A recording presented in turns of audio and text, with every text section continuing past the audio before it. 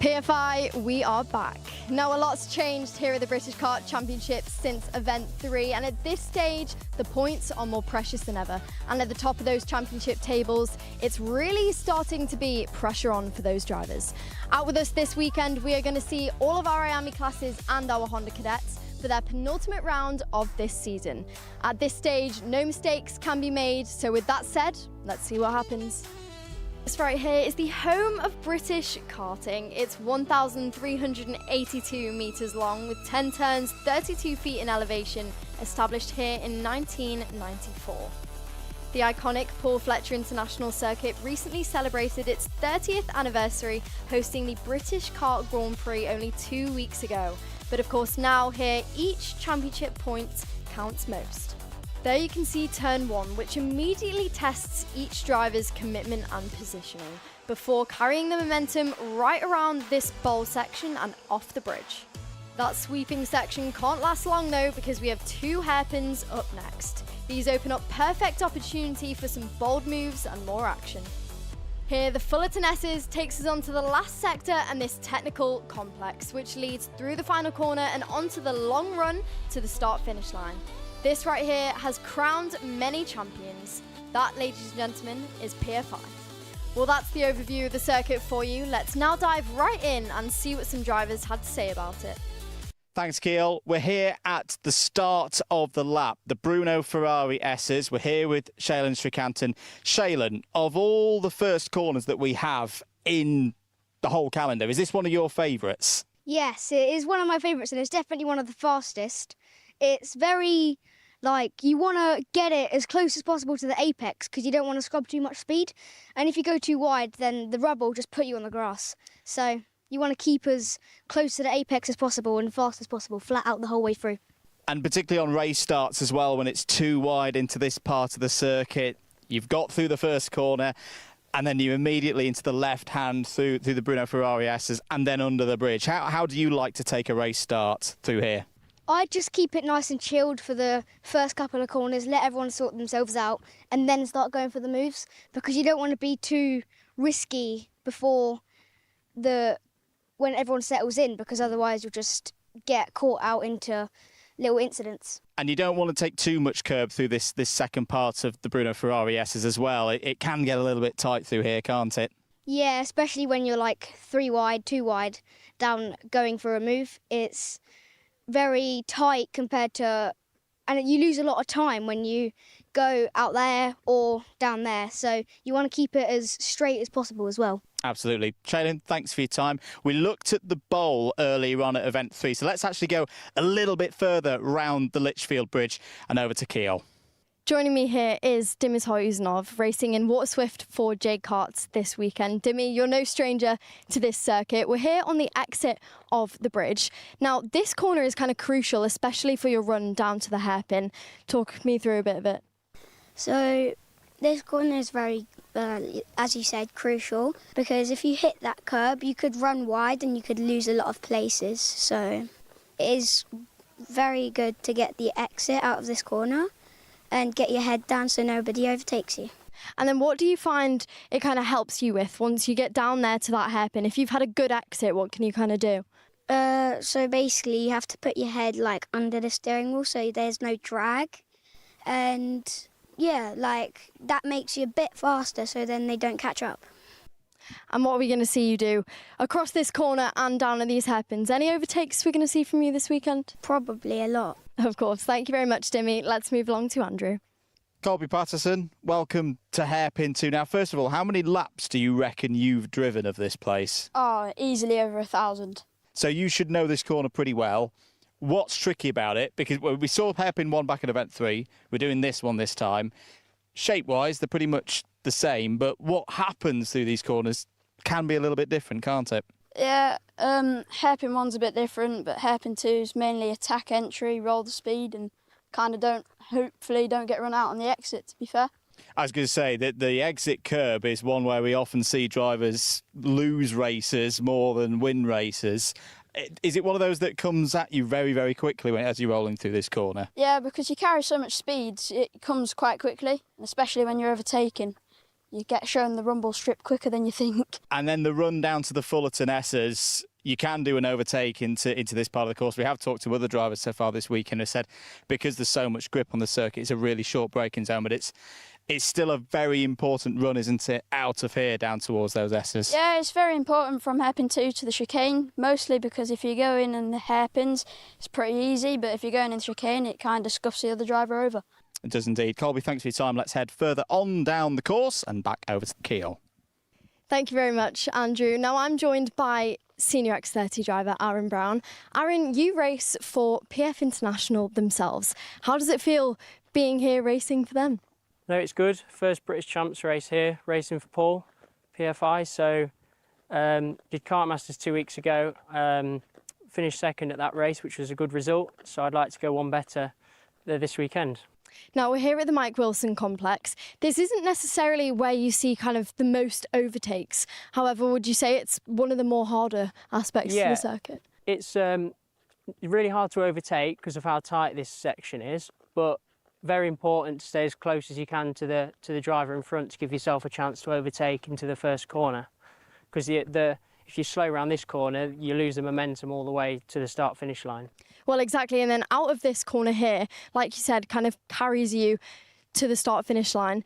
If you get a bad exit out of here, how much does that affect you then out of the start-finish straight? So, well, you're vulnerable then to the driver behind, and also your chances of overtaking and having a run on the driver in front of you is a lot less. So it's important out of this corner to use all the rumble strip, use as much track as possible, so you're nice and, like a flowing line out of here, and then try and carry as much speed as you go towards the last corner. Thank you very much, Aaron. We'll see you on here shortly. So there you have it. That is your track walk for event 8 of this year's Wera Tools Motorsport UK British Kart Championships. A big race at a big place. We'll have more coming up after this short ad break at PF International.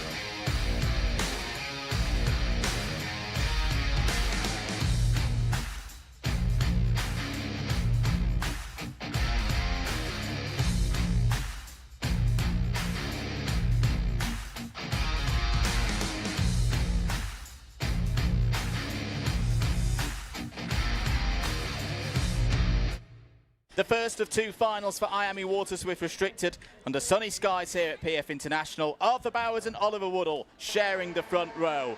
A good start for the majority of the field. Sadly, one driver would be out. Freddie Dye not going beyond lap 1. Early stages, Freddie Baker took the race lead. As we've seen across the course of the season in one of the most competitive categories, many lead changes, many drivers coming to the fore. But in the end, it was Ollie West who would strike. Riley Aston Wilkins out late on. The Evolve liveried machine taking the checkered flag first, but drama. West disqualified after the race for taking the tyres out of Parc Fermé. In the end, Hendrik Svalat inherited the win, becoming the first driver to make it 2 wins on the season. We're here in the Fusion awning with Bobby Slater. Bobby, great to see you. You've been racing really well so far this year in IAME Water Swift Restricted. For our friends at home, tell us about the story, how long you've been racing. Well, I've been racing 2 years and basically my whole entire career has been good. First year I was just practicing in IAME Restricted, and then the second year I was racing Mambina, and now I'm doing this. And last time at Wera, which I think is your favourite circuit, isn't it, Wera? You got your best results so far this year, in the top 6 in both finals. Tell me about that weekend. Well, it wasn't the best, but I got through in the heats in the final, and it all worked out, and then I just came 6th. Now, you're the 3rd young Slater that I've commentated on. Your older brothers, have both done very well in karting. Do you look up to your brothers? Yeah, I do. Both of them are really fast. I obviously want to follow their footsteps and learn off them. Absolutely. Freddie doing well, Alfie doing well also. We're here at PF International this weekend. What do you think's going to happen? Well, I think I'm going to be close to the front in qualifying, like top 5, go through in the heats, get like P3 in the heats, get P2 in the second heat, start about P3 or P2 in the final, and then just go and win it. Fantastic stuff. Well, lots of predictions there. We'll see if you're right, Bobby. Best of luck. Have a good time out there, and we'll see you later on in the weekend. Thank you. Well, the latest member of the Slater family definitely sounds up for the challenge here this weekend with the Fusion Motorsport team. But of course, any race could not go ahead without a very important group of people. We took the time here at Paul Fletcher International to find out more about them. We met them earlier on in the weekend. These are the marshals. When Paul Fletcher and team broke ground in this piece of Lincolnshire in the early to mid-90s, they envisaged a circuit that could host a myriad of karting events. And over the last 30 years or so, that is exactly what the team here at PFI have done. Today, this track, the home of British karting, hosts everything outdoor from arrive and drive all the way up to international events, including the 2024 FIA Karting World Championship. Here today for the British Kart Championships, we're looking into the team that make it happen. For any race, you need a team of dedicated experts and volunteers to ensure the safety for the drivers out on track. At that 2024 FIA Karting World Championship, the marshals here at Trent Valley Kart Club and Paul Fletcher International were praised for their dedication and their expertise. We've decided today to have a look at some of the roles involved in marshalling, how they got involved, and how you can become a part of the team here at the home of British karting. We're here with Elaine. Elaine's one of our post marshals here at PF International. Elaine, what is a post marshal? Post marshal on the circuit is a signal for the drivers and other marshals, indications for yellow flags, green flags, let them know if there's any incidents. It's communication between the posts and the drivers. And how did you first get involved? And is karting the only discipline you do, or you do a mix? No, I've been marshalling for 33 years. I started, my husband raced single-seaters. That's how I got into marshalling at Cadwell Park. I came here 5 years ago, came on a recruitment day, started the next day on a club meeting. I've been here ever since. That was like 5 years ago. Love it here. We're here with Glyn Griffiths. Glyn, you are the Chief Marshal here this weekend. What does the Chief Marshal do, and how did you first get involved? The Chief Marshal is the team leader, really. I gather all the marshals together, so with a vast number of volunteers that want to come and work at PF. We need around about 20 people for a club meeting, sometimes a little bit more, sometimes a little bit less. So I spend the weeks leading up to the meeting, arranging that, contacting people, making sure that they know when, where, and everything's going to happen. And then during the event, I'm the team manager, motivator, if you like. So most of the time it's just wandering around the circuit, making sure the marshals are comfortable, making sure that everybody's got everything they need. And it's a proper family atmosphere, isn't it, here at this circuit? Yeah, absolutely. Yeah, we call ourselves the Orange Army or the TVKC family. We definitely look after each other like we're one big family, yeah. Now, Elaine, how does someone watching at home who's never done marshalling before, how do they get involved? What's the process? So here at Trent Valley Kart Club, if they want to get involved in marshalling, they'll contact the club then contact me, I make contact with that person through email, and we offer them, I do a brief outline of what the roles are here, and we offer them a taster day. So they would come on a taster day, they have a bit of a tour around the circuit, and then they're let loose on a post with an experienced marshal to have a play, have a go with the flags. They go in the timing, scrutineering, the cameras, and then if they're still interested at the end of that day, we offer them a one-on-one training day, which I normally do, and if they survive that training day and are really still interested, they become part of the team. It gives them an understanding. There's so many different roles here. It's not for everybody, but at least they have a go at what roles there are. And it's for a growing spectrum of ages now as well. You were telling me earlier that there's a cadet programme coming on board to get more young people involved. We're working on a proposal for a cadet programme under 16s because a lot of marshals are getting older. So yes, we're working on the younger ones to bring them into the sport. And we encourage and motivate and support all marshals that are wanting to come in. Fantastic stuff. Now, Glyn, there's lots of different roles within the Orange Army. One that I particularly wanted to ask you about is the role of incident marshal.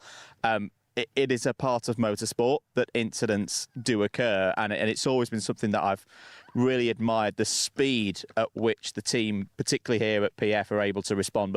But what is involved with the role of incident marshal? Right, so the difference really between long circuit and short circuit marshalling is the speed. Everything's much smaller, everything happens much more quickly, and the incident marshals are the guys that are out there on the circuit, on the live circuit, tending to anybody that's had a mechanical breakdown or an incident of any kind, or a cart into the barriers, and the driver may need assistance. Our first priority is always the driver. So the incident marshal is the first on scene, that's what we call them. They're trained to be able to identify any injuries or any discomfort for the driver. If everything's okay with the driver, they get them up out of the cart, over to a marshal's post as soon as they can, and then they go back, tend to the machinery. Generally, we put it in a safe place until the end of the heat, and then we can get somebody out. The mechanic will come out to collect the machinery. But our priority is always the safety of the driver and our colleagues, obviously. And it's an area where I do see a good number of younger people getting involved as well. You know, I mean, some of them have to be quite quick on their feet to get to those incidents. We encourage the younger guys to be the incident marshals, and then as our marshals mature, maybe they want to move on to post and not so much running around all the time. But it's a very physical job, incident marshal, yeah, for sure. Absolutely. A huge thanks to both Glyn and Elaine for their time and for their insights. And an even bigger thanks to every single member of the Orange Army, whether that be here at PF International or any motorsport venue around the world. It's a family for everyone, new or old to motorsport. If you want to get involved, head across to www.marshals.co.uk.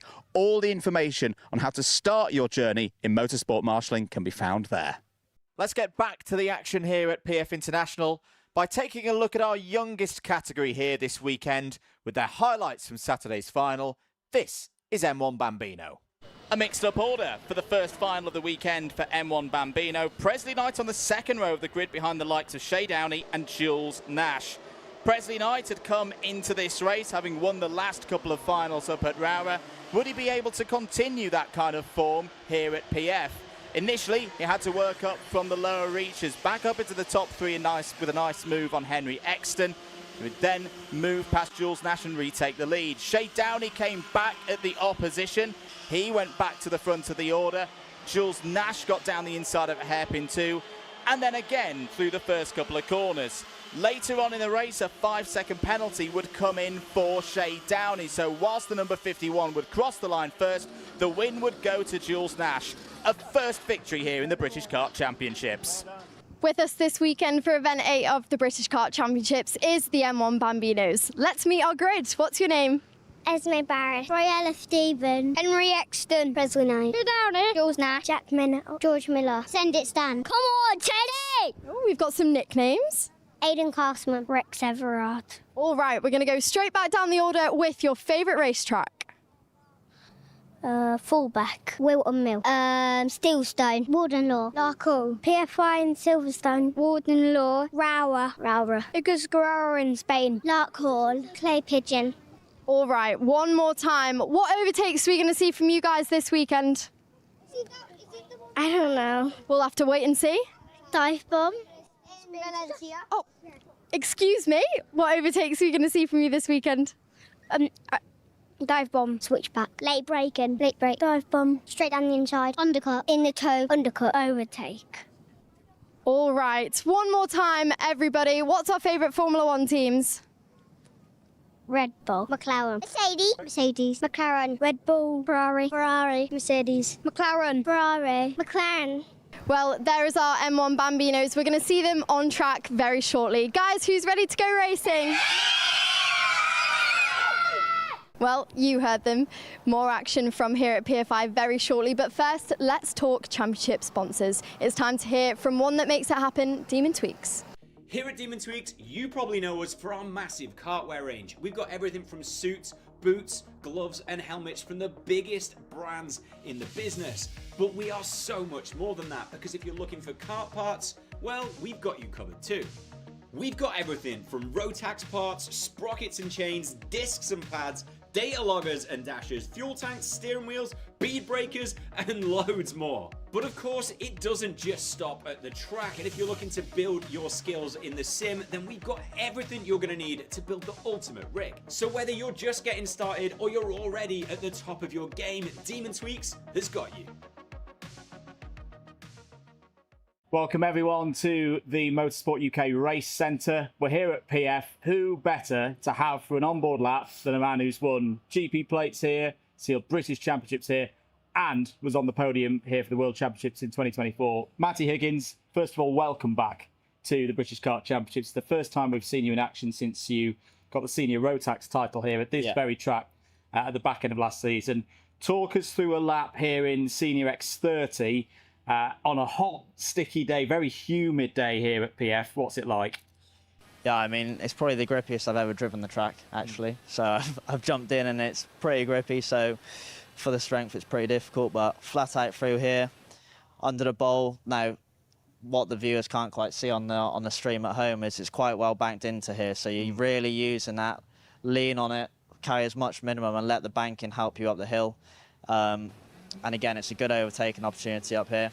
Are we going to see that much overtaking through here? Because something I noted at Kart Masters a couple of weeks ago is there's so much grip, you're not seeing as many round the outsides as we used to do.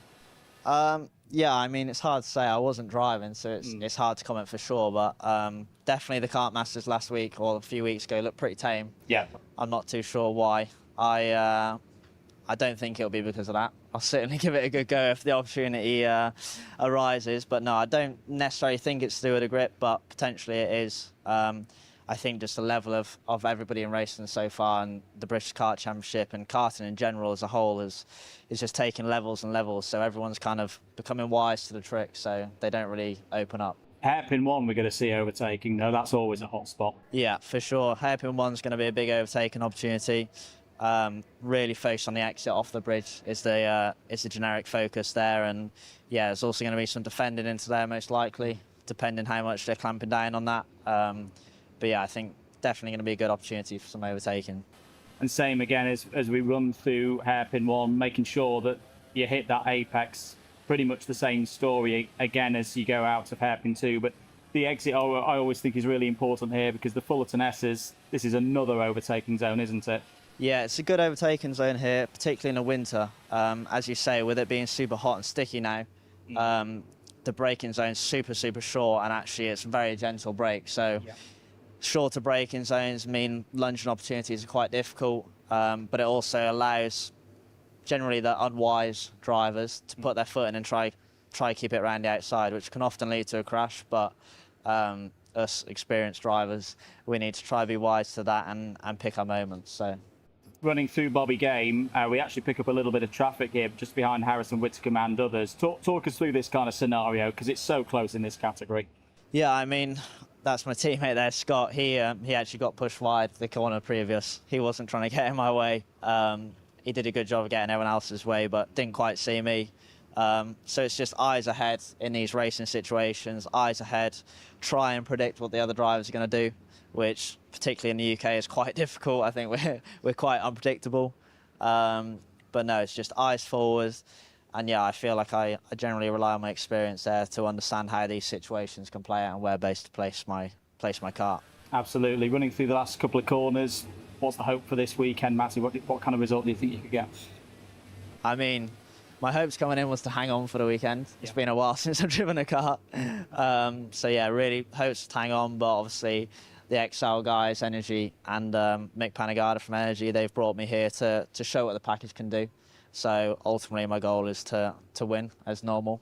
But yeah, at the very least show what the package is capable of running at the front. I think the last session my teammate Kean was P1 on the board and I was third, so definitely shows how good a product the Energy and the XL package is So hopefully I can put that to show. Absolutely. Best of luck for this weekend, Matty. I know you'll give it your all. We'll move on from the onboard lap. Let's have a look at how the Honda cadets got on with, first of all, their highlights from Saturday's final. Championship leaders in the middle of the pack, new names at the front of the grid. Plenty to talk about in Honda Cadet. The drivers in this category haven't raced since a wet weekend in Scotland. It was very different conditions for them here in Lincolnshire. The early advantage went the way of the likes of Jensen Cooler and Dino Rowlands. Plenty of drivers came to the fore in this one though.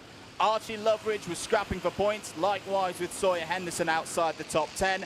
Dino Rowlands nearly had a grip flip through hairpin 1, showing once again how tough the conditions at PF were. Henry Colborne had a slip late on. It would be the Project Ones coming to the fore. Mason Becker taking it on the road, but a +5 second penalty would hand it to Marcus Cooper. A maiden win at this level. Sawyer Henderson, though, would be the championship leader, the number 27 looking strong. I'm here in the Team 17 awning with Phoebe Shelton racing in a Honda Cadet. Phoebe, it's good to see you. This is the first time we've caught up with you this year. Tell us how many years you've been racing for. I think about 1.5 now. And recently you've had some good races, some good successes in your career. Can you talk to us about some of that? So I had a win at Shenington, but it got taken off me. But about 2 weeks ago at Wilton, in the final, so I was like sticking with the front two, and then on the last lap I think it was about a 2 second gap between me and them, and then they got into like a bit of a fight in the boot, and then they took each other out, and then I just won it. Coming off the back of a race win like that into this championship, is that kind of making you feel more confident? I don't know, because this championship's a lot bigger than that one, but yeah, kinda. Your first weekend with us at the British Kart Championships was Larkhall. What did you kind of learn from that experience? It can be quite intense coming into it right halfway through the season as well. Yeah, that it's a lot of close racing and everybody's quite close, so the lap times aren't that far apart. Like the top 10's probably separated by like half a second and that. Is there anything that you kind of learned the most that you're going to take in with you this weekend? Defending, and just to make sure to know that there's always going to be people behind me. PFI is a bit of a fan favourite for some of the drivers out here today. Do you know much about PFI? Yeah, kind of, because I used to come here a lot when I first started. I know it quite well. That will be adding to your confidence so far this weekend. Is there any expectations between you and the team? Anywhere you're hoping to get to? Probably like a top 10 or top 15, somewhere around there. Great job, good luck. Thank you. It was great to hear that from Phoebe and how she's getting on in the early stages of her career. Next, we're going to talk Water Swift. Let's see how the drivers got on during Saturday's final and hear from some of them. Episode 7 for the story that is Water Swift 2026, with the usual faces all featuring. A DK Academy lockout of the front row, Ilias Sami and Chester Fawkes went to battle with Mason Hibbert in the early stages. Hibbert looking to continue the good form that he'd found at Larkhall earlier in the year, but as is always the case in this category, lead change after lead change after lead change. Particularly impressive was the number 8 from Fusion Motorsport. Some wonder moves along the way, with teammate Alfie Davidson also scrapping to get back up to second place, knowing that the points were crucial at this stage of the season. It would be Mason Hibbert once again though, continuing his streak of podiums and extending his championship lead at the top of the standings. It's go time. Here we are in the Fusion Motorsport tent then, and we're with the older of the Say twins, Hero Say. Hero, good to have you back with us, of course, this weekend in IAME Event 4. For you, Hero, it's a brand new year for you, it's a brand new championship. You've joined the Vera Tools British Kart Championship. Can you tell us about your progress so far? So my best position was P5 in Roa, and I'm 9th in the championship. It's also my first year, yeah, and I feel good. We're consistently in the front pack, but we just need to become a bit more consistent. And yeah, I'm really happy with where I am right now. And Hero, you've joined us from Hong Kong as well. You've previously raced in the IAME Series Asia. How much of a learning curve has it been to come here and race in the UK instead? It's been a lot. Like, I was really astonished on how high of a level British champs was. compared to IAME Asia. So yeah, over these past few months I've been learning, and yeah. And Hero, for you, of course, you're competing with Fusion Motorsport. They're a team with a huge legacy. They've won so many championships. One champion, of course, has been with the likes of Freddie Slater in the cadet days. He won a British championship with Fusion. For you, what's it like to be part of a team like this? I feel really proud, and I'm really happy and grateful to represent my team, the team Fusion, for British champs. And Hero, one more question. Of course, your twin brother is on the grid with you. What's it like racing directly against Oliver? Is there a bit of a competitive rivalry out there on the track? Yeah, I'm really used to racing him because we used to race in IAME Asia together. There's a bit of competitiveness, but yeah, we're just trying to keep the competitiveness as low as possible, so we don't mess up each other's races.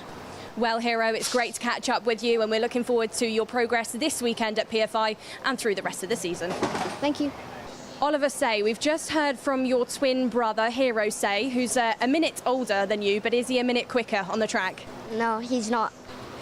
Oliver, of course, this is your first year in the Wera Tools British Kart Championship. Just like your twin brother of Hero, you've joined us from Hong Kong. Brand new season for you, new challenges. What's it been like so far? It was quite difficult, considering that in Asia the temperatures reach up to 35 degrees air temperature and 50 degrees plus on the track temperature, and the humidity like 90%. It's like really pretty harsh and hot, and we joined in the winter and we started doing club rounds around PF and Wilton Mill, and it was really cold and we had to adapt to the temperatures because the temperatures were a lot colder than Asia, and it was hard to be quick in the start, but as time went, the speed came to us as we learned how to be smooth and fast in the hot conditions, and I think when we go back to Asia it's going to be a lot easier. And Oliver, of course, you have a manager, it's Enam Ahmed, who is very well known in the world of karting and in motorsport, a previous FIA World and European champion. For you, Oliver, what's it like being on the guidance of Enam? How does he help you, and do you think that benefits you? I think I'm really lucky to have Enam as my coach because he's really skilled and really good at explaining stuff. Although sometimes he can be a bit harsh, I think it's just for the best of me, and I like Enam because he explains things very well. And for you, Oliver, I asked Hero, of course, the same question. What's it like racing directly against your brother? Does it get competitive out there? I used to be really competitive with him, but I got told that I'm not trying to race him.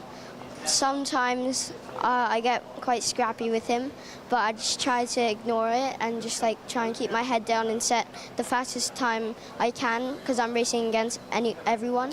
So. Well, Oliver, we're looking forward to seeing how you get your head down this weekend at PFI. Thank you.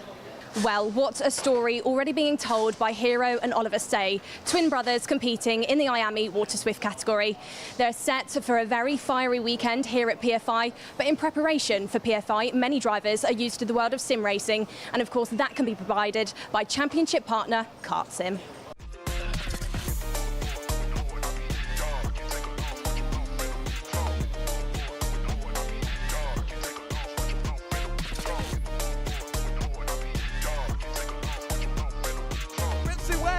What a start from the second half, heading up into the top section.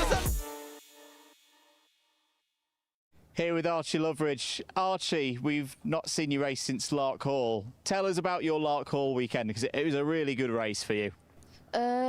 So all weekend I just tried to get loads of points, like top 10 in the final.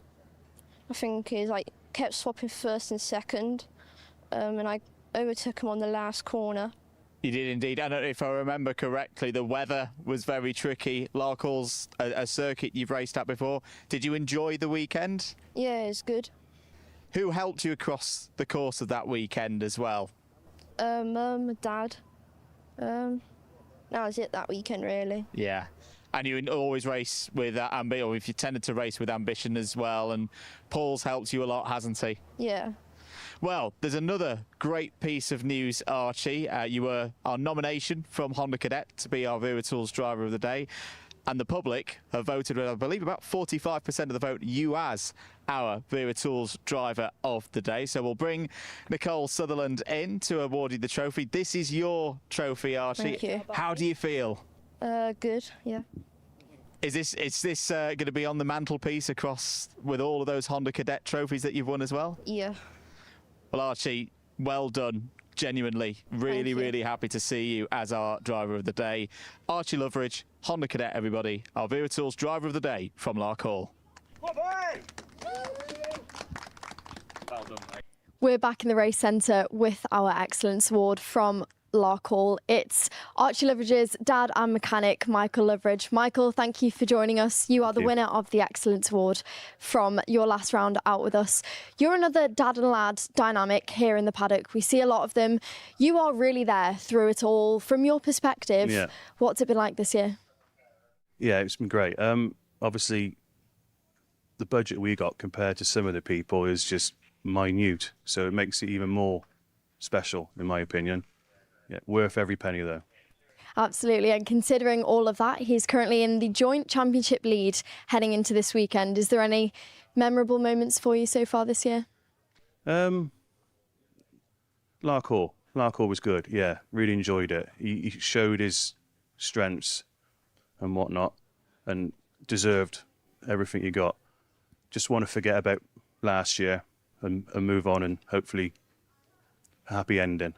Well, like you say, it's not all been easy, but you guys have ambition back with you this weekend. You ran as privateers, but you've got the team back. Yeah. We saw how good the team spirit was last year. Is it nice to have them back this weekend? Oh, definitely, yeah. It's always nice to have the team around you. Just someone in your ear for peace of mind and whatnot, but yeah, it's really good.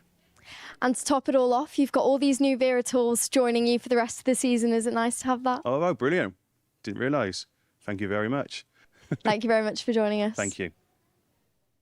Well, what a lovely start to the weekend for the Loveridge family, with both Archie and his dad, Michael, being awarded for their efforts from Lark Hall. Straight back to the action, though, here at PFI for Event 8. It's time we see Junior X30. Yesterday's final up next. The top four in the championship in the top four positions on the grid in X30 Junior. All to play for here at PF. Problems for Austin Newstead before the race had even begun. George Edgar got a brilliant start ahead of Freddie Wood to lead through the first couple of corners. Freddie Wood had to have a go at Alfie Brown as well. George Edgar down to third place. Some brilliant racing in the midfield, including from the likes of Colby Patterson. Problems for Aaron Richardson, an engine issue damaging his championship hopes. George Edgar by this stage was gone. Endicott and Wood getting together. Freddie Wood, another big hitter, out of Saturday's final. There'd be no problems, though, for George Edgar. A big win at PF to follow up his British Kart Grand Prix victory less than 2 weeks ago. Could this be the moment that number 2 becomes the number 1 in X30 Junior? We're here in the BMR awning then, a team under the ownership and guidance of Ben Platten, and a team this weekend that welcomes back Austin Newstead. Austin, this weekend at PFI you will be competing in the Junior X30 category, and of course you've not joined us in the Wera Tools British Kart Championship since you became a British champion in the Water Swift category in 2025. Austin, first and foremost, what's it like to be back? Yeah, it's really good. Obviously, last year was amazing.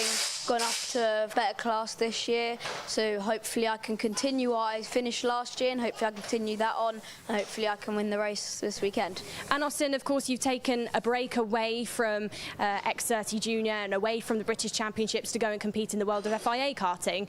You've competed against some big drivers this year in the European Championships. Tell us, what have you brought from that experience and that learning that you're going to apply to this weekend to try and stay sharp and be at the front? Yeah, obviously out there there's the best of the best drivers, so it's just learning how to drive against the best of the best, and using that you can use the way they drive to keep using their information to be able to use that into this weekend and hopefully continue that. And of course, Austin, now you've got more power, you're in a bigger kart, things do change, but for you being a British champion, does that give you a bit of added extra confidence to say, I know the circuit, I know the type of racing that is to come at me this weekend, and is that going to boost you through things? Yeah, obviously I've been to this track a lot, that helps so much, and also just back to the drivers that I raced against all through last year. I'm against most of them again, so again I know their driving style and I'll be able to work around their driving again from last year. And for you, Austin, do you see any similarities between European racing and the FIA and British karting that you're really going to hone in on this weekend?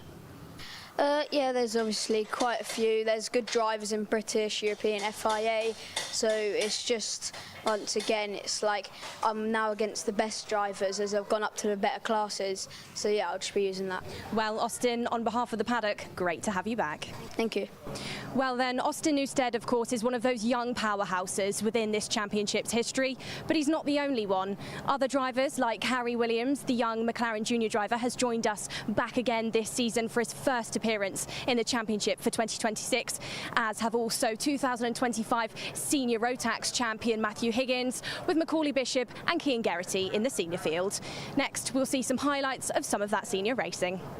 Full dedication on the grid in X30 Senior, a mix of wildcards and familiar names in this highest of X30 categories.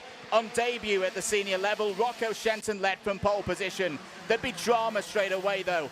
Freddie Lloyd out on lap 1, his first retirement in Senior X30 in 2026. After a short, slow procedure, it was Jack Nettleship and Harrison Whitcomb coming to the fore. A chance for the Welshman to reignite his title bid. This would be the point where it would unravel though. A mistake through the first corner, compounded by a spin and crash later on in the race, would hand the win to Lewis Bird. A second final victory in 3 races, an extended championship lead. What could happen next in X30 Senior? Rocco Shenton, welcome back to PF International and welcome to the senior category. This is only your 3rd day in Senior X30. We saw you earlier in the year in the juniors. Talk us through the reason for the change. Well, the reason why we've gone to senior midway through the year is because of the trouble we're having in junior, and we're starting to degrade through the pack back to 15th and not at the top. So we might as well have gone to senior like we have and see what we can do. And for the uninitiated as well, the weather's been a big factor with this as well. Like, we've not seen British tracks at this stage of the year grippier than this, whether it be here at PF, Wilton last week, earlier in the year, Wera. It's almost been you've been a victim of your own success in a way in the juniors, that these heat waves have gripped the tracks up and made things quite hard for you. Yeah, it's not been the easiest. We've been hoping for rain every sort of meeting so we can sort of go up there. That's where I excel in the rain, but oh well, it's what it is at the end of the day. You've had, as we're recording this, you've had a test day, you've had a practice day and 1 warm-up. I know you've not even done a competitive session yet, but what have you found out with seniors and how it's different to the juniors? You have to, well, it's a bit different in terms of the lines and how you get on the power, whereas in hairpins you have to let it go a bit wider and flow through the corner a bit better and not be so erratic on the steering wheel. And a different tyre compound for you to get used to as well, and a different chassis. You're on a Tony Kart this weekend trying that out. So you really throw yourself in at the deep end with this. Yeah, it's been a bit of a hard one. But it's a new kart, so we'll see how it goes. But we might go back to the Brill yet, depending on how we do this weekend. To go back to Wera, it was a positive last weekend for your time in Junior X30, particularly that run on the Saturday, getting that win in the wet conditions and really getting the elbows out on the Sunday final as well. Talk us through that weekend. Yeah, that was a really good weekend.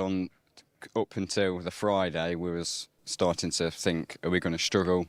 Then on the Friday, me and my dad was thinking about going home on the Friday night, but then we stayed till the Saturday, and that obviously went really well, got the win.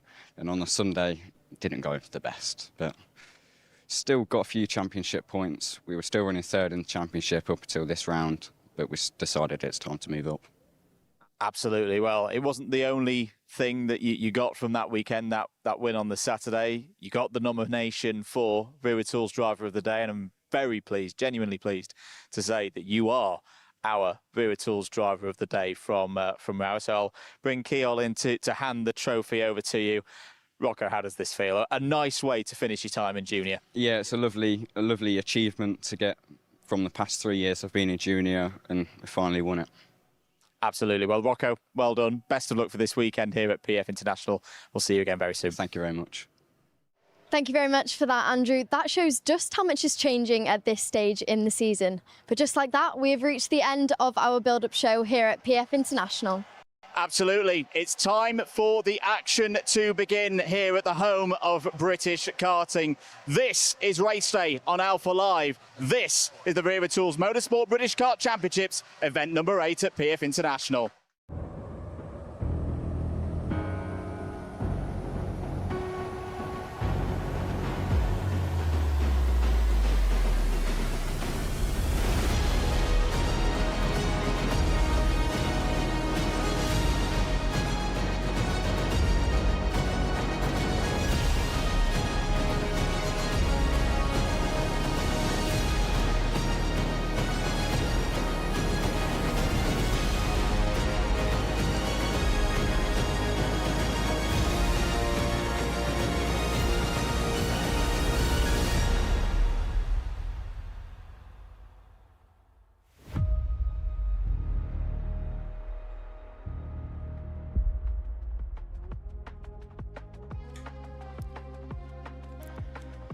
Good morning, everyone. Welcome to Lincolnshire. Welcome back to Paul Fletcher International. The home of British karting is ready once again to host the Wera Tools Motorsport UK British Kart Championships.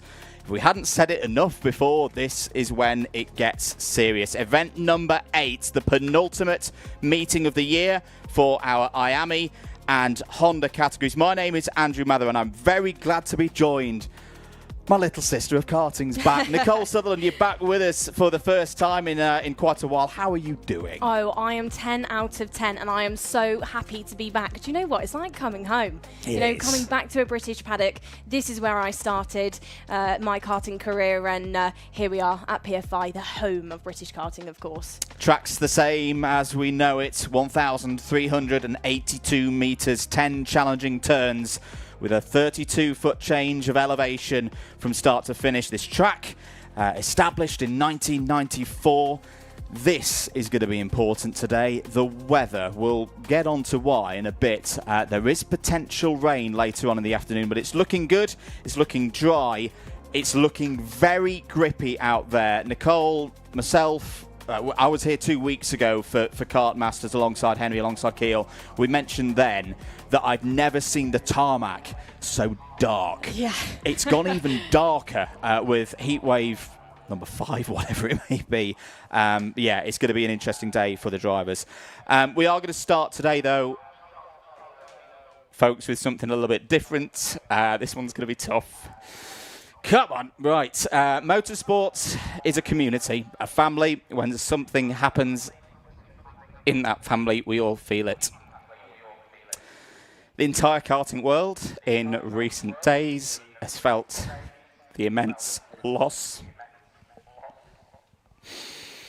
of Lynn Geidel, co-founder of the RGMC Group, one of the brains behind the growth and transformation of karting over the past 2 decades. Sorry, folks, this one's even harder than earlier in the year. Alongside Roland and James Geidel, Lynn has been one of the leading lights of international karting championships, with many of the people here today, ourselves included, having either worked with or competed in those championships. It's not simply the achievements we remember Lynn for, though. It's the person she was, her smile, her character, and the love for every driver who walked into any paddock she was in. Some of the words to describe Lynn: bold, generous, committed, supportive, and beautifully direct. Lynn was a powerhouse of a woman, a role model to so many, a matriarch of our karting community. To James, Roland, Nina, Louisa, Carla, Flora, Oliver. To Magic, Jamie, Anthony, Martin, Ross, Christian, Gonzalo, Noelia, Oleg, Edgar, Thanos, and Diego. And every member of this paddock and others who had the honour and privilege of meeting Lynn, we are in this box here with you today. But in her words, defiant and strong, there is a job to do, and she would say to us, get on with it and do it. And that's exactly what we're going to do. We're going to go kart racing. We're going to go racing for Lynn.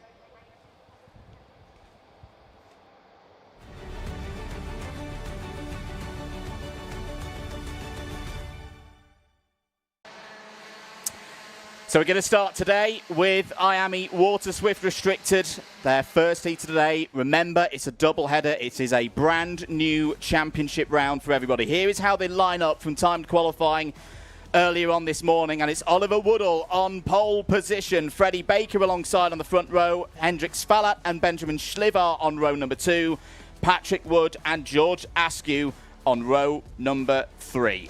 Row number 4 sees the likes of Arthur Bowers and Logan Hodgetts. And then from 5, we've of course got Freddie Dye with Lewis Wilson. Your 6th row, it's Caden Cora with Darcy Dunford. And from row number 7, it's a certain Bobby Slater alongside Max Tile. Going down the rest of the order then, we've got Noah Brad on row 8 alongside Harry Murphy, James Ferguson and Ocean Owen on row number 9, Harley Hibbert and Cole Parrish on row number 10. It's a 22-strong field completed by Riley Aston Wilkins and Ollie West. Now, story, Ollie West took the checkered flag yesterday, was DQ'd for a technical infringement, but then unfortunately the afternoon got even worse. The tyres were the dry tyres were walked out of Parc Ferme, therefore cannot be used for the rest of the meeting. If it rains later on today, potentially West could reappear, but only on wet tyres. Also, Arthur Bowers, 30-point lead, could move into a very strong position today in terms of the championship. That's all the talking done. Let's go racing. Let's go racing for Lynn here at PF International. We are green on our screen for 8 minutes plus 1 lap, and it's a brilliant start for Hendrix Fallat. Couple of drivers in trouble towards the back of the field. Harry Murphy, the number 65, was one of them, but Hendrix Fallat, who inherited the race win yesterday after the DQ of the number 4 seed, is looking now, Nicole, to get a run going. This championship is not done yet. Benjamin Schlivar looks to already be on the move here, Andrew, in towards that first hairpin. Schlivar holds on to things up into P3 and is now looking directly on at the duo ahead. Like you said, Fallat looking strong, Fallat looking like he's on a charge and locked in here on the second day of racing at PF5. In towards Fullerton then, these drivers are looking steady. Bobby Slater making up some ground there, runs the curb on the exit then of the Esses and down in towards, of course, the sharp right-hander. First lap almost done and dusted, top 5 looking settled and looking calm to complete the first lap of racing here for your Water Swift Restricted. Your top 5 then, of course, all led out in the front by Freddie Baker, with Fallat, Schlivar up into P3, Woodall down to P4 for the time being, with Patrick Wood, yesterday's pole sitter, sitting in a strong P5. Ocean Owen was the other driver involved in the incident on lap 1. There was the slippery surface flag out into the first turn. I reckon that'll just be for a bit of grass and detritus that has been pulled onto the circuit. Something's on the track that shouldn't be, but it's still plenty of grip for the drivers out there. Down towards hairpin number 1 then. If you've just joined us for the first time in this particular category so far this year, remarkable little stats considering that we're in the middle of August. Yesterday was only the first time this entire season that a driver got their second final win of the year. We had 6 from 6 leading through the first 3 meetings of the year. Hendrix Fallat was that first driver to get a second top spot. He's not quite got his trophy yet. The trophy ceremonies will be later on this evening here at PF International. But round to complete another lap. Freddie Baker in that number 92 machine is one of the 6 drivers to have won a round of this championship so far this season. That was back at round number 2 in front of your Alpha Live cameras at Wilton Mill. Wow. Here's a move coming in from Oliver Woodall. It didn't quite work out. It opened things up for Patrick Wood, the number 7 seed from last year, to step through into 3rd place. But that's good racing once again, Nicole, from our IAME Water Swift Restricted. Yeah, I think that could be fair to say. It caught Benjamin Schlivar half asleep round the bowl then. Of course, Schlivar has been a final winner so far this year. That was claimed at Wilton Mill earlier on. But Schlivar now has dropped to the back of this pack despite a moment moment ago, being inside of your top 3. So Shavar now looking on at the names ahead, of course, with Bowers just ahead for BMR. Of course, BMR very experienced at PFI. But for Water Swift Restricted, of course, they're newer into this game. Bowers, fastest lap. That's a statement of intent for a driver who, of course, is doing a dual campaign in 2026 across both categories. What's he pulled over from Wilton Mill last week in the Rotax category that could be used against these? Here we go in towards the race lead. The challenge is on. It was on between Baker and Falat, but Baker has to back out and has now made himself vulnerable up onto the curb there. Woodall and Patrick Wood going for it, but your two settle back down off the bridge. Hendrik Falat is still your leader. He is still the driver with that bullseye on his back. A good move there by Arthur Bowers, who got up to P4, is now going to go to P3. This is the style of racing that we've seen, Nicole, all season from Arthur Bowers under the tutelage of Joe Bleakley. As there is a change for the race lead. Freddie Baker back to the front of the order, but I like the style of racing that Arthur Bowers is developing. He's doing a dual program this year, and it's the consistency that's put him at the top of the championship table at the start of today. We've had 7 rounds, 14 scores across the course of the season so far. Only twice has Bowers finished lower than 3rd. That is a remarkable set of scores that has put him in this strong position. Baker leads at the end of another lap with 3.5 minutes to go. Falat 2nd, Woodall 3rd. Bowers nicely positioned right now, P4. You're seeing actually, Andrew, a bit of a trend within the restrictor category that these drivers are doing dual campaigns. Of course, Bobby Slater is one of those names. Schlavar, he was out at Wilton. He's doing Rotax as well. Oliver Woodall. So you're seeing these drivers actually, especially in this stage of the year, carry that momentum forward weekend after weekend. Hairpin number 1, here's the move down the inside. Bowers gets the job done, back into P3. It does indeed. Just to know a little bit further down the field, Cole Parrish having a good run. Woodall back down the inside of Bowers, where he takes P3. Cole was very quick yesterday. I think he had a couple of issues in TQ earlier on this morning, as once again Bowers down the inside of Woodall.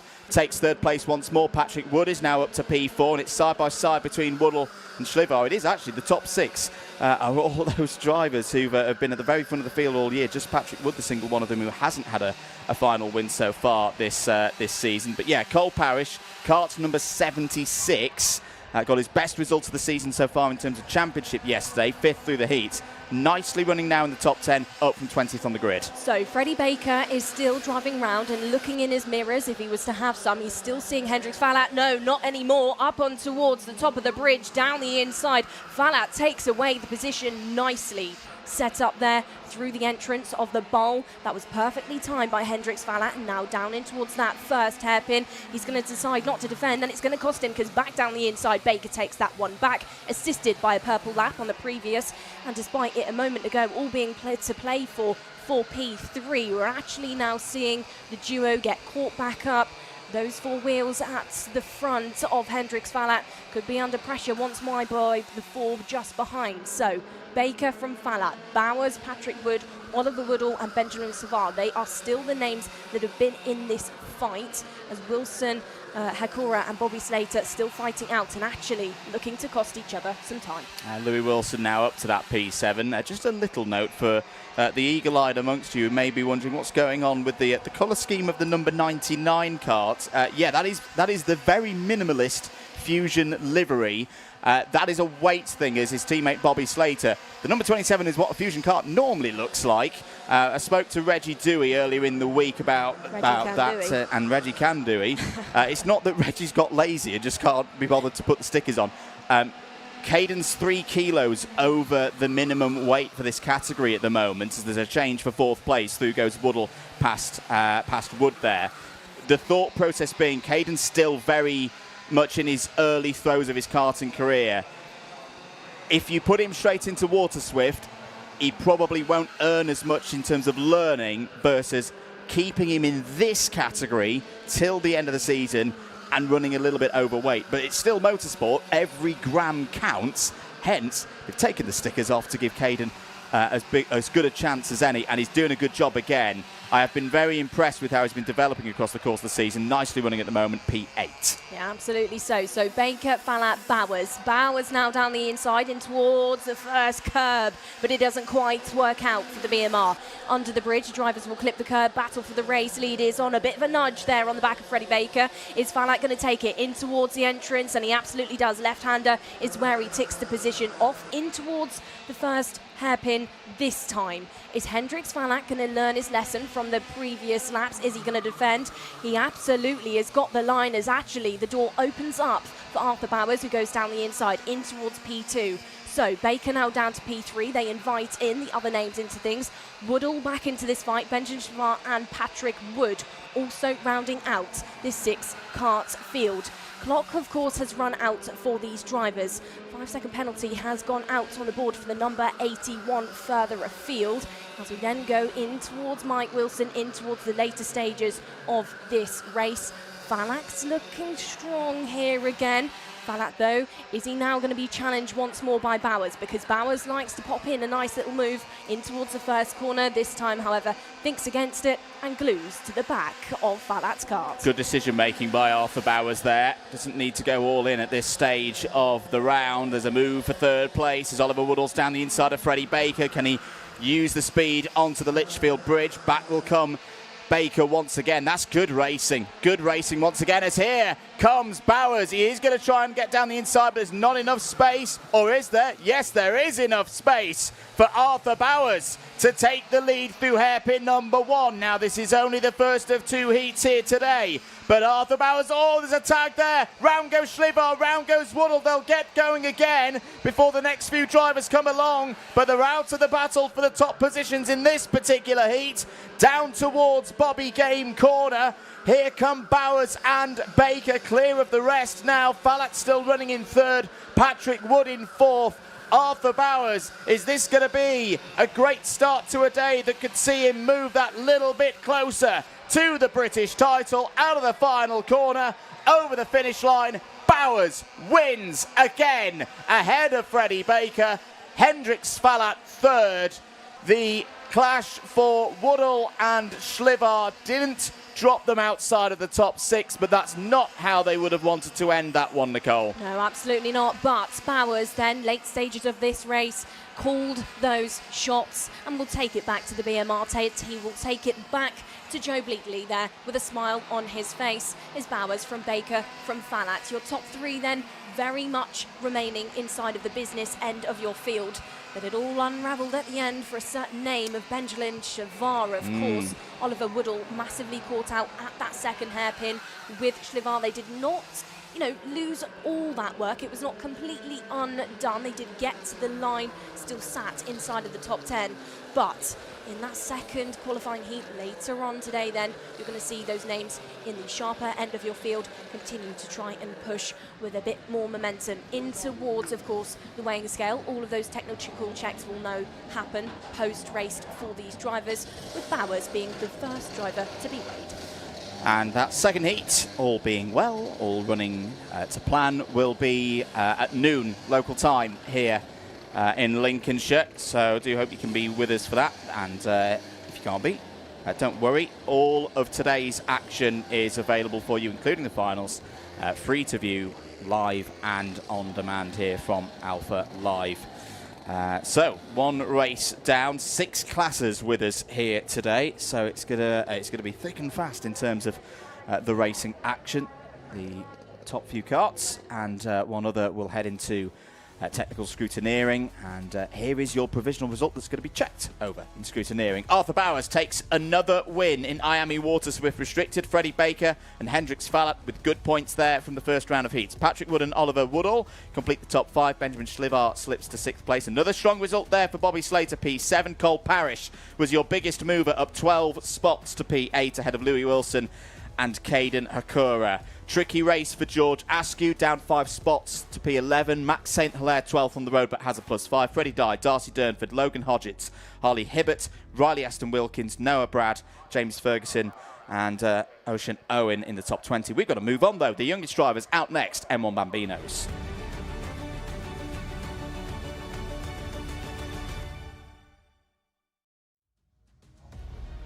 Here's your grid then for M1 Bambino. Shay Downey starts on pole position. Yesterday's winner, Jules Nash, starts alongside him on the front row. Championship leader Presley Knight goes from P3. George Miller back in form, starts on the outside of row number 2. It's Stanley Thurston and Teddy Smith. They're on row 3. Row number 4, it's Jack Minnow alongside Briella Stevens, and from row number 5, it's Henry Exton with Aidan Castleman. Your 6th and final row for your youngest drivers here this weekend is Esme Barrett and Rex Everard, who round out your field. This one could be done today. For any situation where it, in quotation marks, could be done today, it is on the basis that, nothing goes wrong at the final round. But in terms of championship points, Presley Knight heads into today on 623 points. Stanley Thurston second on 587. George Miller third on 582. Should note, though, Teddy Smith 545 and Shay Downey, a pole sitter in this one, 542. Little bit further down the order. The reason being they've both had a DQ for technical non-conformities or underweight. Just a bit of bad luck, basically, earlier on in the season. Now, those scores, all being well, will become drop scores later on in the season. So if they continue their form, they'll rise back up the order. What we're looking at, though, is whether Presley Knight today can move his score beyond the maximum score possible with a perfect performance from Teddy Smith at Silverstone, a perfect performance from Shay Downey at Silverstone, when we'll have another doubleheader to bring this championship to a close. They do 8 rounds, 2 scores in each round. It's the best 12 scores out of 16 that count once we get to the autumn. And we should note as well, if they're going to be champion today, they've got to be fully beyond the score, the max possible score of everybody else, because the tiebreaker at the end of the season is the results in the last round of the championship. Absolutely so. So these drivers, of course, your youngest here this weekend, ages of 6 to 8 years old. They've just met then Dan Ashton on the circuit to get into the swing of this standing start for these drivers. It's been Teddy Smith, Presley Knight, and of course Shay Downey, who have been some of the big names this year. They have been some of the strong ones, but your final yesterday was taken by Jules Nash. Off the line then, green and racing, set off by Nigel Edwards, and in towards that first corner, of course, sweeping across Shay Downey, a driver who was strong yesterday, but it had it unravel at the final moment in the last couple of laps with some penalties out there. Meant it cost him the result, but now instantly back into towards that number 1 spot and leads the race on the first quarter of a lap. Yeah, Shay Downey looking to maybe get a third position, a pole position in a row for a final. I was top of the heats yesterday and top of the heats in the Sunday round at Wera, the last time we saw these drivers on your Alpha Live cameras. So the field running through the middle of the circuit, running through those hairpins. There's George Miller. Good to see George back towards the front. Had a bit of a tough weekend at Wera. What was it, about 3 or 4 weekends ago in this busy part of the summer. Battling for second place at the moment with Jules Nash there and Presley Knight, P4. Still in a very strong position. I think Mark Baines will have been telling Presley today, just be chill, it's all good. You're in a very strong championship spot. Let's pick up some more points today. If we seal it today, fantastic. If not, well, we move on to Silverstone. Yeah, actually consistency for drivers Yeah. really actually can win championships. You know, points mean prizes, and for Presley that is going to come into play as we round out our final day of racing here at PFI this weekend for these drivers. Currently, Shay's still out there in the front, but here comes Jules Nash, your winner from yesterday. Nash is now massively caught up round the bowl on towards the back of your leading Bambino, and there you can see in the background these drivers visibly being pushed on by mechanics who are typically dads out there. In towards that first hairpin, no attempt just yet by Nash. Will catch back up though on the brakes in towards the entrance. Of course, doesn't have any kind of slide for these drivers, really calm and controlled with. Power back down though instantly for Jay Downey. Good exit out of the corner and not looking vulnerable to Nash or Miller or Presley Knight just yet. Good moves up the field, Nicole, by the driver of kart number 32, Henry Exton. You just see Henry at the back of shot there. I love that livery as well. Really smart looking livery. The kind of dark grey and the gold and a little bit of the white. Henry's up 3 places so far in this race to P6. Also up 3 places, new driver to the championship here this weekend in kart number 74 from the Republic of Ireland, Esme Barrett. We don't have favourites in this commentary box, but our colleague Keol Lynch, who's down in the pits for us, was very keen to remind me that Esme, like her, is from Dublin. That's the fact. So I was very keen to see another driver on the grid from the Irish capital. No favouritism here.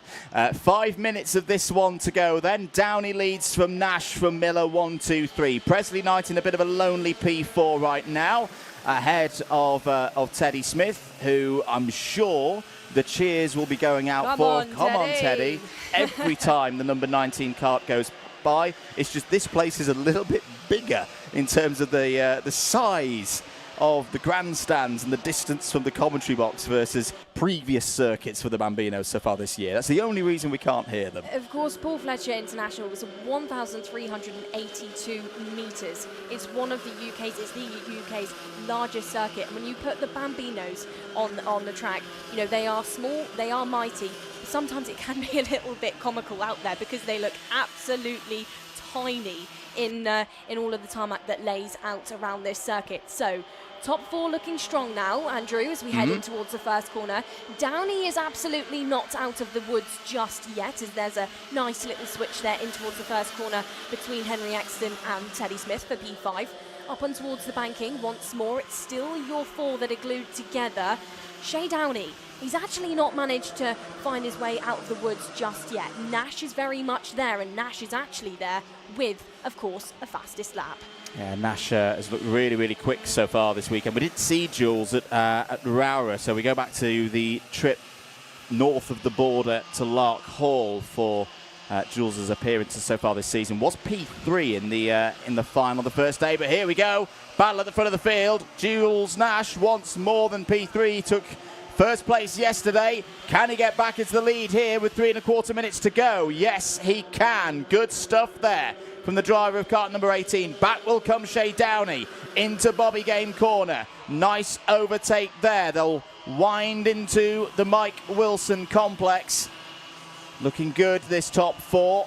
But Henry Exton not too far behind, and there's still quite a way in this race to run, Nicole.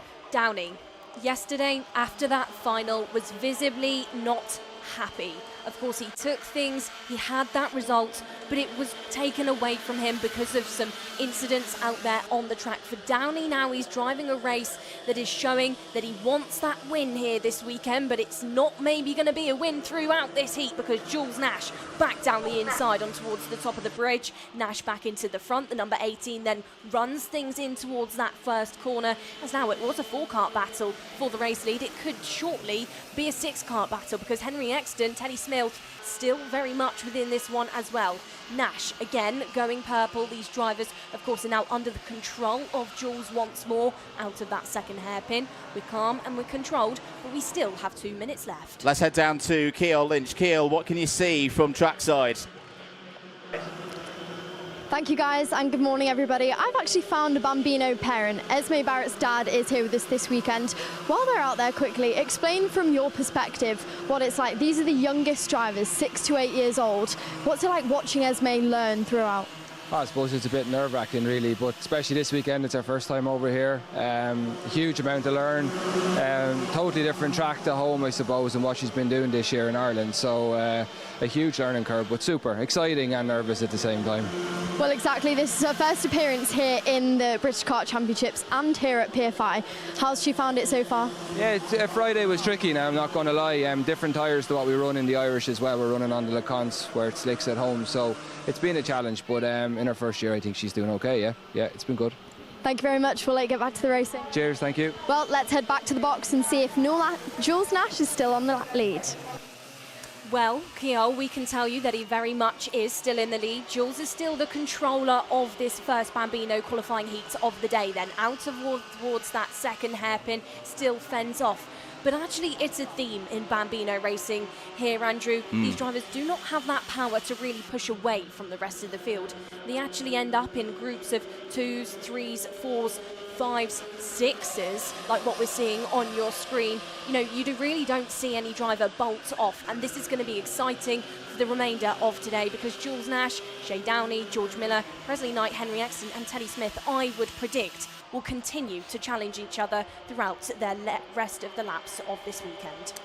Potential change for the lead coming up here. Shay Downey down the inside of Jules Nash and will go into the race lead. 2 laps to go then for our M1 Bambinos. There's been a change further down the order. 2 changes, in fact. Stanley Thurston up to P7 ahead of Jack Minot. Brianna Stevens has gained a spot as well in the number 22 past Esme Barrett. So and Aidan Castleman has also gone through. So Stevens, Castleman both up into the top 10. Behind as well, Presley Knight now running 3rd ahead of Henry Exton and George Miller. It's still very much to be decided, this one. There is Exton down the inside of Miller. Miller trying to perform the switchback there. Little bit of sidewall to sidewall, but no problems really as they run through the Fullerton S's. Time is up here, Nicole. Shay Downey, Jules Nash, Presley Knight looking good for top 3s in this one. Downey and Nash top 2, but we spoke earlier on in this race about the story of Presley Knight. What would Bainesy have said to him previous to this race when it comes to that points mindset? When it comes to thinking about that championship, we would predict it would be a stay strong and just keep pushing and talk about pushing. Shay Downey's under the challenge once more. Jules Nash back down the inside. Nash back into control. Is this potentially going to open up the door, however, for Presley Knight? Knight is still in there and it maybe could look to bolt past if your top 2 trip over each other. We haven't seen any tripping just yet. Every pass has been a clean pass between Shay Downey and Jules Nash. Nash now defends in towards the first hairpin, but he's got to get this right. Switches back on towards that racing line, dances across the white line to defend things off. They're going to go side by side though, in towards that second hairpin. Downey's going to challenge. Downey's going to have the better run on towards the exit of the corner, and the challenge for the race lead once more is on, and once more now belongs to Shay Downey. Downey snatches that one back out as I thought Jules Nash was going to hold on to things there on towards the exit of the chicane, but this one here, Andrew, looks to be Downey's. Well, Downey took both of the heats yesterday to secure pole position for the final. Looks like that Shay is going to start Sunday at PF in exactly the same fashion. Out of the final corner, on the loud pedal, to the line. Shay Downey takes heat number 1 in the M1 Bambinos. Presley Knight fights through to P2, and that will do quite nicely to just keep the points ticking over. Presley on this run of not being any lower than 3rd in a championship point stage back to round 2, all the way from Larkhall through Wera and yesterday's round here at PF. Presley Knight has been in the mix, and the pressure will be on the likes of Shay Downey and Teddy Smith to try and claw those points back. We will see the Bambinos again later on today. They will go for another race, which will be at 12:15, all being well. Great work by the team here at PF International to keep everything running very efficiently. As always, the drivers will go straight on and then turn right into the pits and towards the weighbridge. And good stuff there from all 12 of our drivers. We mentioned Esme Barrett as a new name, Aidan Castleman on a first appearance of the season so far, and I want to mention Rex Everard as well. Rex, very new to this game, finished that race with a personal best on the last lap, a 1 minute 20.9, so well done to Rex in that number 38. The beautiful sight of the Richardson chassis engineering chassis rolling through. It is an entirely British-built field here this weekend for the M1 Bambinos. And, well, for Shay Downey, that'll be a nice way to get things going here today. Wins by nearly 0.4 of a second over Presley Knight. Jules Nash, completes that race in 3rd. Henry Exton home P4 was your biggest mover in this one. George Miller, Teddy Smith, Jack Minot, Stanley Thurston, Bryla Stevens, Aidan Castleman, Esme Barrett and Rex Everard. Those were your finishers. All 12 drivers who started got to the end. We've got to move on though. Big grid out next. It's Honda Cadet.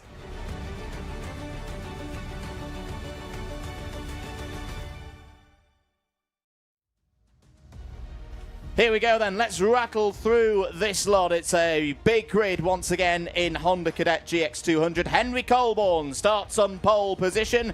Bradley Sutton alongside on the front row. Yesterday's winner, Marcus Cooper, starts row 2 with Oliver Ratton. Shaylin Trecanton, we heard from Shaylin earlier on in the show, starts on the 3rd row with championship leader Sawyer Henderson. 4th row of your grid, I've got Mason Becker with Ben Boas, and from row number 5, it's Freddie Drury with Deno Rowlands.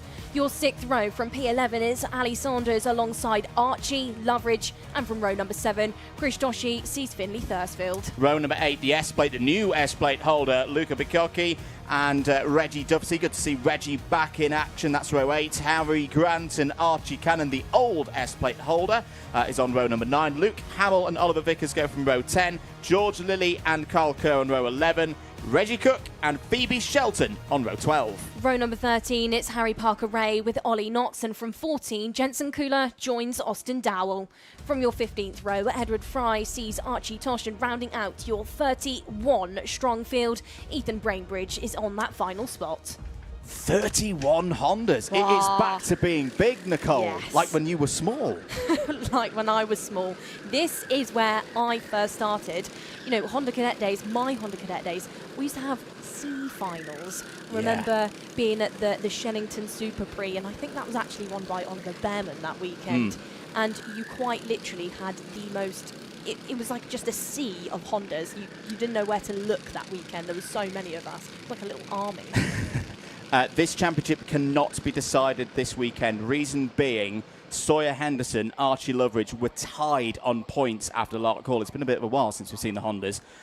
So in theory, any score that one gets this weekend ahead of the other, that could then be mirrored when we get to Silverstone. It's very likely that this one goes all the way to the end of the championship. But right now, at the end of Saturday, it's a 3-point lead now for Henderson over Loveridge. That 3-point lead grew over yesterday, but very much could be different here today. Looks like we've got everybody present and correct for this first Honda Cadet GX200 heat of Sunday's racing here at PF International.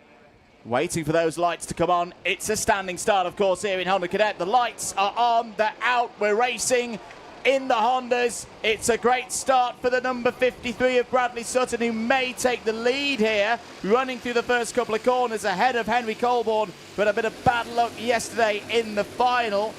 Up onto the bowl for the first time. Yes, indeed. Kart number 53, one of many privateers in this entry. Oh, there's problems towards the back of the field for Oliver Vickers in the number 31, who started grid 20. That's not how one of the leading drivers from Wilson Mill Kart Club so far this year, that's not how they would have wanted the starters. Look at this, round the outside.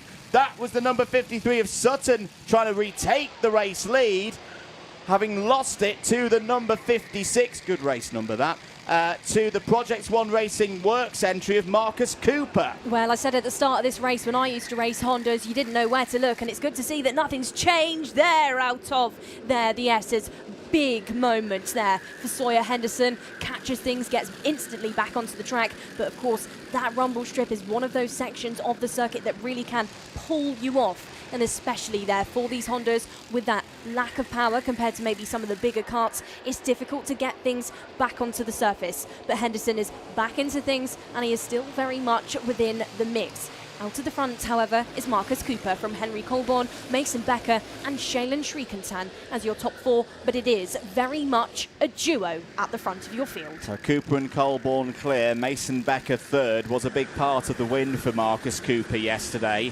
Kind of similar to what we saw here at Kartmasters in Minimax. You had a teammate who had a 5-second penalty, knew they couldn't win the race, so they put all chips in to try and getting the team the win. Becker and Cooper worked brilliantly to push off the front of the field. There is Oliver Vickers. Most important thing is that Oliver is okay, just being tended to by, I think that was Lee Manchester down there.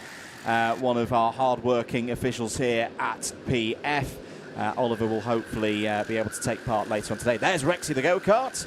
I can be biased about liveries. That is my favourite livery of the entire Wera Tools British Kart Championships field in 2026. The driver, more importantly though, is Ali Saunders, and Ali's had a good weekend so far. It's up at the top 10 right now. End of lap 2, Cooper, Leatham, Colborne, Becker, Schikanten, Bowers, Rowlands, Ratton, Saunders, Drury and Finley Thursfield completing the top 10 right now. There's Ben Bowers having a little look at Schikanten for 4th place. Just to note as well, where are our championship contenders? Well, at the moment, Sawyer Henderson, after that moment early on, down in 17th place. However, his championship rival, Archie Loveridge, is only 1 place ahead of his number 27 Kart, so it's not all bad news. So 20 of your drivers within field are drivers who have not competed in the Wera Tools British Kart Championship before. 7 of those are inside of your top 10, and 1 of those is your current race leader. However, they are your 2 at the front of Marcus Cooper and Henry Colborne being massively caught up now. Oh, big challenge on there in towards Mike Wilson. This is the fight for drivers inside, or just trying to break inside of the top 10. But talking about your challenge at the front, the Project 1 of Marcus Cooper is very shortly going to be under challenge, not just by 1 but by 2 drivers, because Mason Becker has now arrived. But how do the Project 1 racing pair at the front, who are actually now sandwiching Henry Colborne, work together? Andrew, I would predict actually a bit of a teamwork tactic is going to be thrown into this first Honda heat of the day. Quite possibly so. But, Colborne has had good pace this weekend, and 3's a nice number to try and break away from the rest of a Honda Cadet pack. It's all going on for 4th place as well. As there's Becker down the inside. You're absolutely spot on there, Nicole. The Project 1 racing team have been established a 1-2 on the road. Here's the battle for 4th place on your screens. Schikanten and Dino Rowlands. Dino had a real adventure yesterday. If you were with us for our build-up show, you'll have seen the moment he had. A near grip flip through hairpin number 1. If you're not quite sure, in fact, I'll pass this to the recent former driver. What do we mean, Nicole, when we mention the words grip and flip? Hurts. It hurts.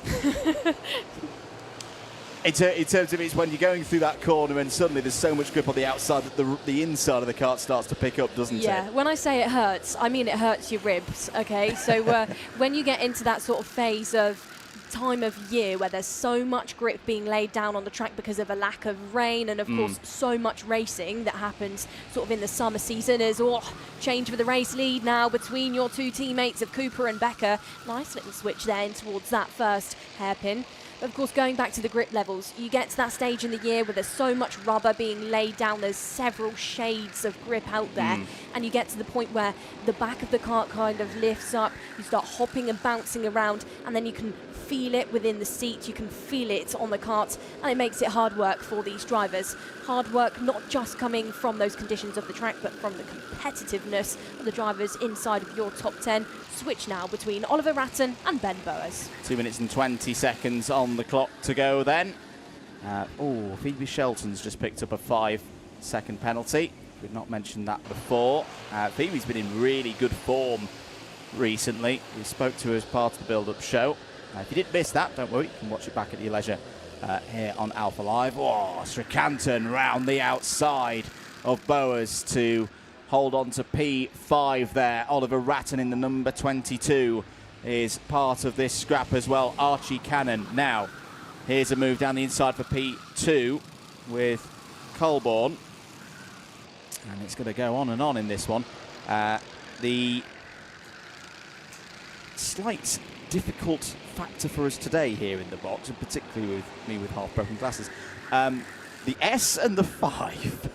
Archie Cannon was the S plate holder at the start of the season, and then the 12 months on that plate expired. He went back to his number 5 from last year. If you've got bad eyesight, an S and a 5 can look the same. And just to confuse us even more now, the S plate is now back on the grid with another driver, who is in a pretty much the same setup, the Apollo Kart setup that Cannon started the year with, if you follow my drift. Do you know what's quite funny as well, Andrew, is we're the commentary team, we're supposed to see sort of everything that goes on in this stream. We both have very poor eyesight. You know, you have glasses, but there's a change for the race lead once more. That's Henry Colborne and Mason Becker still going for things. Cooper still in the mix as well, as actually it was the 3-kart battle a couple of laps ago. Now make it a 10-kart battle, because this now goes all the way back to the likes of Oliver Ratton, Archie Cannon and Ali Saunders as well. They are looking forward and ahead towards this one, as that is now Archie Cannon getting the move done down the inside at that second hairpin. But going back to our poor eyesight story, should have gone to spectators. Well, that's a point. A public service announcement. If anyone has lost a pair of cheap-looking glasses that are quite round of the lens, they're mine. I'm not quite sure where they've gone. It's 15 seconds of the race. You're going to see Andrew. a restricted wearing them or something. There's a race going on. Mason Becker at the front of it. Colborne second. Dino Rowland's currently running now in third. And I say he's had good speed so far this weekend. The driver flying the flag for Cyprus. Ambition Motorsport driver. Big crowd of Ambition Motorsport drivers. I was speaking to Paul James earlier in the week. He's saying he's got 6 drivers here this weekend, and one of his drivers is now up into second place. Can he hold on to it off the bridge? No, not quite. Colborne comes back. This is great news for Mason Becker. Becker's breaking away.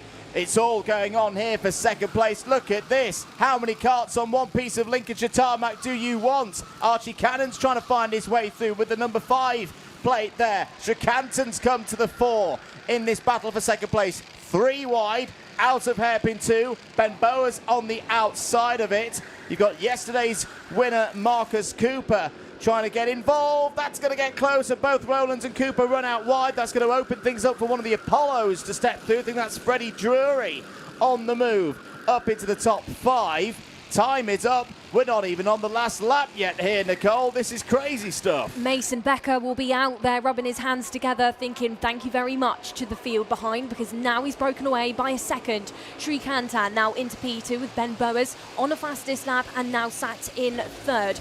Srikantan, your only driver inside of your top 3 to be a reoccurring theme within the Vera Tools Honda Cadet grid. But Srikantan is not being let off. Ben Boas has consistently climbed throughout the crowd throughout this race, with actually all drivers inside of your top 3 making up a number of positions as Boas jumps onto that white line. A bit of white line fever for Boas to try and fend off there. Henry Colborne, Freddie Drury and Oliver Ratton again goes defensive, but is it going to cost him now on the exit of that second hairpin? He's going to feel it, and he's going to see the nose cone there of Henry Colborne down the inside and gets muscles out onto the grass. It's going to lose Boas several positions. It's still 3 wide as they run towards Bobby Game corner. It's Colborne's turn to go for a little bit of rally cross out over the curb. Oh, trouble there for yesterday's winner, Marcus Cooper, who goes on the old bit of PF circuit. Checkered flag is out. His teammate Mason Becker takes the win. Shailen Srikantan over the line, P2.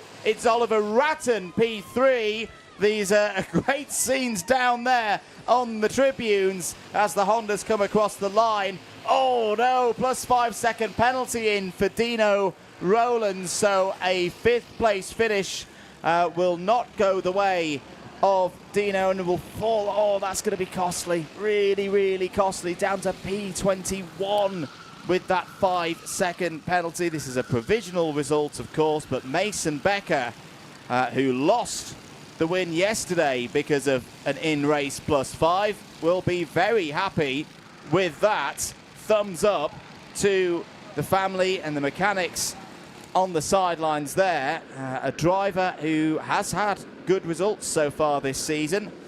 Was 3rd in the heats last time in front of Alpha cameras at Lark Hall, looking to move himself up the championship order here today, Nicole. That's a nice way to start a heat win. That is a statement of intent for Mason Becker, and actually I think showing us it's not how hard you fall, it's how hard you bounce in these situations. And after yesterday, we're seeing Becker bounce back. We'll now have all technical checks done and dusted post-race to make sure everything is in play. But for Becker, a good job well done to commence his second day of racing. There's Shaylin Srikantan, P2, with your third driver inside of your top 3 being Oliver Ratton.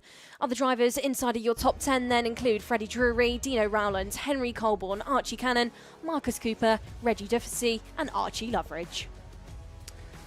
Quite key there. Archie Loveridge getting ahead of Sawyer Henderson. Harry Grant P11, Ali Saunders P12, Ben Bowers, Luca Bukaki and Bradley Sutton all in the top 15. Chris Doshi P16, Jensen Kula, Sawyer Henderson in 18th place. 19th place there coming in that heat in Honda Cadet was Carl Kerr. Finley Thursfield completes the top 20. All the results available on the Motorsport Timing UK website. We've got to move on though. Water Swift up next.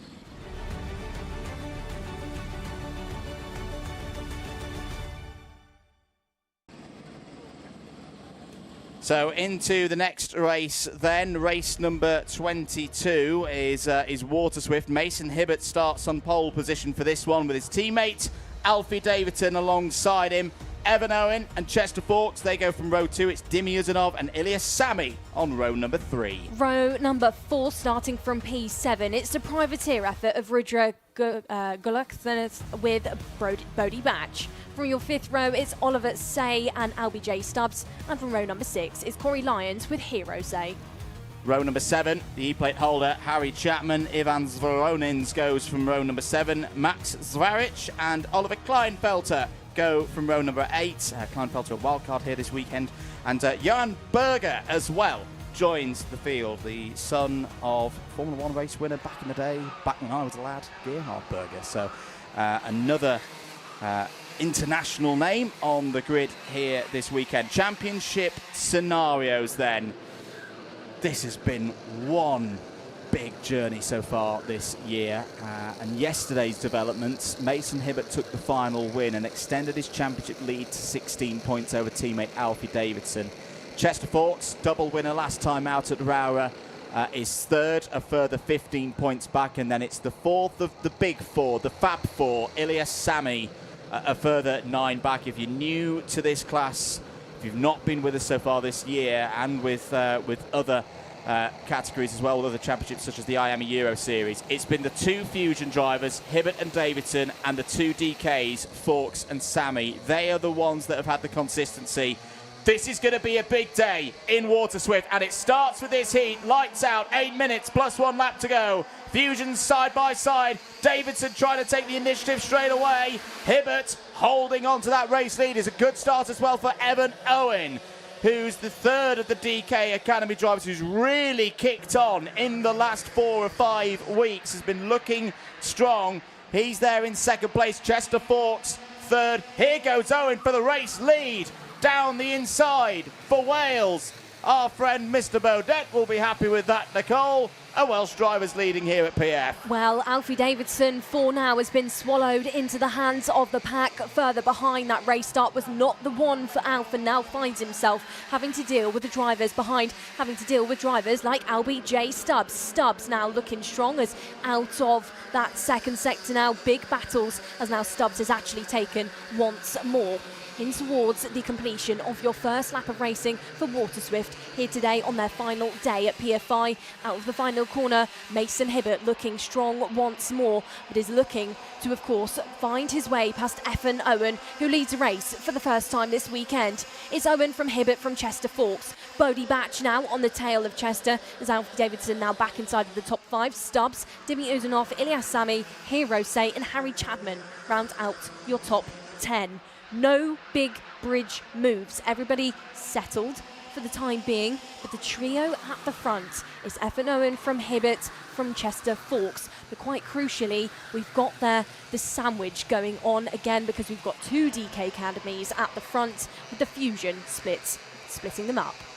Chester Fawkes there running P3 had very good speed through the course of Kart Masters. It was one of those, you often see it with the Grand Prix, a driver get win after win after win through the heats and then just not quite go their way in the final. But that's the difference to this kind of weekend, where you've got championship points at several stages across the course of 2 days of racing. And Chester, whilst he didn't win yesterday, was 2 second places, so another big haul of points. 5 minutes and 40 seconds of this race to go. A little bit further down the order, just to note, Nicole, up 4 spots, Hero Tay, as Fawkes goes down the inside and takes second away from his teammate, who's lost the lead to Mason Hibbert. So Mason Hibbert back to the 4. Here goes Fawkes, though. This is what we saw 2 weeks ago from Chester Fawkes. Back into the race lead. This is a big day for his championship cause. He starts the day 31 points behind Mason Hibbert, but has got some scores on the card at the moment, which will really start to turn around with drop scores coming into play later on today. There's a good scrap going on as well for P5. Bodie Batch, Hero Tay. Hero very unlucky last time out at Wera. Was on for a first podium of the season. There's Ilyas Sami a little bit further back than we've been familiar to see Ilyas so far this season. But right now, though, his teammate at the front of the order. End of lap 3, Nicole. Fawkes leads from Hibbert and Owen. So at the front, of course, Chester Fawkes leading the way. Not the first time, won't be the last time within this year. But it was Larkall that was the Achilles heel then for Chester. It just didn't go his way, and that has set him back points-wise, but he's not letting him set him back mentality-wise as we head throughout this weekend, because he's been consistently there so far and was consistently there yesterday. Fawkes from Hibbert from F and Owen. They are still line astern in towards the top 3, but looking to have a look again. Hibbert looked like he was going to try and go for it, but there was too much control for Chester Fawkes for him to try and get past. Eyes and fights still on, though, at the front. F and Owen looking settled. Davidson also looking settled, but this is a good fight but further back. Ilyas Sami being hustled by the drivers behind. Bodie Batch is the leader, the controller of that quad. That also includes Hero Say, who is sat there in P7. Best results weekend to date for Hero, I believe, was out at Wera, where he managed to P5ers. Here we go then, change for the race lead. Chester Fawkes has lost out, and he's lost out to Hibbert, but is instantly going to go back down his inside, but they're going to run wide and down the inside. Red like an absolute book. F and Owen takes it away. Alfie Davidson gained out of that as well. Is that the latest little firework moment here in Waterswift 2026? Fawkes defends from Alfie Davidson. Alfie Davidson, who won the Grand Prix in Mini X30, as now goes down the inside and takes second place away from Fawkes. I do believe the reason why he's not running the GP plate this weekend is technically it's a different class. It's a slightly different rule set. So he won a GP plate in Mini X30, not IAME Waterswift, with the age category slightly different. Here a little bit further back, we see the Excel team in the hands of the 117 of Max Zwarich. We have seen the Zwarich brothers in the British Kart Championships before. Just Max with us here today, and he's moving up the order here. The driver flying the flag for Thailand, up into the top 8 now, a gain of 7 places. 2.5 minutes to go, Nicole. Big send down the inside. Hibbert then back into things, back past Chester Fawkes. So it's now Owen from Davidson, from Fawkes, from Hibbert. That's your information there up at the front. It's 3 wide on towards that first hairpin out of the bridge. Good sends back down the inside. Chester Fawkes is going to have it once more compared to Mason Hibbert. Alfie still controlling this one, still the leader, still the one at the business end of your field. That's the information for these at the front, but I do think Keol Lynch potentially has something down in Parc Fermé for us in a moment's time. Thank you very much. Now, as it heats up at the front of the field, I think it's important to notice, like you said, guys, we do have the Danny Curl Academy drivers and the Fusion Motorsport drivers once again at the front, but Evan Owen newly joined Danny Curl Academy, and so far he has been excelling within that so far this year. Maybe a little bit less experienced, the driver there from North Wales, but he is one that I wouldn't count out for this afternoon and the rest of the year. He's not the only one, because Harry Chapman, newly joined there with XL, got a 5th yesterday, was in the lead for a bit. Struggling a bit further down the order today, but the likes of Dimitar Uzanov as well is also to look out for. But no time for more from me. Let's go back to the race lead.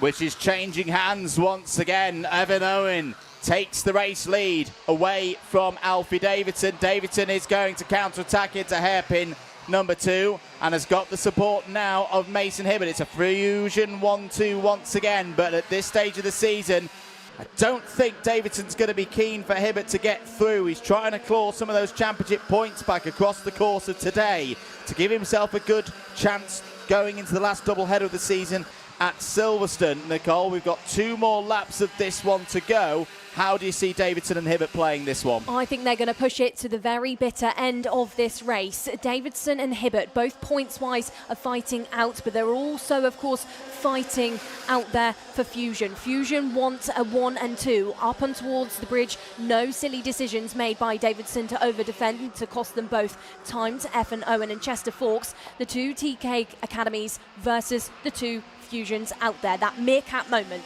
for Mason Hibbert. Looks over his shoulder, sees the gap there between himself and Chester Forks, and knows that it wasn't quite enough for Forks to go in at the first hairpin, but he could look to go in towards the second. However, the gap does not open up, and they stay settled and sat exactly how they were at the entrance of this final couple of moments. Davidson, Hibbert, Forks and Evan Owen is in the background. This is all lighting up a little bit.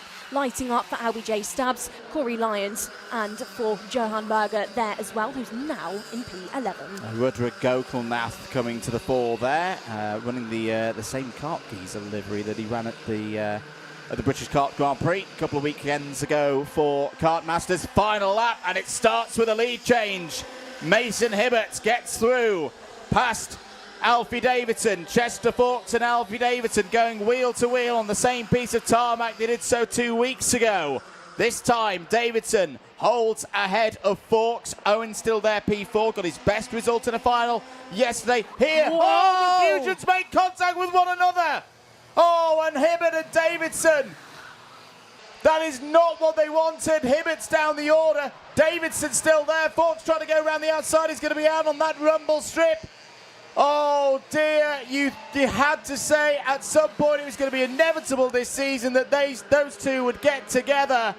A dramatic moment down towards hairpin number 1. Well, I'd like to be a fly on the wall inside of that tent in a moment's time when they return, of course, to Camp Fusion. But the checkered is readied, and the checkered, despite what we just saw on towards the entrance of hairpin number 1, Alfie Davidson is going to manage to pull things out of the bag potentially in a moment's time. Last lap board has been entered for these drivers. They have one more opportunity to try and get past, but for Davidson, he is looking settled once more. Forks is still very much there, Evan Owen, but look at the gap that Davidson has now got himself. He's running that pace in towards the first hairpin. Does he decide to defend? Jumps on that more defensive line, but he has it on the exit of that first hairpin. Evan Owen is going to go side by side with teammate of Chester Forks. Aggressive as you like there for Chester Forks.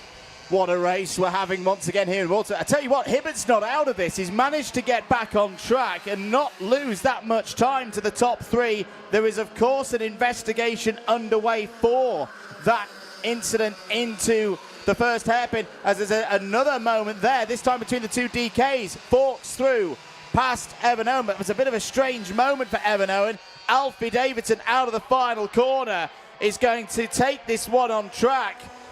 I've no idea how that is going to be viewed. Forks P2, Hibbert P3, Owen P4. The lap charts will only tell part of the story in that one. Ilyas Sami P5. Should note Ilyas Sami is also under investigation for matters out there. Dimi Uzanov P6. Bodie Batch here would say Harry Chapman and Johan Berger on the top 10. Now let's have a look at this again. So this is down the hill. Davidson makes the move to the inside. I don't think Alf realised he was there. Sorry. The tricky thing is we've got one camera angle here in the box. The stewards and the race officials will have many more. Was there enough space down the inside there for the full width of Alfie Davidson's kart? I think that'll be the question. Well, we'll update you as and when we get more news on that one. Davidson ahead of Forks, Hibbert, Owen. Just a public service announcement, not about my glasses, but at 1:40 p.m. today, there will be a minute's silence here at Paul Fletcher International in honour of Lynn Geidel. So that is at 1:40 p.m. That is during the lunch break there will be a minute's silence here today for Lynn.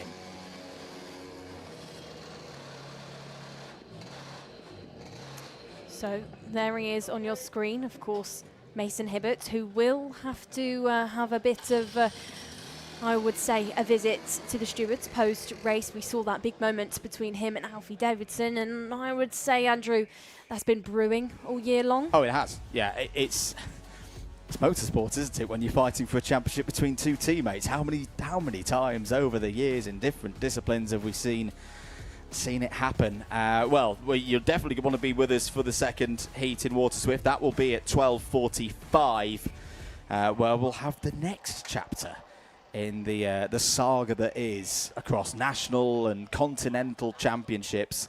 Water Swift 2026. We're going to move on. Junior X30 up next.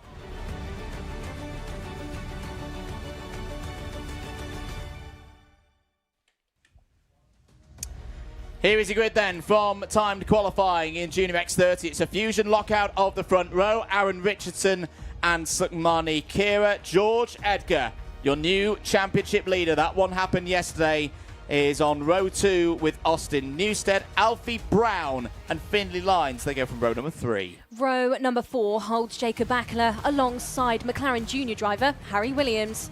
From row number 5, it's your IWF 2025 champion of Max Endicott alongside Colby Patterson.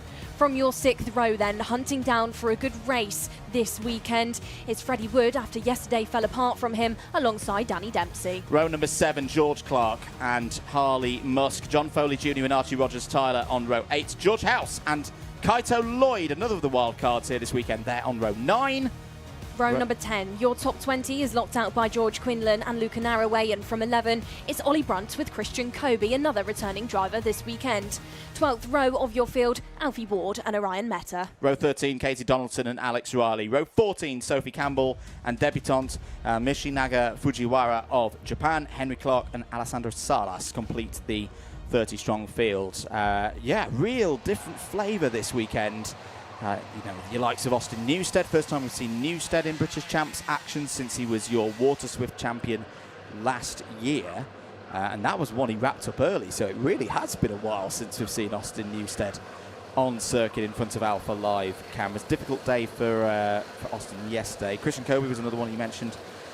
Nicole and GP plate winner in Water Swift last year. Harry Williams, another one. Back in X30 action, has raced in X30 previously this season, but that was in IAME Euro Series. Had an absolute scorcher of a weekend at Wackersdorf, which was heatwave, I think, number 2 of the year so far. Right, big day for Aaron Richardson. I know it sounds cliche, it's a must-win day for Aaron Richardson in terms of the championship. We'll explain more as the day goes on. Are we going to see another fusion battle here towards turn 1? We're lights out, racing in Junior X30. Oh, not a good start for Austin Newstead. His BMR machine over the grass there. Richardson leads from George Edgar. That was a bit of a scrappy run, Nicole, through the first couple of corners. So the new challenge for whoever meets that first corner for the first time is the fact that there's now dust all over the surface. Of course, Newstead has cut over the grass, has brought that over the track, so that is going to be a challenge for the field, and somebody out there is going to be a guinea pig. Sukmani Kira looking to challenge, and she's looking to challenge George Edgar. Aaron Richardson, however, looking strong, looking business end of things, and is now the warrior of this race so far. 4 carts at the front, of course, with the Birrell rounding things out, as Newstead finds his feet once more, but this start has massively cost him, and there you can see him heading into Mike Wilson right now, almost at the back of the field. Richardson now looking to bolt off, as there you can see that notification to say to these drivers dust will be all over, and Richardson, like we said, will be that guinea pig. So championship situation heading into this one. If you've missed the results from yesterday, we'll come back to that because there's an almighty scrap going on for second place as Sukmani Kira takes second place away from the new championship leader George Edgar. Alfie Brown, the wild card, might have a go at the number 2 seed from last year here. Down the inside goes Brown, and that's another move. So Edgar could, in theory, win the championship today. Williams up to P5. If he clean sweeps the championship points, as he did yesterday, by our calculations, I should stress these are unofficial, but being helped with us by the timekeepers, Aaron Richardson would need to finish second at both championship stages just to keep the title picture going to Silverstone, and would then need to be perfect through the doubleheader at Silverstone to stand any chance of winning the title. Why? You might be thinking it was really close between these two heading into or leaving Cumbria a few weeks ago. Well, Richardson had a DNF yesterday in the final. Now that may become a drop score later on today. Same for Edgar's retirement in the first final at Wera, but it really has opened up the points lead for Edgar now. But at the moment, Edgar is trying to just hold on to fourth place. Down the inside goes Alfie Brown. Alfie Brown takes second place away from Sukmani Kira. Now, a note to remind all of ourselves, Alfie Brown, wildcard, does not score championship points. He also doesn't take championship points off anybody else. So the easiest way to go about it, if Alfie Brown was to win in a final here today, the 65 championship points would roll over to the first regular behind, say, an Edgar or a Richardson or a Kira finished P2. They wouldn't get the trophy for P1, but they would get the championship points. Yeah, so essentially for George Edgar right now, Harry Williams is invisible points-wise, but he's not invisible on the road because he's costing him time, and he's looking to maybe hold him up, and he's looking to hold him up to the battle, to the chase towards Sukmani Kira, because we just saw George Edgar try and attempt to move down the insiders. This is a change for the race lead. Alfie Brown gets back down the insiders. Sukmani Kira actually follows him through with that one and fights her way past teammate of Richardson as well as Edgar.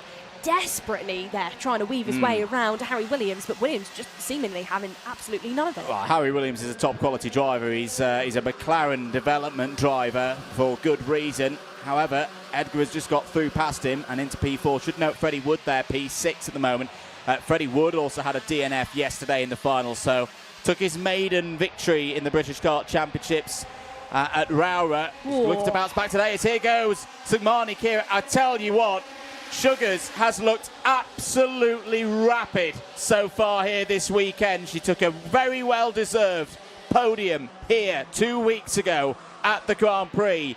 She doesn't want a podium here today, Nicole. She wants a race victory, and I would not doubt it to be a result in the mind of those behind, as well as Alfie Brown and Aaron Richardson got very close there into hairpin number 1. Brown's having another look down the inside into hairpin number 2 and goes through. Sukmani Kira drops to P3. George Edgar looking strong at the end of races. We saw this 2 weeks ago, Nicole, at Kartmasters. Richardson now goes down the inside of Alfie Brown. Needs, wildcard or not, he needs to be at the front all day, needs to take destiny and control back into his own hands. We've got 3 minutes of this heat to go.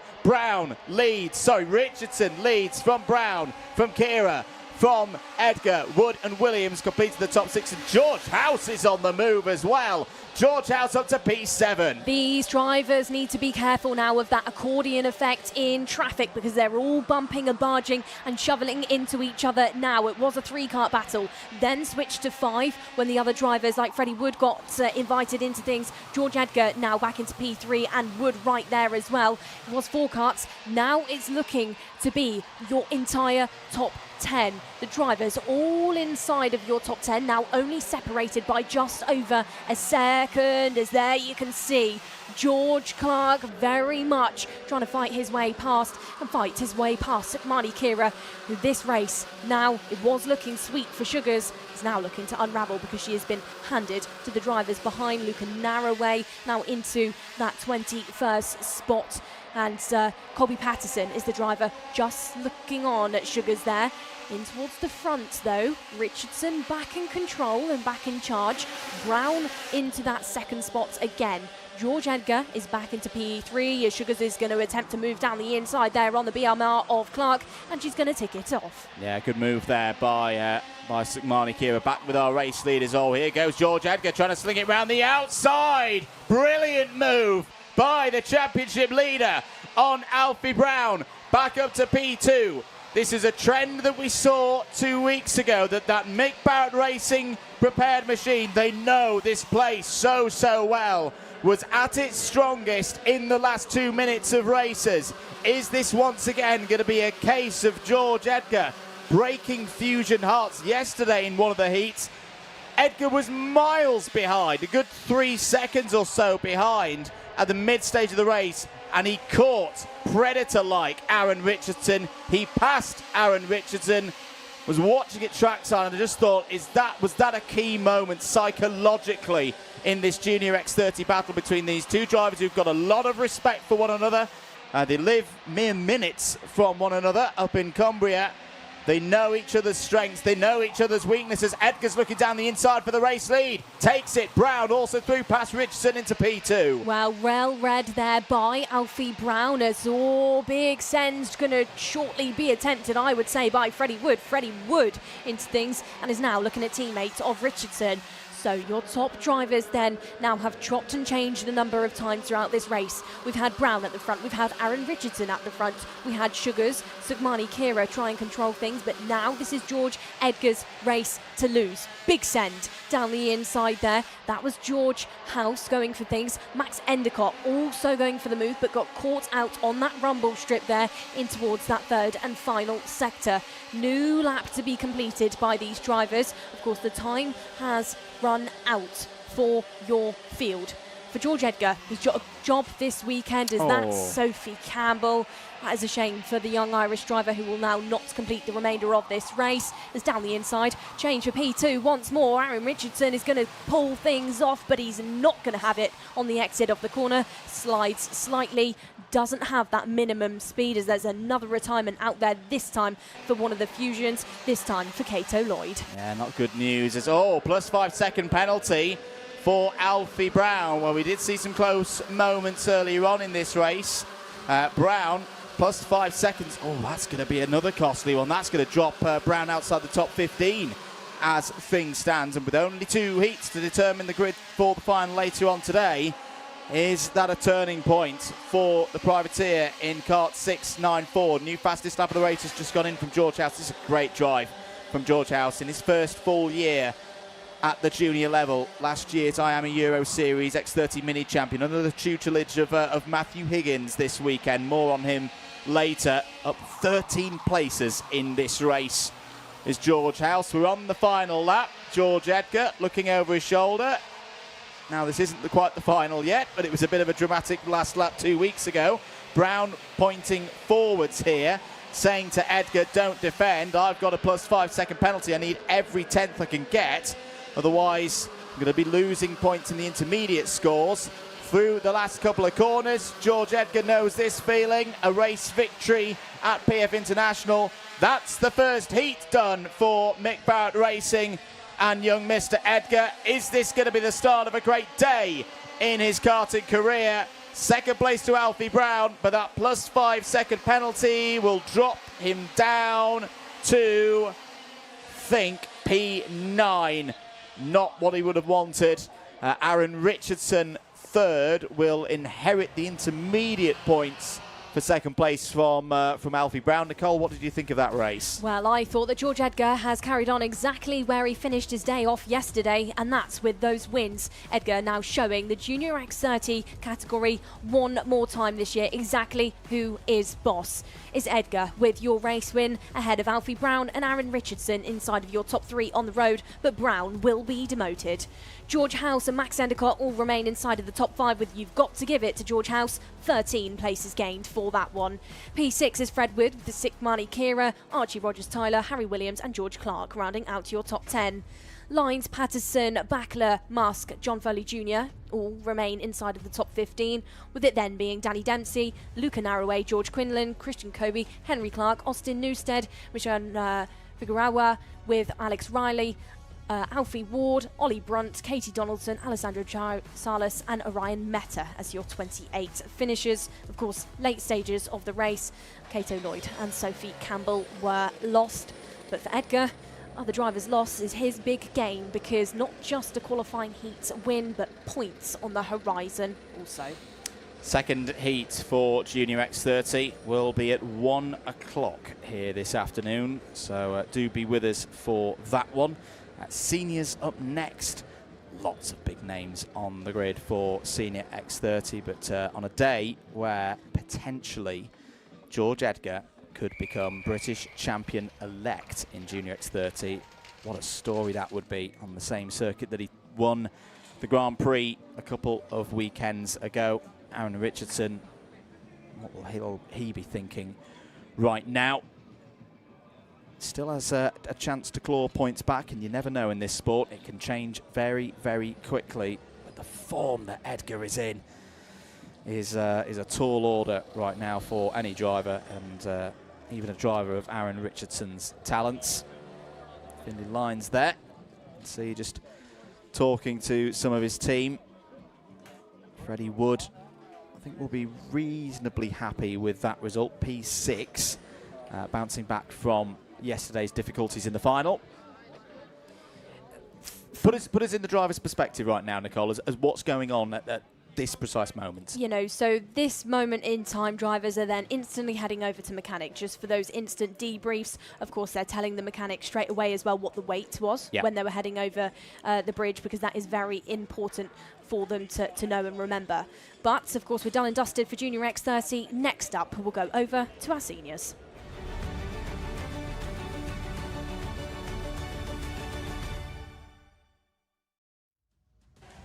First heat of the day for Senior X30, Freddie Lloyd and Macaulay Bishop on the front row of the grid. Matthew Higgins and Nat Johnston go from row number 2. It's Cian Geraghty and Max Ewell on row number 3. Lewis Bird took his second win in these championships in his career yesterday. Starts alongside Aaron Brown, row 4. Rocco Shenton on debut in seniors has moved up to this level. Starts on row 5 for this one alongside Joey Brown. Morgan Moore on row 6 is joined by Bailey Brooker. Row number 7, we have Callum Sims alongside Levi Sangera. And from row number 8, it's Ryan Gill with Archie Owen, a returning face to the Viritools British Kart Championship after a stint in Europe this year. Row number 9, after challenging hard in yesterday's final, it's Jack Nettleship alongside older brother of Alex Riley, Scott Riley. And from row number 10, it's Liam Karabelov with Freddie Farrell. From your 11th row, Sam Lewis sees Jose Halpin, and from row number 12, Henry Carter will look at Alexander Dedabictatus. Harrison Whitcomb, row 13, alongside Dylan Patel, Dylan Masters and Oliver Meek on row 14. It was a really tough watch yesterday at Harrison Whitcomb, a final which he could have won, but it just did not go his way. Mistakes made, and now he's had a tough qualifying as well. A season that had started so brightly for Harrison Whitcomb. Is it going to be another difficult second half of the year? So no Alexander De Benedictus in your field. The driver then that was starting to be going from that 12th row of your grid will not be joining the rest of your Senior X30s. So, Lloyd versus Bishop. This is a nice way to start the day in racing terms in Senior X30. We're racing 8 minutes plus 1 lap down towards the Bruno Ferrari S's, and it's early advantage to Lloyd. What a tame start there for Macaulay Bishop. Nat Johnston has got up to second place in the early stages. We'll keep an eye on Whitcomb through this race because he needs a big charge through the order. Lewis Bird is your championship leader heading into this one, as there's Matthew Higgins down the inside. Last time that we saw Matty in action around this circuit in British Champs. Oh my goodness me, what has happened there at hairpin 1? Freddie Farrell, a lot of damage to the side of his kart. Side pod off, one of the Crocs was involved in that as well. Was that Liam No, it won't have been Liam Karabelov. Karabelov's on a Jade. But not what you want to see, Nicole, through the first couple of corners. No, and driver has just instantly left the kart in the middle of the circuit as well. And there's left as well. Big challenges going on now. Rocco Shenton being given a bit of a helping hand there. Is that Joey Brown getting involved? What is going on in this race? It was a settled start, but the second and third sectors of this one have not gone to play for other drivers further back. Scott Riley involved, as was Jack Nettleship. And Harrison Whitcomb was very close to being out of the race as well through all of that, simply in the wrong place at the wrong time. Not really what we would expect from this level, but Freddie Lloyd leads from Matthew Higgins and Macaulay Bishop. Nat Johnston P4, Cian Geraghty, another of the wild cards for this particular race, but a familiar name to us here in the British Kart Championships. Runs P5, has run in X30 before. Not as much in the British Championships, but has done a good amount out in Europe. in this category. Aaron Brown on a special weekend for Aaron Brown. First time that he's raced here in the British Kart Championships for Paul Fletcher himself. Quite a moment, hence we spoke to him on the track walk earlier on in the weekend. He's running nicely there, P6. So it was a steady start for Macaulay Bishop, who dropped to P4 at one stage. Now, or maybe was challenging for the race lead for a moment there. Matthew Higgins uses the bowl, uses the run, uses that minimum speed gained through that first sector to get his way past Freddie Lloyd. So Higgins controls things as now Lloyd goes on the defensive, and he goes on to defensive. Oh, big rival of Macaulay Bishop is just on towards that rumble strip. You saw Nat Johnston getting pulled out of things. Bishop now into P2. Lloyd getting back onto the surface now after a bit of an unsettled first and second sector. The two Mick Barretts, they're out there, with Nat Verstappen being one of those who's now going to lose out at Bobby Gain. Just to go back to that start incident at hairpin number 1, Henry Carter was the other driver involved, the Croc Promotion 363 out of this race. 5 minutes to go. Higgins leads from Bishop, from Lloyd, from Geraghty, from Brown. That is a heavyweight top 5 in British karting. Just to come back to that point with Matthew Higgins, there's a change there for 4th place. Through goes Brown. Rocco Shenton also on the move. Last time we saw Matty here in British Champs action was when he was sealing the Senior Rotax Championship of 2025. Knows this place so well. GP plate winner here. 3rd in the World Championships of 2024 for Energy Corsa, and on an Energy Corsa this weekend as well with their partnership with Excel. So you've got 3 drivers then inside of your top 3 that are all British champions in their own right across both the X30 and the Rotax classes. Higgins has got 2. Bishop, of course, has got titles, as in 2025 has Freddie Lloyd. So that's going to be interesting, and that is going to be something to keep an eye on during this race, as Keol Lynch has also been keeping an eye down in Parc Ferme. Thank you very much, Nicole. Now, interesting couple of laps there. We have had a couple of retirements. That consists of Brian Gill and Jack Nettleship. Unfortunately, the end to this heat for them. Also, Whitcomb, we did mention, was stuck in kind of a 5-car pack there in the last sector. He unfortunately dropped towards the back. That's exactly what he wouldn't have wanted, as was mentioned. Scott Riley in the XL Kart was also one of them stuck in that. Both of them, though, are now making their way through the pack. Let's go back to the front of the field, though, because these 3 are no strangers to performing well in this class. Absolutely not then, Keol. And whilst you've been talking through that, we've just seen the switch between yesterday's winner, Lewis Bird there, and Kian Geraghty. So Bird now past Geraghty. Shenton on the tail of that duo and on the tail of that fight, as Nat Johnston is also still looking to try and get involved. But that pack have fallen away from the trio at the front, that actually your PFI car of Aaron Brown is not too far away from. Shenton is fastest and is trying to chase down as 3 minutes is met, and meeting each other once more looks to be the trio at the front. Higgins, Bishop and Lloyd, all drivers who have seen plenty of each other recently in X30 racing, in Rotax racing as well. In towards that first hairpin, Higgins is the reference point now for Macaulay Bishop. Bishop can maybe look to be a little bit more comfortable, a little bit more eager on the brakes, because he can see where he's gaining and losing between himself and Higgins, and maybe looks to gain and maybe looks to try and switch the position out very shortly, because now they are nose to tail through that 3rd and final sector. Higgins, the XL Energy, now under pressure. Lloyd will be looking for a mistake out of both of his rivals out there in the front. Out of the final corner, Bishop is not going to try and go for things, I would say, just yet. Take that back. That was almost the commentator's curse of saying something that is going to happen, because Bishop did have a little look, and doesn't Higgins know it, because Higgins now instantly tightens things up in towards the bowl, backs everybody up, and actually says to Aaron Brown and Rocco Shenton, come on then boys, get involved as well. I was going to say, I'll keep an eye on Aaron Brown. He's looking really strong in the second half of this race, and I've got to say I am thoroughly impressed, not for the first time, by Rocco Shenton. This is his 4th day. Yes, you did hear me correctly there. 4th day in a Senior X30 machine. He had a test day last Friday, practice day this Friday, yesterday's racing, and now today, as Bishop goes down the inside of Higgins to take the race lead. 1.5 minutes to play with this one. Keep an eye on Lewis Bird as well. He's joining the party. Should note should not forget Bird is championship leader. He extended that championship lead last night with that second win. Like buzzers, you wait how many years for a British Kart Championships win, and Bird's had 2 in the space of 3 weekends. As here goes Shenton versus Lloyd. Oh, we'll have liked that one.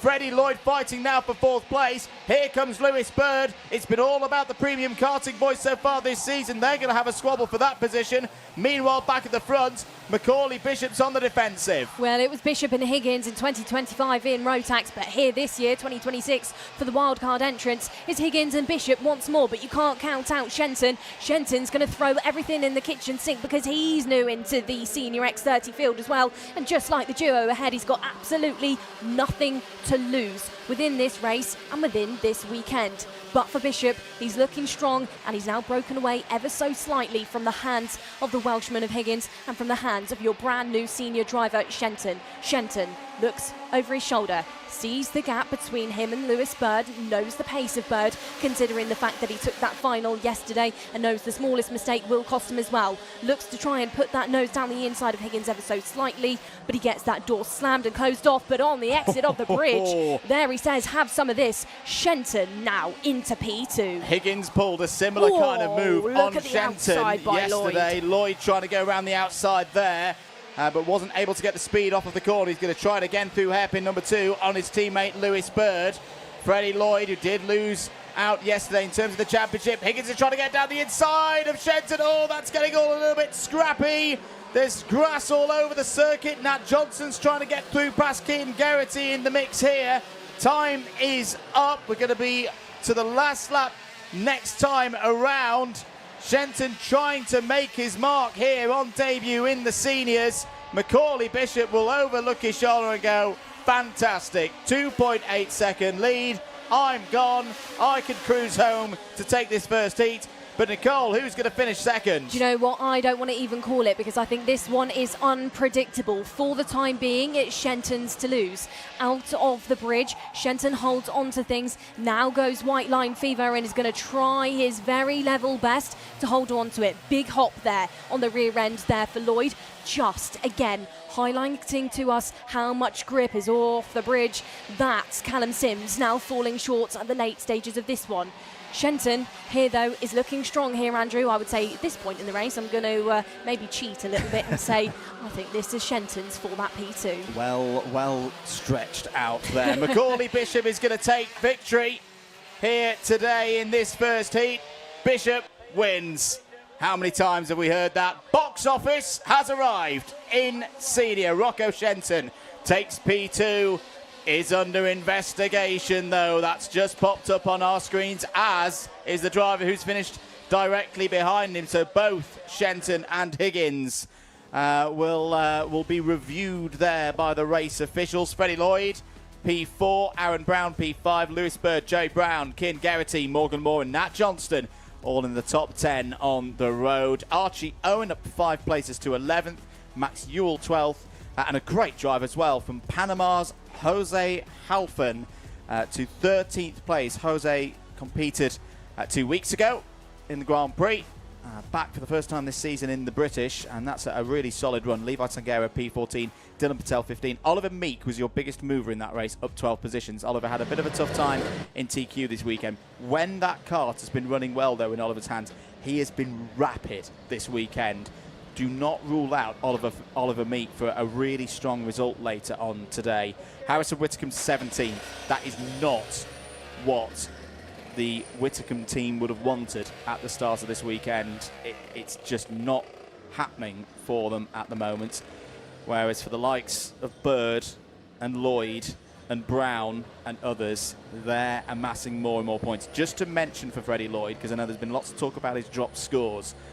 Yes, he did have a DNF yesterday, and you could say that that's drop score number 5 gone. However, his other counting scores right now are so strong. We did a little bit of the maths in the box yesterday. He could still actually afford to have another point of the season where it doesn't go his way. If he continues, when it's going well, with this first, second, third, first, that kind of mantra, he's still looking good for being right in the mix with the championship scores when we get to Silverstone. More from the seniors. They will be the last race before the lunch break for their second heat at 1:15.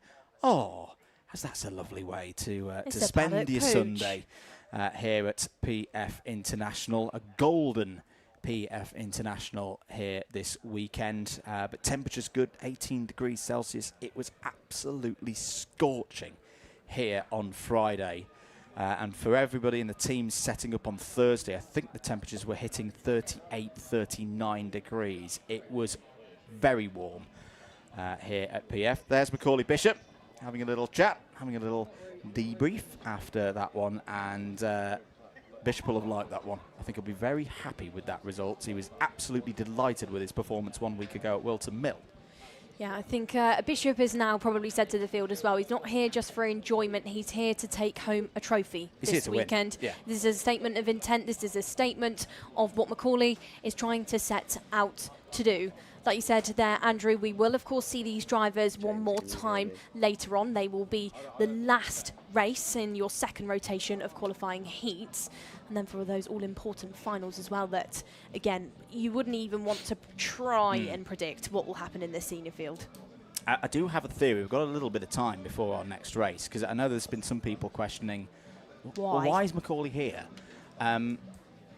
Reading rules, because you know me, Nicole, I'm a bit of a nerd. Silverstone for Event 9, Event 10. In terms of racing conditions, barely anybody's got any time at that circuit. When we go for Event 9, it's the IAMEs that run first. Now, Bishop's championship aims will be on the Rotax side. That'll be Event 10. We know that Lloyd will be doing double duty because he's been doing double duty all season. The rules for your top drivers state that you can't just turn up to Silverstone for a last round of the championship and have fun, shall we say, in abbreviated commas. However, if you've been at a round earlier on in the season, you can race at Silverstone. So I will pose this scenario to you. A brand new circuit where track time naturally has been limited for everybody. If you're running at event number 9, you're going to probably be at a bit of an advantage for anyone who's just racing event 10. So if you're Macaulay, you have a go this weekend. You've satisfied the rules and the regulations that mean you can run at event 9. You can get that track time experience that Freddie Lloyd, your championship rival, is going to do so anyway, and then you are on an equal footing when you then get to event 10 for the Rotax decider, because that's the one that Macaulay really, really cares about. I just pose it as a theory. Do you know what? I think it is a very valid theory, and I would not be surprised if that is the case. But I also wouldn't be surprised if Macaulay was just wants to have a race. Just want to be in the car. Quiet, Mapper. I'd just go racing, which would be like fair play. We've got a little bit of a scheduled pause now. The next race will be at 12 o'clock, Water Swift restricted. I appreciate it's been a really, really, really, really busy morning for us, so keep your comments coming in. We'll whir the comments machine round here in the box and read some of those out to you. And yeah, if you do want to be with us at Silverstone, there's going to be 2 incredible weekends. You've commentated already there, Nicole. I have. I've worked there on a couple of various other bits, but I've not called a race there yet. What's it like? So the race that I experienced there was very, very, very wet, very windy and very cold. At Silverstone? Whoa, surprised. Surprise, it's raining in England. Yeah, so the racing itself in those wet conditions was still quite busy. Certain parts of the Silverstone kart circuit actually widen up quite a lot for these drivers, which made it very, very interesting when we were there earlier on in the year. And I would say actually conditions-wise, maybe we won't be too far away from that once more when we go there for our final 2 rounds of this championship, because of course that is later on in the year, so it will start to cool off once more. Yeah. But it will be very interesting, it will be very exciting, and it will be good to see a circuit that has, you know, no drivers really have much experience on there. So it's really going to highlight who can pick things up instantly and who can race sort of a little bit blind, I would say. I fully agree indeed. Keep your comments coming in. Good morning to Jensen Hookie. Jensen, I saw a clip of you on the social media doing some wild Terry Grant-like driving. I hope you're okay. Yeah, good morning to you. Good morning to Dirk as well, who's watching back on stream. He's been at the events recently. Keep your comments coming in. We're going to pass down to Park Ferme and over to Keogh Lynch. Thank you very much, guys. It looks like we're going to have time to talk to our top two from that Senior X30 race. Macaulay Bishop. Now, the first question I'm going to ask you is that Andrew Mather has been speculating what sees you back here on this Senior X30 grid. Can you give us an answer? I want to win a race in the Senior X30, and also it's just a bit of fun as well. Coming up in my motorhome with my dad and doing like privateer, how we started off. So it like brings back the memories, I guess, and yeah, just having a lot of fun as well, doing something different. Now, Macaulay, it definitely looks like your season is turning around. Is that how it feels from your side? Yeah, I've got a bit of momentum from Wilton Mill, but it started rolling a bit too late, so we just got to try and minimise the damage and then go again soon, I suppose. And ultimately, the pressure's off this weekend. Is that kind of nice to have, like you said, privateer moments with your dad, pressure's off, you can kind of lay it all out on the table, really? Yeah, I mean, even in the road tax, I don't feel pressure and stuff like that, like throughout the championship. So this is like another race for me. Thank you very much. Well, I'm sure we'll hear from you later on in the day. Best of luck. Thank you. We're also going to talk to then another returning face, Matthew Higgins. Matthew, now that was a bit of a hectic one. It's a bit of a crazy return for you, but tell us what brings you back to the British Kart Championships. Yeah, I mean, I was here already coaching George House in the junior. And then the guys at Excel and Energy, they kind of said, do I want to come along and have a race as well as coaching with George? So I said, why not? It's been a while since I've driven a go-kart this year. With my car campaign, I've done probably, 6 days in the kart this year, which for me is quite a little. So yeah, I feel like I'm coming out of retirement, but no, it's good. Being at the front, showing that the package is there, so that's all that matters. Talking about that heat, I believe you've just had a result change into third place. It got quite close there with you and Rocco. Is that going to be a problem, do you think, for the rest of the day, or is there more to give? No, I think it's fine. I think it's hard racing. To be fair, it was all clean. It was obviously hard leading on each other, but there's a level of respect, and I think that's how it should be in a senior. You should be able to race hard, but also a bit of respect as and when. So no, for me, it's fine. It's hard racing, and it is what it is. And like I was just talking with Macaulay Bishop there, you guys are back. There is really no stakes for you this weekend. You can lay it out on the table. Is that nice to be back with less pressure? Kind of. I mean, I think us racing drivers perform at the front, you need to enjoy the pressure. I think some people say they don't feel it. That's a lie. They just probably enjoy it and embrace it.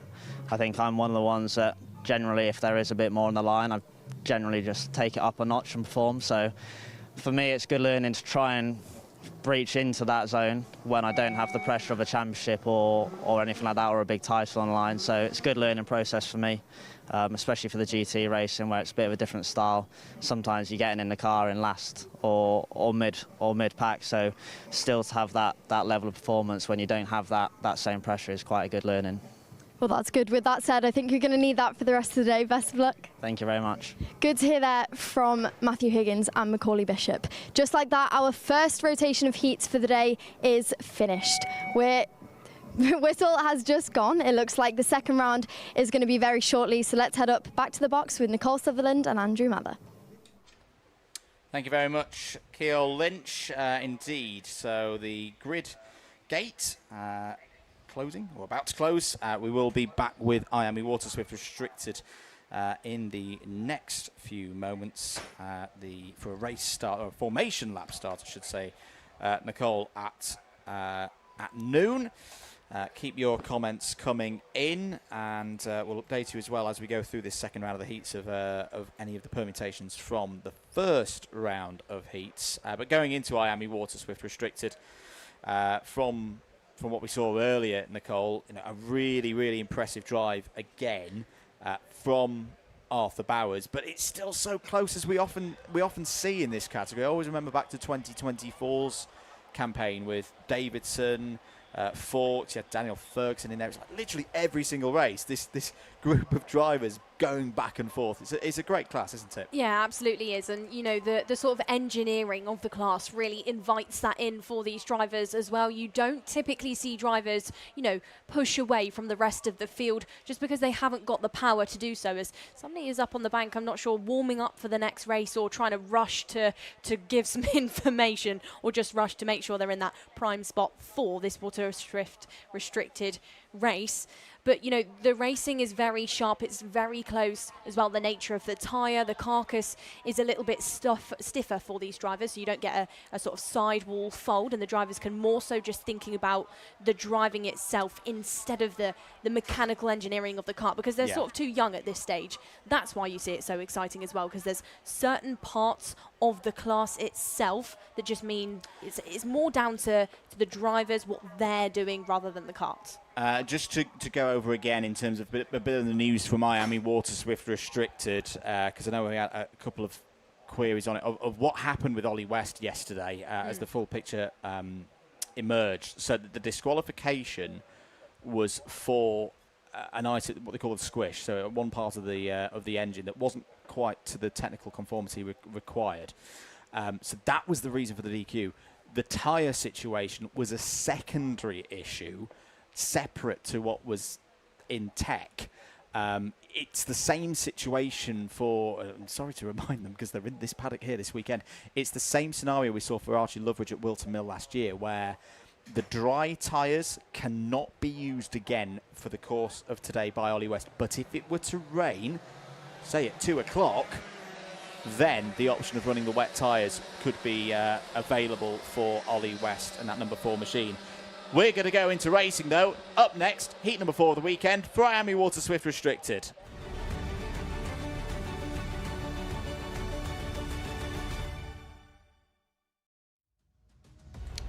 Here's a grid then for the second heat today for IAME Waterswift Restricted.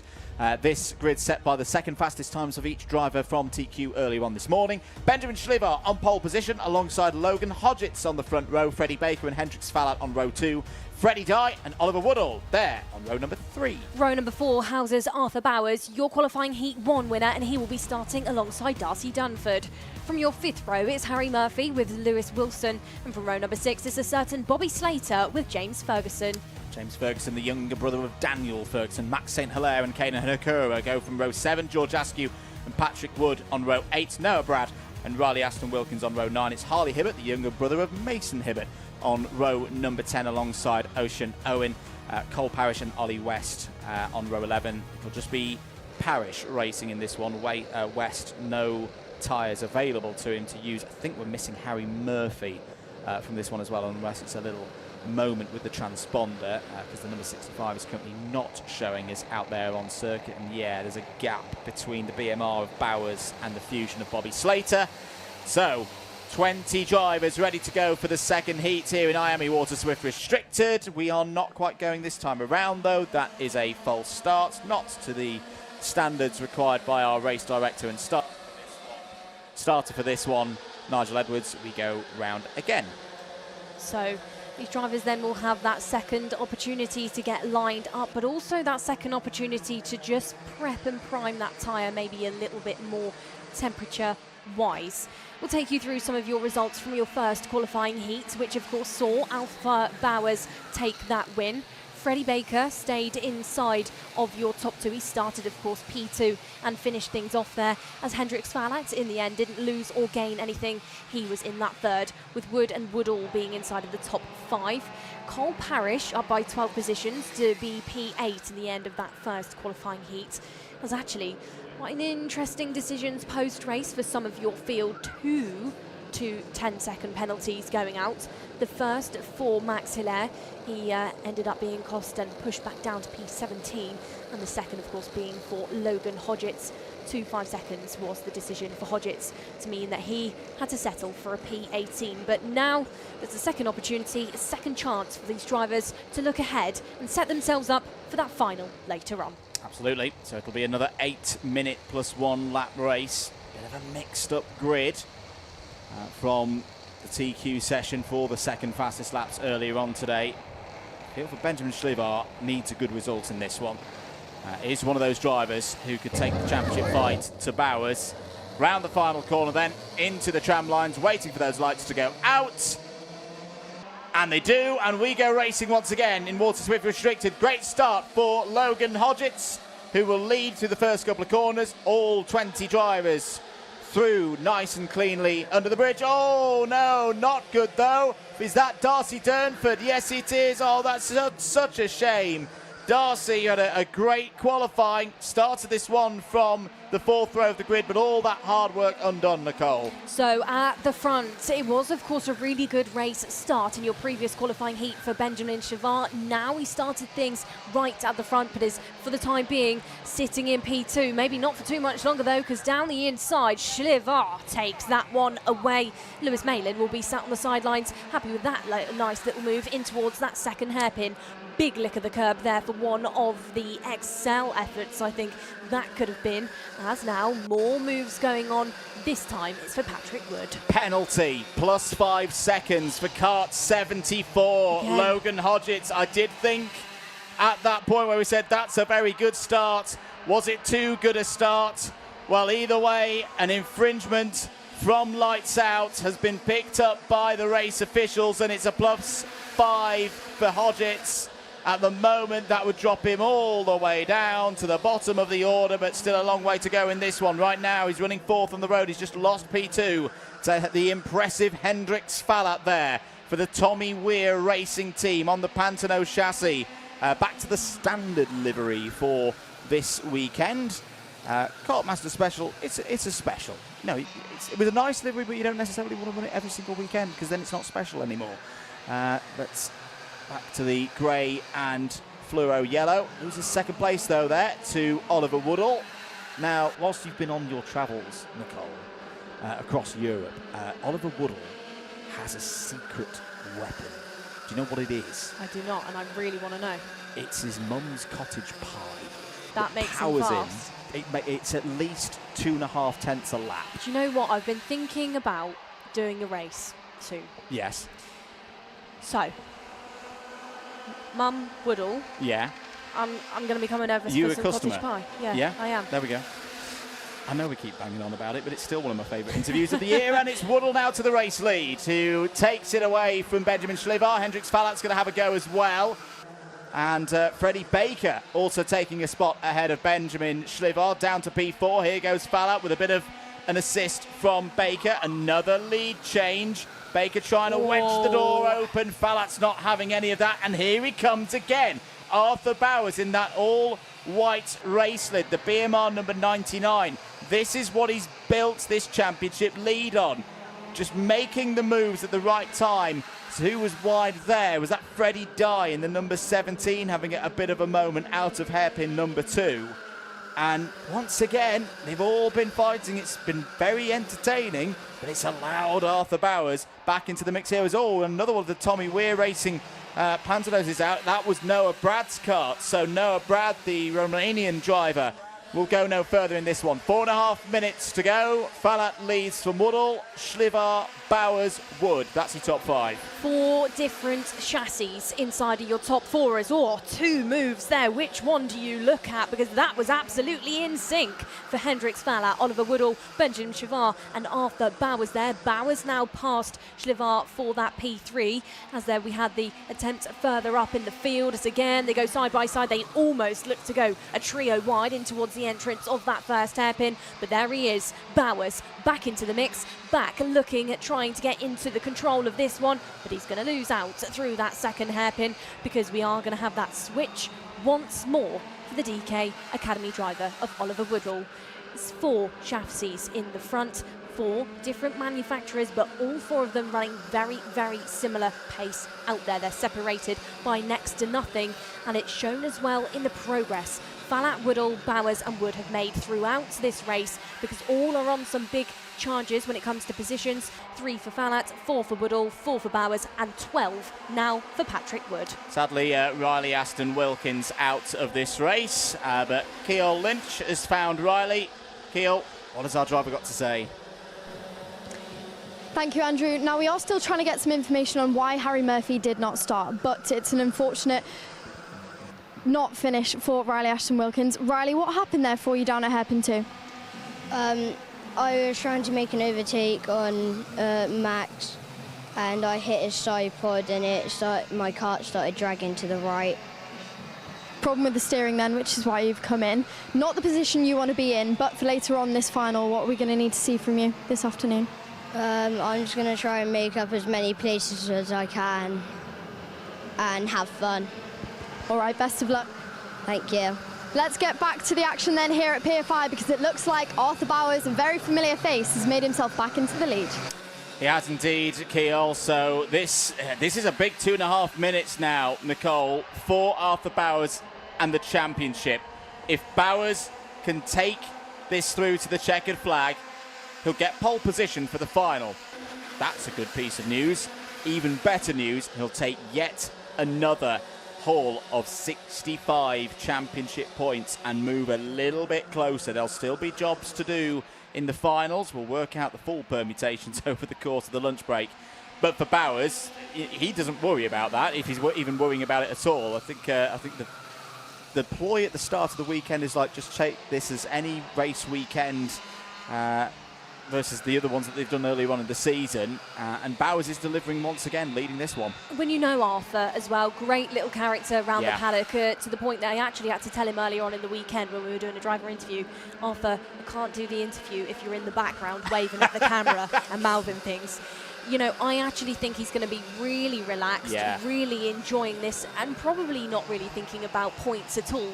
The stress is more going to be probably on the shoulders of Ben Platten and, of course, Joey Bleakley, mechanic, as well. They're the ones who are going to be feeling it, because for right now, Arthur Bowers is just going to be happy with the number of positions that he has made up, 6 in total, and with the fact that he is the controller of this one. Again, take that back, he's not the controller because he's got 3 karts up his inside. As quickly as you change your eyes on what you're looking at, then it goes wrong for these drivers. Bowers now looking to still be in P3. Woodall is the challenger, but actually out at the front for the second time this race is Hendrix Vallat. Standard IAME Water Swift restricted fare there, from the lead to 4th place, back to 3rd, and now immediately back on the attack for that race lead, all in the space of about 35 seconds.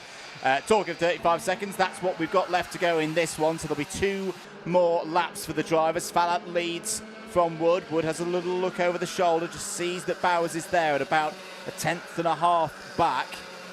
Logan Hodgetts, with that +5 second penalty, would drop right now from P7 down to P14, just ahead of James Ferguson, one of the privateer runners in this field. Here is Patrick Wood having a look there at Hendrix Vallat. We have noted it so far this season that the setup on that TW Racing car is good, but is not able to hold back Wood. Wood takes the race lead. Bowers smartly back up to P2 again. This is what Arthur Bowers does so well in this category. Wood checking over the shoulder now, taking a middle lane road down towards hairpin number 1. Freddie Baker's up to P3. Vallat's going to have to be patient here and hope for a strong finish. He's down to P5 now, side by side with Benjamin Schlivar. We saw some of these drivers have problems on the last lap of the previous heat. Just to note as well, Cole Parrish on the move again. Keep an eye on Cole when we get to the final. 13 positions gained this time. That's a cracking drive up to P8. Absolutely is, but this is a valiant effort now by Arthur Bowers to challenge Patrick Wood once more. Wood, of course, polled it yesterday in time qualifying. He's got the base and he's got the pace to get to the front and to stay there. Bowers is thinking about 2 drivers now. He's thinking about Wood, he's thinking about Freddie Baker, because he's looked over his shoulder and has seen that Baker is right there, but Baker could be challenged. Talk about challenge, here comes Bowers. Could look to take away the race lead and does just that. Talk about a comeback for Arthur Bowers. Dropped to P4 in 1 corner a moment ago and is now back into the race lead. Is now looking over his shoulder and is now defending in towards that first hairpin, but I don't think he's going to have to defend in towards the second, but he's got a nice gap out there, 0.2 of a second, because the trio just behind are now trying to muscle each other out the way. It's Wood, it's Woodall and it's Baker. It is indeed. It's a good scrap there for 3rd place, but this is looking good for Arthur Bowers. He's not going to need to defend into Bobby Game corner. There's a driver out. I think it's George Askew, possibly in the number 12, up at the top of the hill off the bridge. That's not going to affect things at the front of the order, though. Is this another step towards a first British Kart Championship title for Arthur Bowers? Out of the final corner, Bowers on pole for the final, wins heat number 2, takes another maximum championship score. That is a brilliant performance under pressure. Started this race P7, no matter. Another first place for the BMR driver in kart number 98, Patrick Wood. 14 places gained. Rebounds after that tough bit of qualifying where he didn't quite get that second lap in. Comes back to take P2. Freddie Baker solid again. P3 could be good value for a podium here today in the final. Oliver Woodall, Hendrix Fallon, Benjamin Schlivar, all in the top 6 once again. Logan Hodgetts 7th on the road, but with that +5 second penalty from the race start, will drop to 13th. Louis Wilson, Caden Hakura, and another great drive from Cole Parrish. That sees them all in the top 10. Bobby Slater, P11, will go back up into the top 10 as a result of Hodgetts fall down the order. Freddie Dye, P12, good recovery there from Freddie, who had a retirement yesterday in the final. James Ferguson, Max St. Hilaire and Harley Hibbert all in the top 15. Darcy Durnford recovered after her problems on the first lap, P16. Ocean Owen 17th. Quite a few retirements and non-starts in that one. George Askew, Noah Brad, Harry Murphy, Riley Aston Wilkins and Ollie West all did not see the checkered flag. Well, good stuff there for your restricted, but Bowers is the one to be so far this weekend. The second day of racing, Bowers 2 for 2 in qualifying heats. Now we'll be looking at a pole for that final, but of course we've got to hunt down for 5 more pole sitters. And next up, of course, we'll go to our Bambinos. And at the front row, we've got a very, very, very excited little driver out there. Your Bambinos, of course, your youngest. And it's Shay Downey that will, of course, lead the way for that one. Drivers within this field, your Bambinos, 6 to 8 years old. They are the youngest drivers allowed to compete in karting, but they are also some of your most fiery, I would say. We saw that from them yesterday, where Jules Nash took the final win. But it was, of course, Shay Downey that was the one to be on the road throughout that race. So this will be another 8-minute race for the M1 Bambinos. Let's get ready for it. Race number 26 is up next.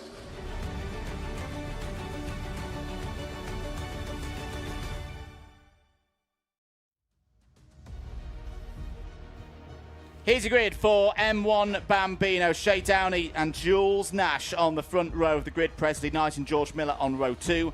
Teddy Smith and Bryla Stevens go from row number 3. Row number 4 is Jack Minott alongside Aidan Castleman. And from row number 5, we've got Stanley Thurston with Henry Exton. Your 6th row, your final row of your field, Esme Barrett will join Rex Everard. 2 new drivers there on that 6th row of the grid. Results from earlier on today in heat number 1, Downey, Knight, Nash, Exton, Miller. That was your 1 through 5. Teddy Smith, P6, Jack Minott, P7, Stanley Thurston, Bryla Stevens and Aidan Castleman take us to 10th. These are the same standings in terms of the points, the intermediate points, not the championship points, but the intermediate points at this stage. But the intermediate points after this race will then convert through into championship points for the relative positions. We'll keep you up to date with all of that.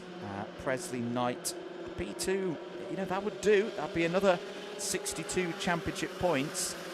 But Shay Downey, if he can win this race and get a pole position and another 65 championship points, that does start to make things a little bit tricky for Presley Knight in terms of winning the title today. To say, we'll keep you up to date as much as we can.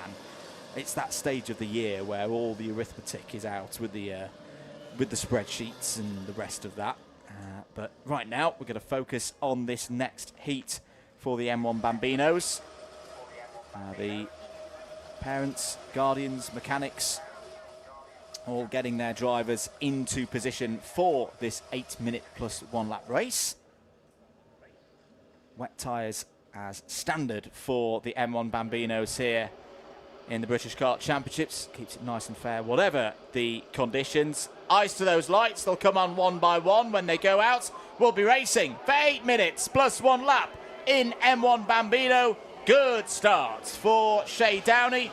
who will lead towards and through the Bruno Ferrari S's. Second for Jules Nash, and a nice start as well there, Nicole, for George Miller. I do like that livery. It's an RCE chassis, but with a classic Tony Kart livery on the bodywork.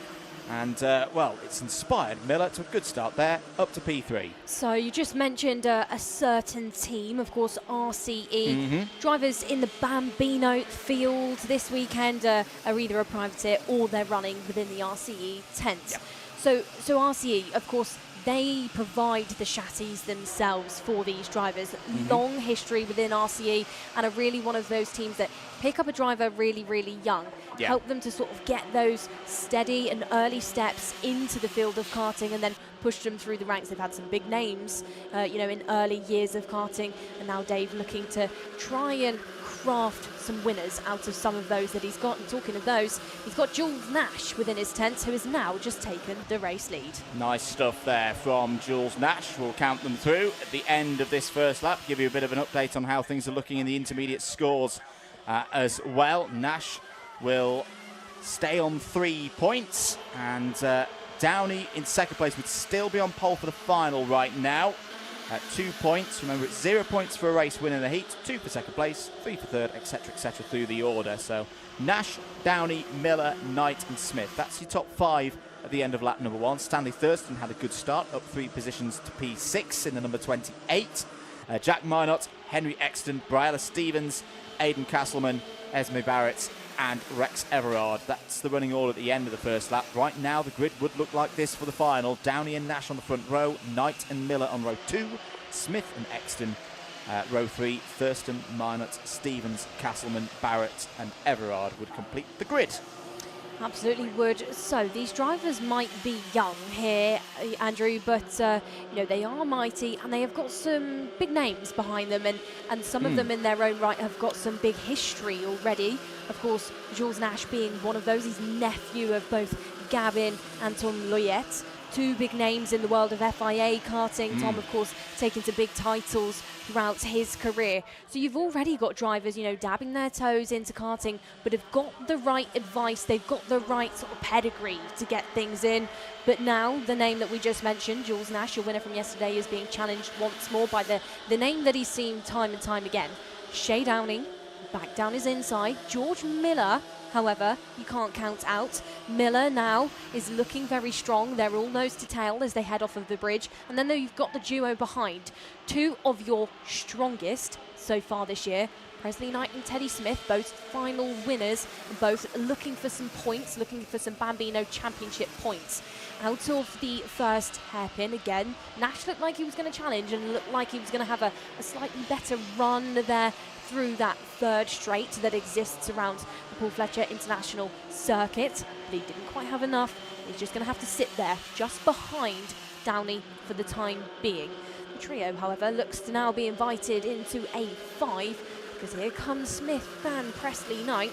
Come on, Teddy, I think he's about to arrive. He is indeed. We had a great scene earlier on in the weekend, back on Friday during the pre-practice day. All 12 did it drivers. Involve screaming? It did involve a little bit of screaming. I think I heard it. I am going to admit, that was 100% my fault. When you've got 12, 6 or 7-year-olds and you're trying to get the energy up, I gave them the tongue-in-cheek instruction of being so loud that they could be heard at fullback, and they took that instruction very literally. So do watch that interview, that group interview, back on the build-up show if you can. Move for third place there. You made the prediction a few moments ago, and there it was. Come on, Teddy, up to P3 goes kart number 19. George Miller running P4, Presley Knight 5th. Good stuff there from the round 1 winner. Looking to get back into that kind of form that we saw back at Lark Hall. Shay Downey nicely positioned at the front of the field right now. Big thanks to the Meadows family as well. We said, can we borrow your big Argenti truck as a backdrop for this little feature with the M1 Bambinos? And they went, sure, absolutely. I did note, drivers, which ones of them in answer to the question of who their favourite F1 team was. The ones who said Mercedes got a big thumbs up from a certain Ron Meadows. Did Ron's head stood sort of right, pop out? Oh, yeah, his head popped out. It's like, yep, I'll remember those kids who mentioned Mercedes. 2 minutes and 50 seconds of this race to go. Jules Nash is on the attack and he's got the race lead back. Good stuff there from yesterday's final winner. This one's going to run and run, isn't it, for the next 2 minutes and 40 seconds. Here comes Teddy Smith up the inside, going for second place, getting second place ahead of Shay Downey. Good stuff indeed. Once again, they'll cascade off the bridge and down towards hairpin 1. They absolutely will, and they'll cascade as a group of 5. We've been saying it. Come on, Teddy. And here he comes in towards the first hairpin, gets the job done and gets his way past Jules Nash. Nash now could lose out to Shay Downey as well. Downey, is he going to go down the inside? Absolutely does just that. Switches the positions. Oh, and there we have it. Jules Nash just running slightly wide and gifting away a third position, because we've got George Miller and Shay Downey very much in this one as well. Teddy Smith out there looking very strong in the front. It's Smith from Downey from Miller, Presley Knight, and now Jules Nash has dropped to P5, has actually fallen away from this quad that lead the way. Business end of things. Teddy is holding on to this one, but 1 minute 45 seconds to go. And karts that are so small on a circuit that is so long does mean that corner by corner you actually see overtakes, and he's seeing that one more time. And this time is a switch for the lead. Shay Downey now owning it. Yeah, Shay Downey back onto a perfect 0 score, but here again comes Teddy Smith. He likes that run round the bowl and onto the Litchfield Bridge, takes the lead once again. Loves his comic books, does Teddy Smith. The eagle-eyed amongst you. You've got Spider-Man on the side of his race lid, down towards hairpin number 1 again. This is a good situation for Presley Knight at the moment as well in terms of the scores. Keol Lynch has an update for us. Keol, what can you see down there from Parc Fermé? Thank you very much, Andrew. Unfortunately, this heat for the Bambinos sees Aidan Castleman with a retirement. Aidan, can you tell us what happened? They just wouldn't go on straight, so everyone kept going away. That's difficult for you. Just quickly before we let you go, Andrew was talking about the feature we did with all of you, that big interview. Do you remember what overtake you said you were going to give today? Yes, I do. Undercut. Did we see any of those before you retired? I don't think so. All right, well, hopefully in the final. Let's go back to the racing. It's official, folks. That's the cutest interview so far this year in the 2026 British Kart Championships. Well done, Aidan, and well done, Keol Lynch as well. Great stuff down there with our drivers. Seconds timing out then, so 2 more laps to go. Shay Downey back to the front of the order here, Nicole. Shay then, of course, is hunting down. Yesterday, it was taken away from him last moments, and now looks to be taken away from him through the first sector as well. Teddy Smith back down his inside, side by side. It's Smith and Downey, but don't count out Miller, Presley Knight and Jules Nash, because they're back together now as a group. It's the 51, it's the 19, it's going to be a race in towards the S's, and down the inside we're going to have Shay Downey take it once more as Teddy Smith just gives him a slight boost there on the back bumper. But for Shay Downey, this is his now race to lose. They're going to come out of the final couple of corners and they're going to see the last lap board very shortly. But for these drivers, in the karts that they are in the circuit that they are on, you see corner by corner moves. I think you're going to see plenty more moves for this race lead. They will now be given that notification to see one more opportunity, one more lap, and down the inside, Teddy Smith is going to use that more opportunity and he's going to take it back. But watch them through the bowl and watch them on towards the entrance of the bridge. Shay Downey, is he going to attempt something once more? Teddy Smith now decides to go defensive and to try and fend off, and actually backs up there George Miller, Presley Knight and Jules Nash into each other. Other drivers that are trying to get involved desperately, Stanley Thurston and Henry Exton, but they are now quite a way away as Teddy Smith again loses it and again loses it to Shay Downey. Those 2 different points for Teddy Smith. The difference between being second or first in this heat could make quite the difference for where he starts on the grid for the final. Shay Downey's got a good advantage at the moment. Even if he doesn't win this race, he's still got 6 points over Presley Knight right now. This will be a good result for Presley Knight in terms of championship. But who's going to win this race? Into Bobby Game corner. Teddy Smith pulls to the inside. wheel to wheel through Bobby Game Corner. Back into the race lead goes Teddy Smith. This is the best we've seen Teddy Smith in form since that very first round at Lock Hall. Off of the final corner. It's a long run for the Bambinos to the finish line. It's going to be side by side between Smith and Downey. Who's going to get their nose ahead? Smith does it by 15 thousandths of a second ahead of Shay Downey. Downey will be on pole position for the final later today, and that's a great result for Downey in terms of the championship. George Miller third, Presley Knight's fourth in that one. Knight will also be on the front row for the final. Another big haul in terms of the title race for your points leader heading into this weekend, but big smiles.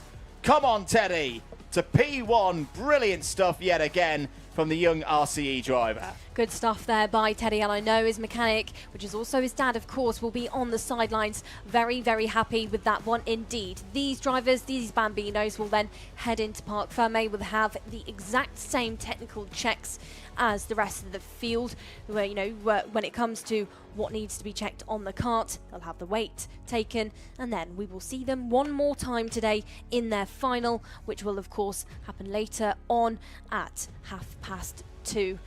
So these drivers then conclude their qualifying heats. There he is. There is Teddy Smith for RCE. Another job well done. Very well done indeed. And well, we said those 2 points would make a difference in terms of the intermediate scores. That move for the lead on the last lap puts Teddy Smith onto the second row of the grid for the final. He was 5th in the intermediate scores at the start of the last lap. He finishes it 3rd. That will also be a couple more championship points now, whilst it's still looking very much advantage Presley Knight. That's the same kind of performance that we saw from Teddy back in Scotland at the very first round of the season, where he looked at times almost unbeatable. Could this be a little bit of a revival for Teddy Smith? We'll see later on in the day. We're going to move on, though. Back to the Hondas. They're up next.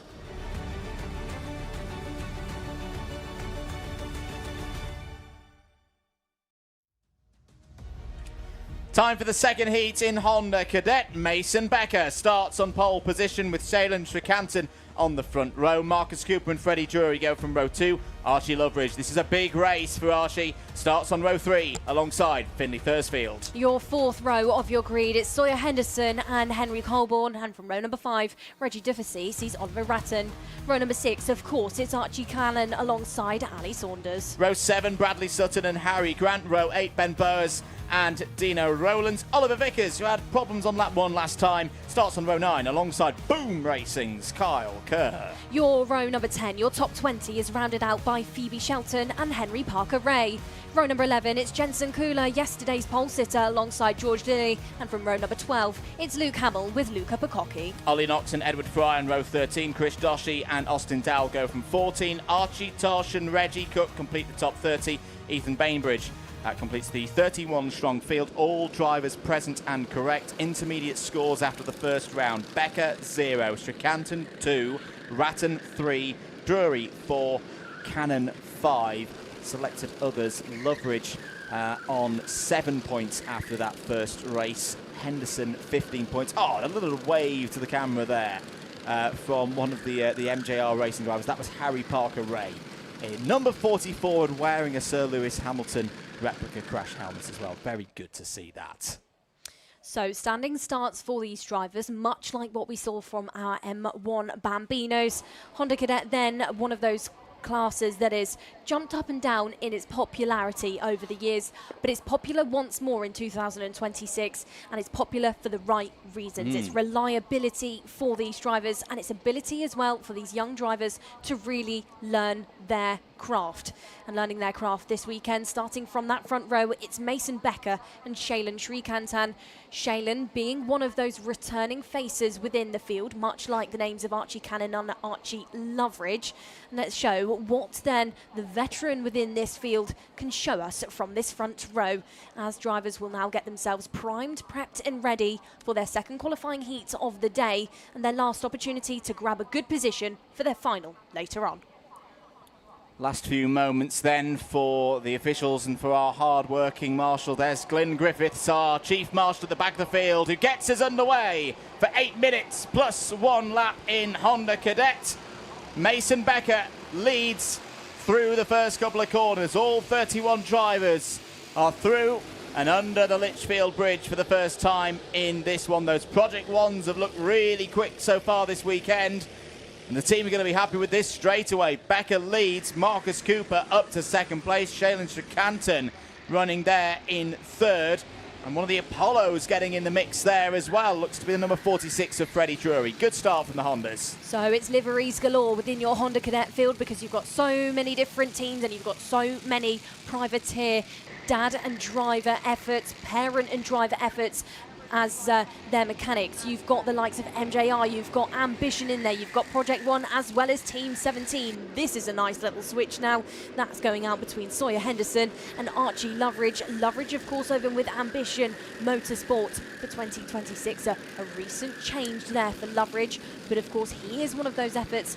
Dad on the tools, always the same setup for Loveridge and always the setup that pushes him forward and through these races. Archie Loveridge, the Wera Tools driver of the day from Larkhall, did a really good interview with us earlier on in the weekend, and then his dad went straight to the race sets to pick up his new Wera Tools as the Excellence Award winner for that grand effort. They're back in with Ambition Motorsport. Ambition Motorsport have got the resources and the numbers to run a full effort this weekend.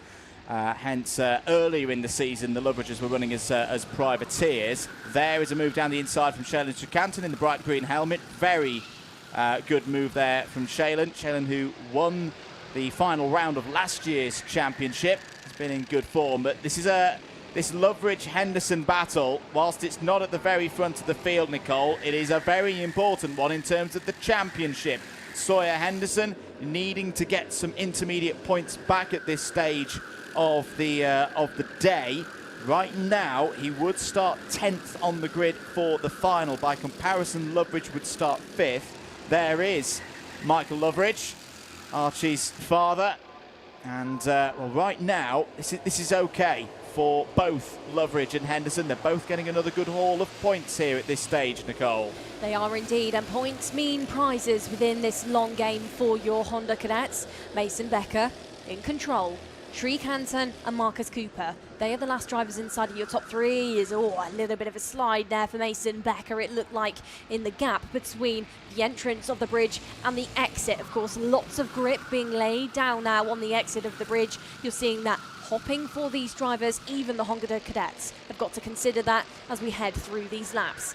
Becker, however, controls thing, and he's still got it. That's a nice little switch now. That's Henry Colborn going for it and making the move on Oliver Ratton as there's a bit of a spill further back in the field. I think that was for Luke Hamill. Yeah, it was indeed, sadly, for the Scottish driver for the Apollo Karts team. Big Scottish contingent here again this weekend, particularly with Apollo, and also the Tim Parrott Motorsport team.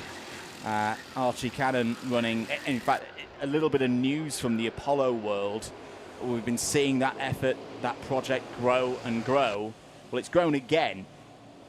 Do you almost term Tim Parrott Motorsport as a satellite team? Because Archie Cannon's still on an Apollo chassis, and the relationship's still very good on that front. So well done once again to the outfit based up at Karting Northeast. It's been a fruitful few weeks here at PF International for karting organisations based up at Warden Law. And we wish them the best. Plus 5 second penalty has just come in, Nicole, for number 53. That's Bradley Sutton. Bradley currently running 15th on the road. Yeah, and the problem is with Honda Cadet racing, where it is so close, it's so tight, and actually you see the entire field for the entirety of a race typically be one long train, one long snake of karts. A 5 second penalty is going to drop you to the back. And for Bradley Sutton right now, if I find him on my timing screens, you know, that's going to drop him all the way down to around about P25, P26 as it currently stands. So for Bradley right now, he's got to try and chase and try and get past as many drivers as he possibly can to reduce that deficit for as much as he can, really. Cannon now going fastest. Cannon P12 and is looking at Dufficy just shortly ahead. Some bridge moves are now happening. Some bowl moves are happening as well. Maybe a move for the race lead could be shortly on. Mason Becker and Shailen Srikantan still there. Cooper still there as well. This trio very much looking strong as there's a bit of a loss on the exit of that first hairpin there for Shailen Srikantan. Looking, Cooper going through there on Srikantan for the second place. And watching at home or on a device around the circuit, you'll have seen the little graphic in the bottom right-hand corner telling you that Archie Loveridge running 5th at the moment in the intermediate classification.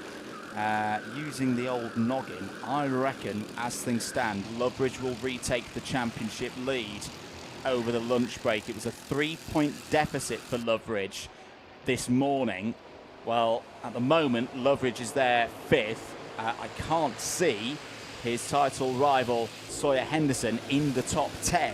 And, well, that means it's going to be at least 5 points, possibly more, depending on whether it's 11th, 12th, 13th, where Henderson is right now. So this will do. I'm sure the Loveridges would rather be winning a race. Everyone wants to win a race, but right now in terms of the title and that quest to go one better than last year, looking pretty good at the moment for Archie Loveridge here in Honda Cadet. And for the Loveridges, not just for Archie, but for entire family as well. It fell apart at the last go their way. remaining stages of last year. And you know what? It was actually quite heartbreaking to watch because it was for no fault of anybody. It was a small mistake that was made, an easy mistake that many people in the paddock will do at some stage of their careers. And I think for this year, for Loveridge, it means a lot more to try and get up there and to try and claim things. But for now, he's got to work his way through the field, and he's still got to try and thread a needle in front of Oliver Ratton, Thursville, and Henry Colborne. 1 minute and 10 seconds left on the clock then for these drivers. Everybody has looked to settle down slightly, but this four is still glued together here, Andrew. At what stage do you actually think, you know, these two Project Ones stop thinking about the team setup and start thinking about their individual race? I don't think it's going to be too far away. 50 seconds on the clock now. Right now, Becker would be on pole position for the final. However, Marcus Cooper could do with the points here. Now, whether they can communicate that to the drivers is another thing. They'll be fully focused on the road ahead of them. And Shailen Srikantan there running in 3rd is the nearest adversary. Oh, now look at this. There was Henderson versus Loveridge there for 8th place. Loveridge has got back ahead of his title rival there. Sawyer Henderson had a great run here. There weren't any Hondas in action here 2 weeks ago for the Grand Prix. So Sawyer Henderson had a go in micro mats and performed very, very well indeed. It's not quite going his way right now for the Martin Jackson Racing effort. I'm in the top 10 right now, but they need a little bit more to move up the order for the grid later on today. A little bit further up the order. There is another of the MJRs, Oliver Ratton in the number 22, making overtakes work and getting through past Finley Thursfield for 6th place. Time is up. +1 lap board will be out in a moment. It's there. Down the inside goes Shailen Srikantan. Nice move there from driver number 23 up to P2. Good moves there for our drivers. For the time being then, Shailen Srikantan still holding on to this P2. Does he start to get rattled, however, because now he is sandwiched in between these two Project Ones. That is a mental game, mental battle for these drivers, and for a privateer effort who has got absolutely nobody to give him a helping hand, this could be a spanner in the works for Srikantan.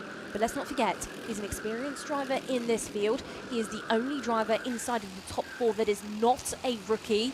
So, for Srikantan, it will be a test on this final lap of your second Honda Cadet qualifying heat of the day. Defensive posture now being put into play by Mason Becker, and can't you see it there through the bowl? Srikantan making a mistake, and down his inside. Marcus Cooper will instantly get up there. That's the move that people have been trying to do here at PF International, but the grip conditions are just not quite right for it to happen. Down towards hairpin number 1 again. Freddie Drury down the inside of Srikantan will be on the outside now for hairpin number 2.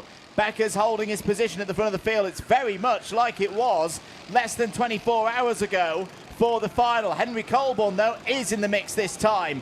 there in 5th place. Cooper looks left, looks right again as the Project One side by side into Bobby Game corner. Is there going to be a chance for Strachan to get down the inside into the Mike Wilson complex? No. Through went Marcus Cooper. They're still side by side, the teammates. Becker's got back ahead there. Here comes Strachan once again trying to take P2 off at the final corner. Mason Becker is going to take the win in kart number 52. Second for Strachan. As things stand, that will be your front row for the final later today. What a read of the road by Srikanth, then final corner, knew exactly what was going to happen to the pace there of the Project One ahead. He knew that he was going to lose out on the exit of the left-hander, and he just managed to slide his way through. But for Becker, what a final moment move. What a setup to get himself that pole position in your intermediate classification for your final later on. Is Becker from Srikanth, from Henry Colborne as your top 3. Cooper and Freddie Drury round out your top 5 with Oliver Ratton, Archie Cannon, Ben Boas, Sawyer Henderson and Finley Thursfield there rounding out your top 10. Loveridge there did lose a number of positions. In the end, it was 6 in total to mean that he had to settle for a P11. Then we have Reggie Dufficy, Ali Saunders, Luca Picocchi with 10 places gained, making him your biggest hitter within field, and Bradley Sutton as your top 15. Dino Rowlands, Jensen Kula, Harry Grant, Chris Joshi and George Lilly take you to your top 20. Is then Shelton, Kerr, Cook, Fry, Knox, Parker Ray, Hamill, Dowell, Vickers, Tosh and Brainridge that round out your 31 strong field. Becker and Strachan on the front row for the final. Ratton and Drury row 2, Cannon and Boas row 3. Next one's important. Loveridge on row 4. We'll confirm where Henderson is, but it's no higher than row number 5. I think the championship lead has just swung back to Archie Loveridge. That final for the Hondas will be later today at 3 o'clock. We've got to move on though. Water Swift up next.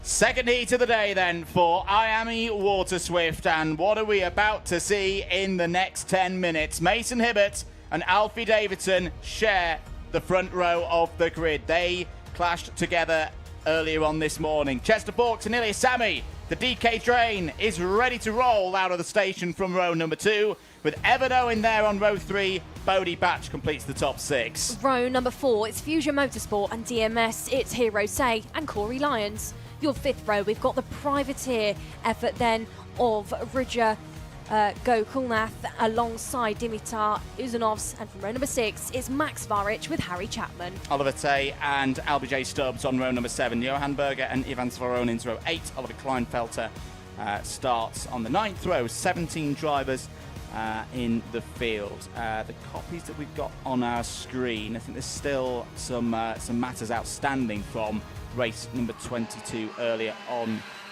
today. Should note there was a slightly different rule to what we normally see in terms of displayed. The Eagle-Eyed amongst you said, yeah, the end of the race was not quite what we were looking for. Should the end of the race signal be inadvertently delayed, the race will nevertheless be deemed to finish at the correct moment and competitors be classified according in the results. That's Article 1.12 of the regulations. Basically what happened is the last lap was shown twice. So that clears everything up. Then it was 9 laps, the race from earlier on today. That's all in the past. We're ready to go racing. Davidson on 0 points heading into this one, with Fawkes 2nd, Owen 3rd, Hibbert 4th. This could be fireworks, ladies and gentlemen. They're into the tram lines. 8 minutes plus 1 lap is underway once again here in IAME Water Swift. And once again, the Fusions go side by side into the first couple of corners. Great second phase of the start for Alfie Davidson. You don't often see that here at PF. The driver on the outside of row number 1 has got the jump and taken the race lead, but no. Previously in the race lead, Ilya Sami has taken first place. That's a brilliant start from grid 4. So Mason Hibbert is now being done at turn number 1. Chester Fawkes down the inside. Chester Fawkes takes away that position.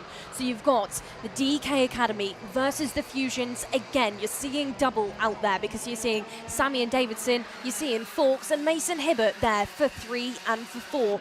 For Hibbert, that start, of course, was maybe caused by Davidson, but I would say that's intelligence by Alfie. He's clocked onto the fact, you know what, there is so much grip out here. I can go around the outside, I can hold it on that line, and I can pull it off, and that is exactly what he did. Of course, it didn't quite work out fully because he didn't claim the race lead, but he's still looking very, very strong. It's Sammy from Davidson, from Fawkes, from Hibbert, Evan Owen, P5, Bodie Batch, P6, Chapman. Then we've got Hero Say with Corey Lyons and LBJ Stubbs as your top 10. Indeed, 6.5 minutes of this race to go then. So Ilias Sammy and Alfie Davidson clear at the front of the field. Now, I'm interested in your view on this, Nicole, as we watch Davidson go down the inside of Sammy and take the race lead. We've been talking with these drivers all season. I know you've seen them race a lot as well in other championships. The two Fusions and the two DK Academy drivers, say from IAME Winter Cup back in February all the way through, even to Kart Masters 2 weeks ago, it was the team first.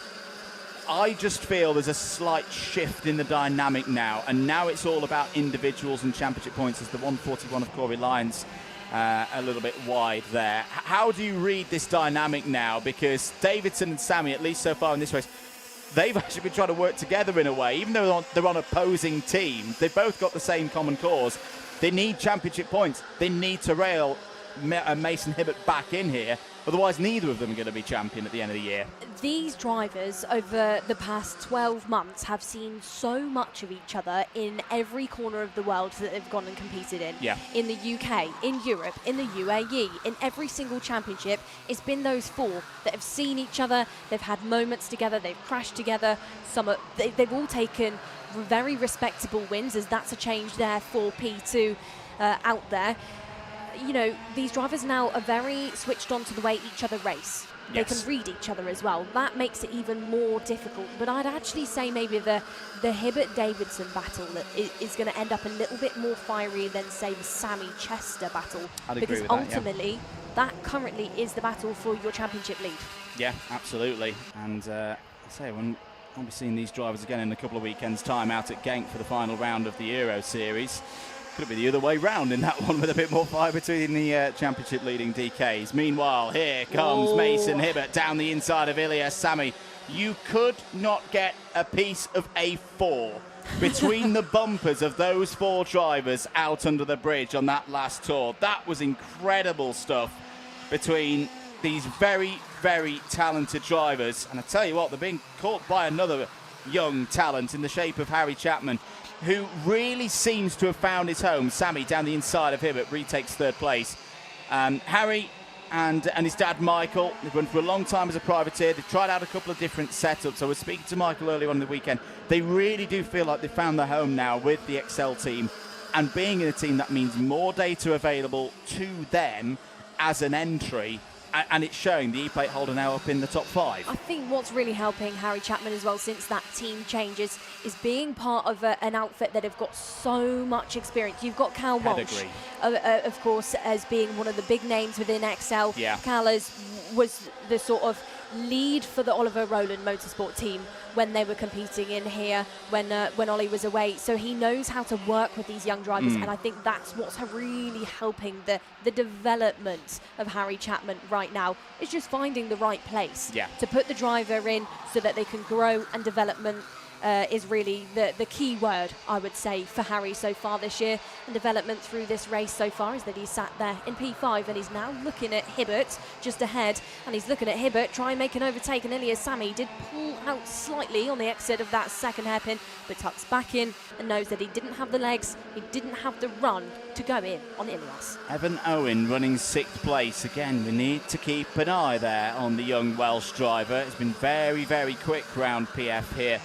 the last few weeks, and Bodie Batch, the Argenti Academy-backed driver, is there in 7th place. Bodie, still one of the youngest drivers in this category, but has been racing at a very high level for a good 12 months or so. The runner-up in IAME Water Swift Restricted last year, as here goes Hibbert once again.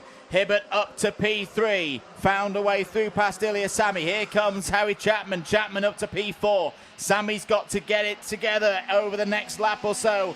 This could be a critical point in his championship campaign. Chapman now goes down the inside. That's a lovely clean move from the E-plate holder. Won that E-plate at the Shenington Super Prix and a ticket to IWF later on in the year.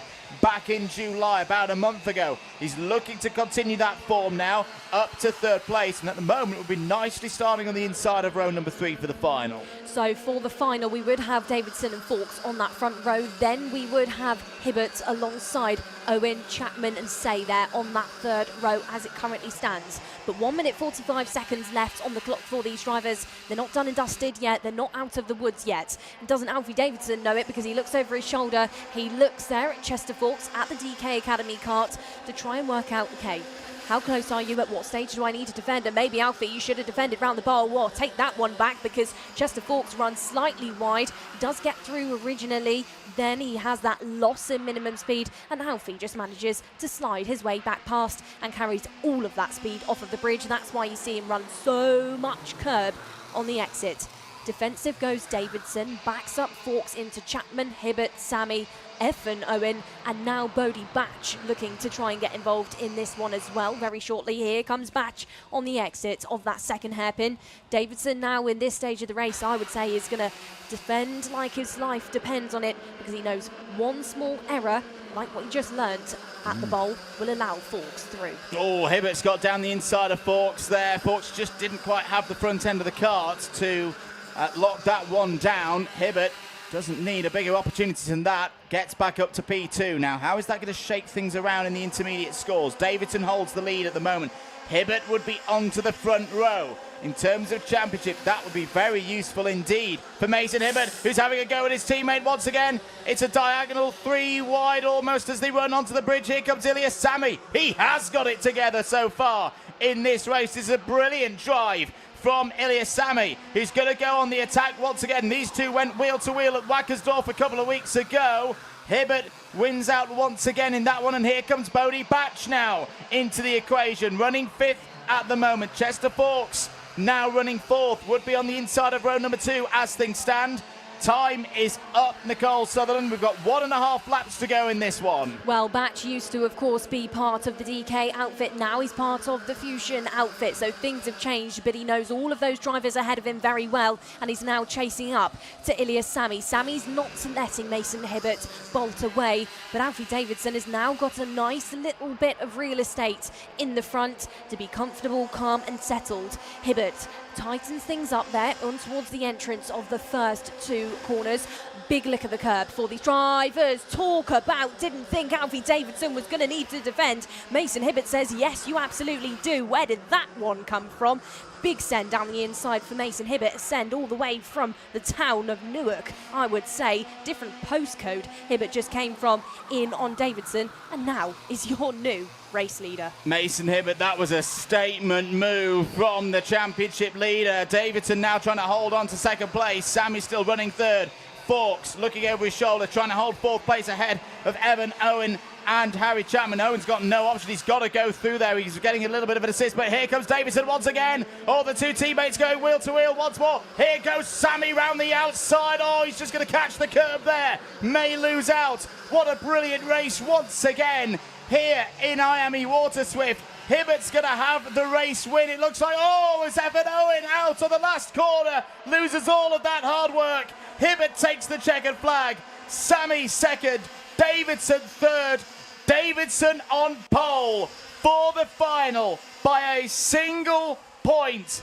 How important could that be? That will convert to a full championship score of 65. Davidson will trim the championship lead of Mason Hibbert by 3 points. Game on. Game well and truly on in IAME Water Swift. You will not want to miss their final at 3:30 local time here at PF. But from this heat, Hibbert wins again. Ilya Sami, P2. Alfie Davidson, Chester Fawkes and Harry Chapman complete the top 5. Great drives from LBJ Stubbs and Johan Berger, both up 8 places in that one to 6th and 7th places respectively. Bodie Batch 8th, and then the brothers Hero and Oliver Tay complete the top 10. Dimi Uzanov P11, good drive as well from Oliver Kleinfelter, the wild card here this weekend. Has done a lot of his club racing here with Trent Valley Kart Club, up 5 places in that one to 12th. Max Zvaric, Rudra Gokulnath, Corey Lyons, Ivan Svoronins and Evan Owen complete the 17 finishes. You've got a feel for Evan there, haven't you, Nicole? Was in the scrap for the top 5, just rode over the back of the cart ahead of him there. Nothing that he could have really done once the front axle was airborne, all the way down to 17th place. Yeah, when you get yourself into that position as well, where you're hooked on the back of the cart in front, you're then completely out of control. Doesn't really matter what you try and do, you end up sort of sliding wide, and that is why you've ended up with him going backwards into that barrier. But for the other drivers in the field, Mason Hibbert, Ilya Sami, Alfie Davidson, they're not bothered about the drama that unfolded shortly behind, because for Davidson and Hibbert, they're going to be starting on your front row. Whilst we've got a little bit of a moment, a very warm hello to a very good friend of ours, Jamie Arscott, who just wants to pass the message on from his father Magic that Lynn, you will always be in his heart, and not a problem at all to pass that message on, Jamie and Magic. Yeah, we're feeling for you this weekend, and keep strong. Know you will. Right, let's move into the next race. Race number 29 will be with us in a short moment's time. Nicole, back to Junior X30, back to this battle between George Edgar and Aaron Richardson, and I've been looking forward to this battle for quite a while between these two, and well, we're about to find out what is going to happen in the next chapter. Race number 29, the second heat of the day for Junior X30, is up next.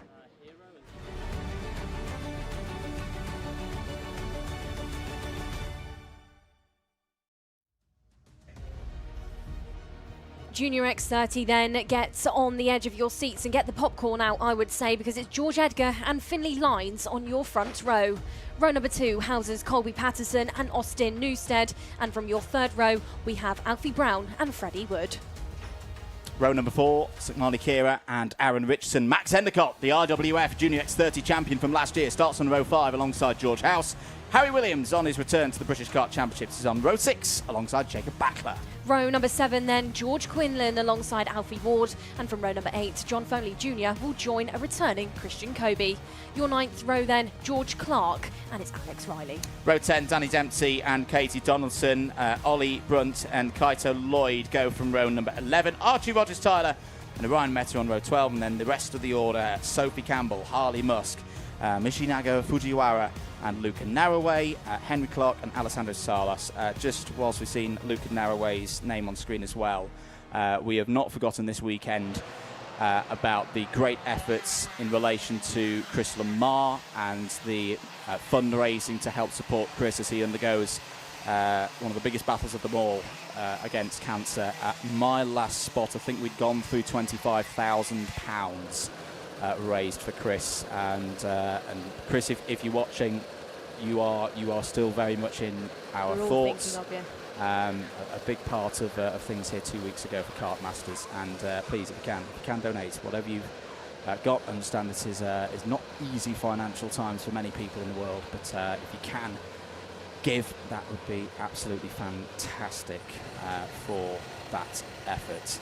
Should mention as well, 24th of August, Will McIntyre charity race. Lots of information about that online. I know there's a lot of people turning out for that at Silverstone. Right, let's get into this Junior X30 heat number 4. It's not quite going yet. Not quite yet. So we'll go around again. And that gives us a bit of time, Nicole, just to bring us up to speed with what happened in heat number 1. It was another very impressive run from George Edgar. Sits at the top of the intermediate scores as of right now. Yeah, absolutely. So George, I think, showing the rest of the field who is boss so far this weekend. He took your qualifying heat win ahead of course, Aaron Richardson and George House. George House, 14 places gained. That is a statistic for the XL Motorsport driver. And then we had Max Endicott and Freddie Wood inside of your top 5. We, of course, had a bit of a sudden penalty for Alfie Brown, who was inside of your top 5, but ended up in P8 in the end. And 5-second penalties also for Colby Patterson, Ollie Brunt, Katie Donaldson and Alessandro Salas actually ended up with 10 seconds in the end. Very quickly, before we get this race underway, once everybody has finished this race, this will be the first stage of the year for X30 Junior where they will have a full complement of championship scores. It's the best 15 scores from 20 over 10 rounds for the whole year. This race will determine for any driver who's been an ever-present what their 15th score so far this season looks like. So this could be quite a key one to set the tone for the rest of the year. We're racing once again in Junior X30 for 8 minutes plus 1 lap. It's a great start for Edgar. Oh, Finley lines off the road through the first couple of corners. It's rejoined in about 6th place, just behind Max Endicott. But that was spot on once again from George Edgar. He's going to wind it up now with another driver who's very familiar to this place, Colby Patterson. We heard from him earlier during the build-up show. He's driven thousands of laps. As, oh dear, there's things going on. There's one of the Fusions facing in the, well, now the right direction, but towards the back of the field. I think it was one of the wild cards. One of our drivers from Japan, yes it was Michinaga Fujiwara, who started P27, has dropped to the bottom of the order. But George Edgar, once again, driving in such a calm manner. Nicole, I was amazed 2 weeks ago. If you've not heard the full story, if you saw how me and Henry were having palpitations in the box on the last lap during Kart Masters, he hit a patch of dirt and grass that another driver had brought onto the circuit. It wasn't an engine problem at all. It's just he lost the front end of the cars. And what I was amazed with is the change for second place, Marnie Keir up to P2 with a great move from Colby Patterson, is how calm George was after the race. He was like, yep, that happened. Yeah. I still won. I was like, I'd said to him, George, I am a man who still has flashbacks of horror to Hungary 1997 and Damon Hill losing a win in an Arrows. And all of that came back on that last lap 2 weeks ago. I said, George, never do that to me ever again. Sukmani Kira, though, is going to take a race lead. George Edgar has a look at the switchback, but it's not on. The Alpine Racer Academy driver back to the front of the field. She means business in this race, Nicole. 1 lap, 2 big moves there for Sugars. Good stuff. And a driver there, mechanic of Jono, giving her the signal to say push, keep going, do not open that door. Because that's what Sugars did in her first qualifying heat. And that's what cost her positions. And that's what put her down to P6 in the end. She's got something to lose right now. She's got a race lead to lose. But she's also got a front row start to lose. Because right now she'll be sat right alongside George Edgar going into that final. We've also got Alfie Brown now inside of your top 3. He's another driver that fell short in your first qualifying heat with that penalty. So he's now looking to try and stay in this business end, because that's going to really mean big things when it comes to that final intermediate classification order. Right, things have now changed because Aaron Richardson is now on the charge. He's got himself into P4. He's just got past Colby Patterson, and that actually means that he's snatched away that front row start for teammate of Sukmani Kira. But for Aaron Richardson, this is really important in terms of championship. I know we bang on about it at this time of the season, but if George Edgar wins through the heats, i.e. he's on pole for the final, Richardson has got to be alongside him on the front row and then all the way behind him in the final. If he does that, he at least keeps the championship alive going into Silverstone. Now, of course, Alfie Brown round the outside through hairpin 1, and he's trying it again through hairpin number 2. What a move that was. Here goes George Edgar for a move on Sukmani Kira. Not able to take the race lead. 4.25 minutes of this race to go. Here comes Freddie Wood now trying to find his way through past Brown. Oh, Richardson all crossed up there. This is danger now for Aaron Richardson. Max Endicott's got down the inside. Off there is Jacob Backler in the BMR 269 machine. There's one of the DMS karts also involved. I think that was the 290 of Sophie Campbell, who's not had a good day so far. These are key moments now, Nicole, in the British Championship for Junior X30. Aaron Richardson down to third place in the intermediate standings with George Edgar at the front of it, but for how long? Because here comes Alfie Brown once again. This is really close now for Richardson, losing control of his own destiny, but he's now being helped. George Edgar down the order to P5. Here comes Max Endicott. Freddie Wood's going to get involved. Oh, hopping over the air there was Harry Williams.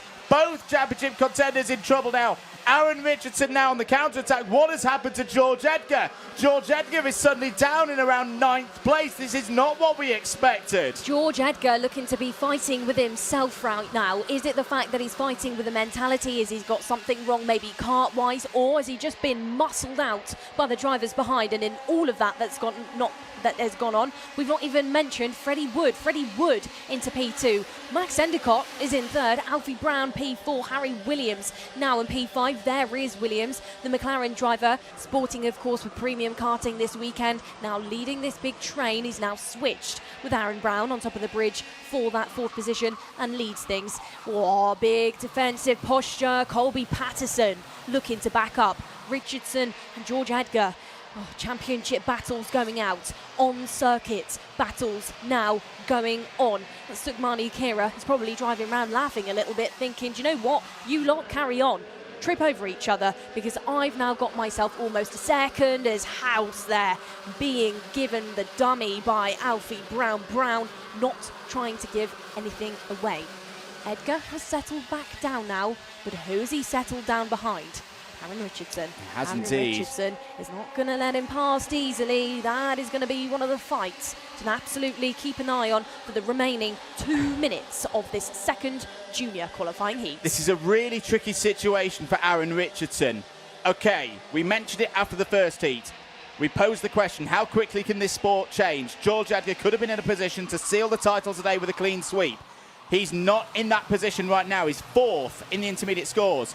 However, Aaron Richardson is behind him in those scores. He's P6. Aaron Richardson needs to get forward. He needs to use this opportunity where George Edgar isn't getting a maximum score right now to capitalise on that. The trouble, though, Nicole, if Aaron Richardson goes all in, who's going to benefit? Who's going to sit in the wake of Aaron Richardson? The very man he doesn't want to help, George Edgar. How does Richardson deal with this? Because if he starts opening gaps, if he starts going in on the likes of Patterson Brown, the likely thing is that Edgar's going to go, that's okay, Aaron, you do all the hard work, mate. I'll just keep following through, no risks. He's quite happy at the moment to not see Aaron Richardson that high up in the standings, both in this race and in the intermediate scores. This is a fascinating situation. And now he's showing us. Now he's showing us what he's thinking. He's thinking, I'm going to keep you behind. Wow, what Mega. a move by Richardson. In on Colby Patterson. Gives himself more space. Splits himself up either further from George Edgar. Now he's got 2 karts in between himself and his big rival, because George Clark has managed to get his way through. So for Richardson, he took the right approach. He thought, I'm going to defend by you, but I'm also going to take the driver ahead, as Colby Patterson is maybe feeling a bit worse for wear out there this time, because he's now got 5 seconds out there. 5-second penalty for the driver of XL, as George Edgar there just looks to have maybe picked a couple of positions away. Now is inside of the top 10. Edgar really needs to settle back down.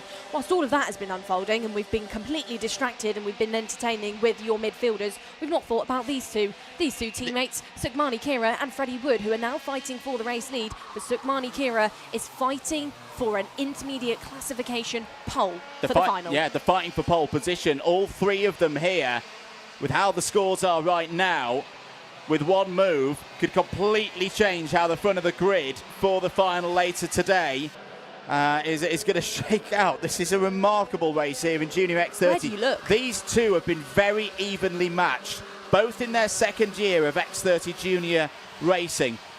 Watch them at the IAME Winter Cup, or what we had of the IAME Winter Cup before the weather transpired against us. That seems a very long time ago, during heat wave number 5 now here in the UK. But as I say, these 2 have been, pound for pound, probably 2 of the most evenly matched drivers in this category all year. This is going to be a fascinating final lap. And you've still got Max Endicott there as well. We know that he can win a race late on as well, like he did at Valencia in IWF last year. Kira defends to the inside through hairpin number 1. That's a really smart move from Max Endicott, who's going to get his nose ahead for P2 with Freddie Wood. Wood to the inside, retakes that spot through hairpin number 2. 3 wide, 3 wide. Here comes Endicott down the inside to take the race lead. There was nothing that Kira could do about that. This is crazy. This is just a heat, everybody out there. Kira's down to P4, has lost the chance of taking pole position. We asked at the start of the weekend, could Max Endicott get it together through TQ, through the heats? Yes, he can. Endicott wins Heat 2, is on pole position. For the final later today, Freddie Wood P2, Williams, Kira Richardson, and wow, what a shake-up that is for the grid. Endicott will share the front row with Aaron Richardson. Aaron Richardson wrestles a P2 at a championship points awarding stage and just reminds everybody in the paddock that he is not done in this championship fight. Here's your race results. Endicott, Wood, Williams, Kira, Richardson, your top 5. Alfie Brown P6, George House, Colby Patterson, George Edgar, and George Clark. That is your top 10. We'll go through the rest of the order before we get into how this has affected things in Championship. Danny Dempsey 11th, Archie Rogers Tyler 12th, George Quinlan, Harley Musk and Alfie Ward in the top 15. Henry Clark 16th ahead of Finley Lyons, who will not be happy with that race result. That is not what he would have expected, having started on the front row. Austin Newstead, Michinaga Fujiwara and Christian Kobe in the top 20. That just shows you how competitive this category is this weekend, Nicole. Austin Newstead and Christian Kobe, 2 European level drivers, are driving the wheels off their things and they can't even get in the top 15. Luke Canarraway 21st, Kaito Lloyd 22nd, Alessandro Salas, Ollie Brunton, Orion Meta in the top 25. I just want to recap on how this affects Championship. Endicott and Richardson on the front row.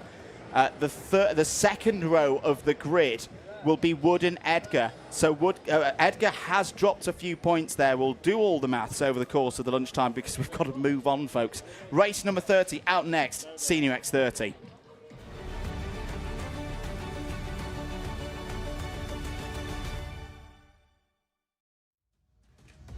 One more race to go then before the lunch break, and what has been an absolutely pulsating morning and early afternoon here at PF International. And this one's going to take our breaths away as well. Freddie Lloyd and Cian Geraghty start on the front row. Joey Brown and Macaulay Bishop row 2. Max Ewell and Archie Owen are on row 3. Row number 4, it's Matthew Higgins alongside Nat Johnston. And from row number 5, Lewis Bird with Rocco Shenton. Your 6th row of your field, P11, sees Aaron Brown. And on P12, it's Liam Karabelov. Row 7, Callum Sims and Levi Sangera, Bailey Brooker and Morgan Moore go from row 8. Sam Lewis and Jack Nettleship on the rocket ship on row 9. Your top 20, row number 10 is rounded out by Scott Riley, and it should be Alexander De Benedictis, but we were missing Alexander in first qualifying heat. Row number 11 is Harrison Whitcomb, starting all the way down in that 11th row. He's starting alongside a brand new Jose Harfan.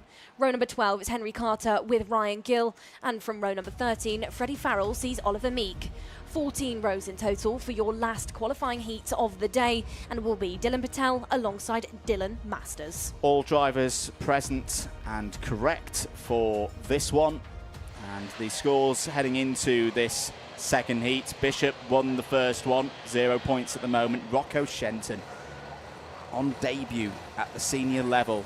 It's not started with a clubby, not started with something nice and chill just to ease his way in. No, he's gone straight in at the British Championships level, and at the moment he's on for back-to-back front rows for finals here at PF. He's second at the moment. Higgins 3, Lloyd 4, Bird 5, Geraghty, Moore, Johnston, Ewell and Halfon completing the top 10 from that first heat. So for your front row currently, of course, Bishop and Shenton, 2 big names, but not names that have competed directly against each other for quite a while now. They're your intermediate classification leaders. But into the first corner, your race leaders will be Freddie Lloyd and Cian Geraghty. Cian Geraghty, of course, returning to Senior X30 this weekend. Howley Fair into the first corner alongside a driver who's trying to fight hard for a championship. And I tell you what, he's going to try and challenge him in towards the first couple of corners.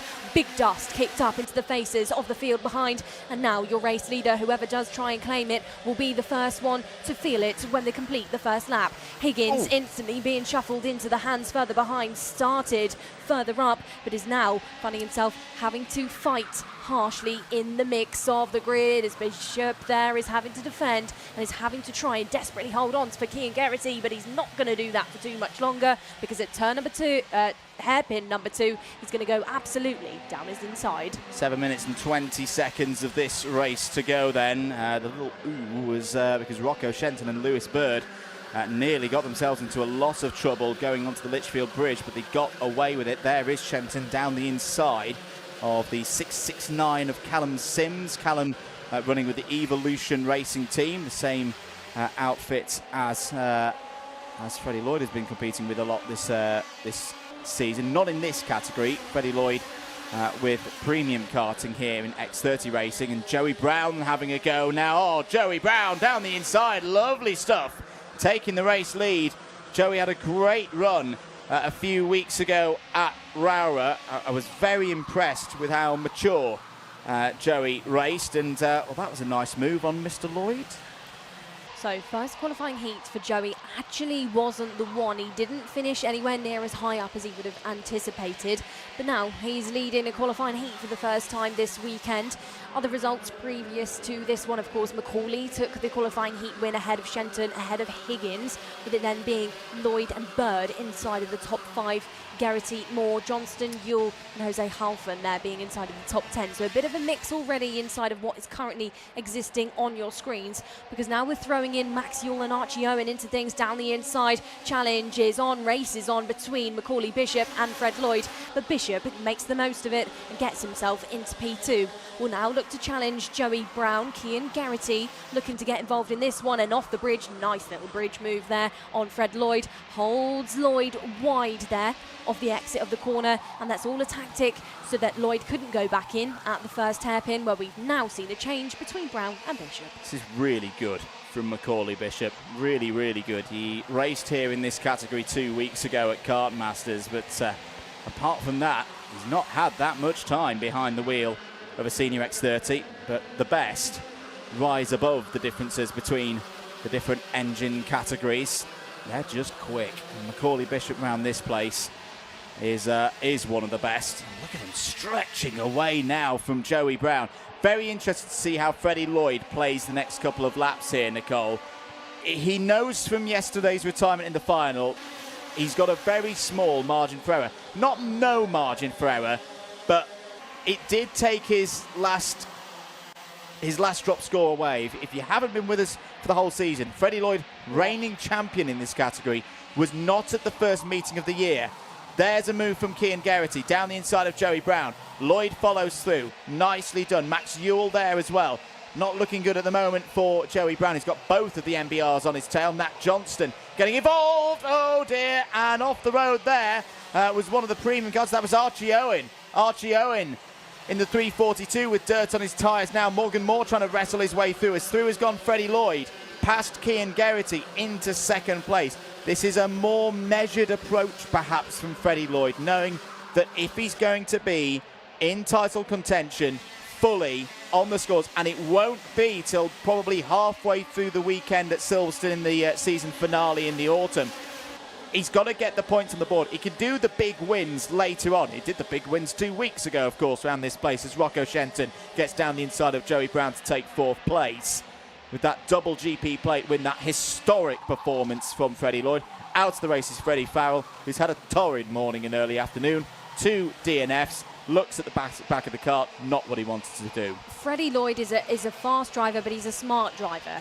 He's had to deal with big names, the driver that we dubbed the king of Senior X30 for a number of years, Gus Lawrence being one of those. So for Fred, he's using his head, and he knows that actually, okay, the 2 big challenges within this race, Bishop and Geraghty, are non-existent to me in the long game. Yeah. They don't matter currently. If I can spread myself out enough from King and Geraghty, as long as I don't get fed into drivers that do count, maybe a little bit like Bird further back, but actually, you know, the drivers behind, Geraghty doesn't matter. Shenton doesn't matter because he's fresh into the senior field. Joey Brown doesn't sit anywhere near Lloyd when it comes to championship. Neither does Yule, Johnston or really Morgan Moore. So for right now, where he is on the road is really, really positive for Freddie Lloyd, as that's another switch. This time it's Harrison Whitcomb trying to file his way through the crowd. As we've all got a bit of a premium challenge going on. Matt Higgins now looking at Archie Owen trying to shut the door, but it's not going to be enough, and Higgins is going to get 2 for the price of 1. Is indeed. Out onto the grass a little bit. There goes Levi Sangera in the 3:55. Aaron Brown's in the middle of this mix as well, wearing the colours of Paul Fletcher International Karting for the first time here at PFI in a British Kart Championships race.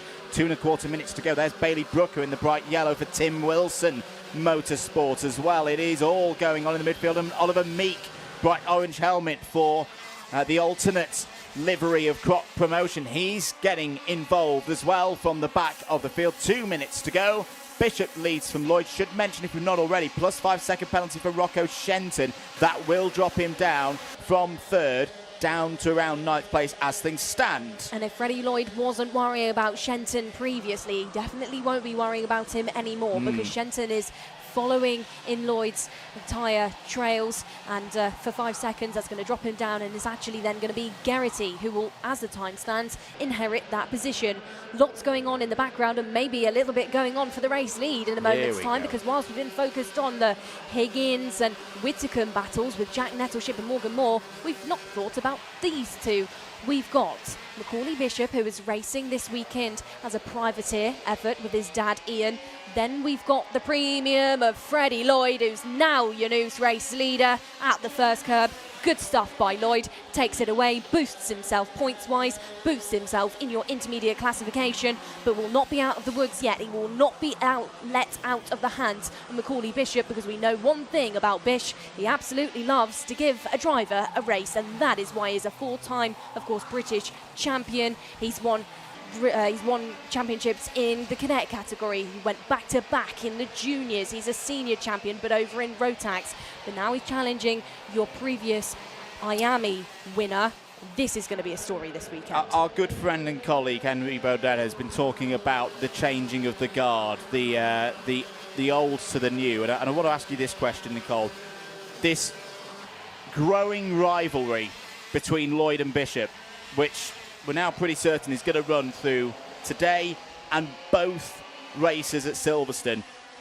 Where do you rank it in the great rivalries of the modern era of the British Kart Championships, as Bishop goes down the inside, retakes the lead? This is more than just tarmac to tyre, wheel to wheel. This is a psychological battle between Macaulay Bishop and Freddie Lloyd. Lloyd has another look, not close enough. Bishop is so good off of the bridge, and that is saying something. I was talking to some of the drivers in this category who've been following Freddie Lloyd during free practice, and they were telling me Freddie is effectively almost grip flipping the kart through that corner coming off the bridge, but he's doing so to just raise the right hand wheels up a little bit and then go over the... You do not want to touch that curb. It completely unsettles the kart. Fred is going straight over the top of it and cutting the corner. So for Macaulay to be even quicker off that corner than Freddie, who's been mighty through there all weekend, that is saying something. We're on the final lap now of this heat. This is just a taster, ladies and gentlemen, for the final later on today. Look at them here, over that curb. They're not actually touching that curb. That is incredible kart control. That time, Lloyd got a really good run off of the bridge. Through hairpin 1, Bishop defends, side by side, pod to pod, into hairpin number 2. Lloyd's going to try and go around the outside. Bishop controls the exit really well, tries to get locked out. Oh, Lloyd's got him! Lloyd through into the race lead, but we're not done yet. Next up, Bobby Game corner. Can Bishop get down the inside? Lloyd nearly takes the front fairing of Bishop off completely. What a race between these two. This is not for pole position. This is for the mind games. And this time, Freddie Lloyd is going to win this little battle between himself and Macaulay Bishop. It'll be Bishop on pole for the final. We will go again at 4:30 p.m. here local time. Those two will be on the front row of the grid. Now I'll ask you the question, Nicole. After that last little episode, I am loving this new rivalry between Lloyd and Bishop. Do you know what, Andrew? I'm going to cut you short, and I want you to ask me this in the final. Okay. When we see them race again, because I think it's too good of a question, it's too good of a conversation for us to reveal all now. But what we will hint to is that that driver there and the driver whose name sits P2 are absolutely in a rival, and we're going to see them go head-to-head, and we're going to see them absolutely entertain in their last race of the day after our break. Last driver inside of the top 3 was none other than returning Cian Garrity, who had a settled race after losing just one position at the start. But he finishes things off ahead of Rocco Shenton and Joey Brown, who are provisionally inside of your top 5, but both will lose out because both have got 5-second penalties. Nat Johnston, Lewis Bird, Max Yule, Morgan Moore and Jack Nettleship look to inherit some positions because of those penalties, and they're all inside of your top 10. We now have Harrison Whitacombe, Matthew Higgins, Sam Lewis, Callum Sims, Aaron Brown, Archie Owen, Henry Carter, Scott Riley, Bailey Brooker and Jose Halfon inside of your top 20. 21st is Levi Sangara, and then after that we've got Oliver Meek, Ryan Gill, Alexander Benedictus, Dylan Masters, Liam Karabelov, Dylan Patel, and then of course one non-finisher, and that was in the form of Freddie Farrell. But there he is. There is your qualifying heat winner, and of course the driver who will be on your front row alongside Macaulay Bishop later on. It was a race too good not to catch up with, so these are some of your best moments. The challenge was on at the start. Cian Garrity did try and give it a good go compared to Freddie Lloyd, as we had some big battles going on further back. This is when Joey Brown momentarily got into the race lead, and it was on top of the bridge that he took that position away from Fred Lloyd and actually then fed him into the hands of Macaulay Bishop. Hairpin number 1 is where the Fusion switched positions with that privateer effort of Bishop, as Cian Garrity then got involved for Excel and pulled in Freddie Lloyd with him. It was at this point in the race that Joey Brown maybe got a little bit too enthusiastic, and actually it was Archie Owen that was the victim most parts of that. In towards Mike Wilson is where we saw that switch for the race lead, and that's where we saw Fred Lloyd try and hold on to things, as this was the key moment that will continue to fire up that rivalry. The favour was attempted and was tried to return by Macaulay Bishop, but it wouldn't be enough for the entirety of the race, because at this point is where we would see Freddie Lloyd throw the dummy at Macaulay Bishop and get back into that number 1 spot. Well, we said at the start of the show, didn't we, that we were going to go kart racing today, and we were going to go kart racing for Lynn Geidel. I think that morning and early afternoon has been the best, most pulsating, most dramatic set of races in the earlier part of the day that we've broadcast so far this season with the Wera Tools Motorsport UK British Kart Championships. If you enjoyed that, be back with us, stay with us, because we've got the lunchtime show. And we'll be down in the Park Fermo in the moment. We'll be back at 2 o'clock. Let's head down to Park Fermo. We're going to take a breather in the box here because we need it. Keogh Lynch, over to you. Well, thank you very much. It's definitely getting intense down in the pits. If you thought the heats were interesting, wait for the finals this afternoon. We have reached the lunch break here at PF International for event 8 of the Wera Tools British Kart Championships. You're going to see myself, Keogh Lynch, down on the grids very shortly after we take this short lunch break. From ourselves here at PFI, we hope to see you back.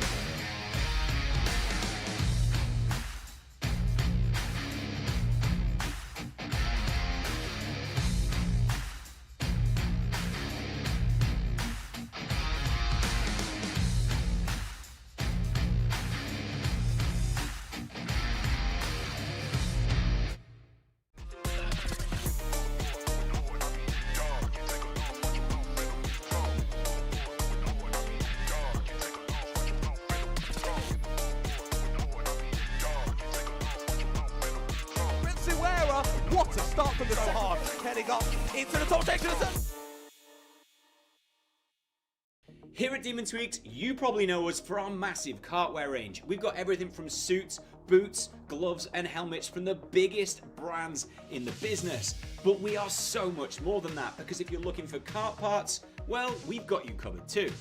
We've got everything from Rotax parts, sprockets and chains, discs and pads, data loggers and dashers, fuel tanks, steering wheels, bead breakers and loads more. But of course, it doesn't just stop at the track, and if you're looking to build your skills in the sim, then we've got everything you're going to need to build the ultimate rig. So whether you're just getting started or you're already at the top of your game, Demon Tweaks has got you.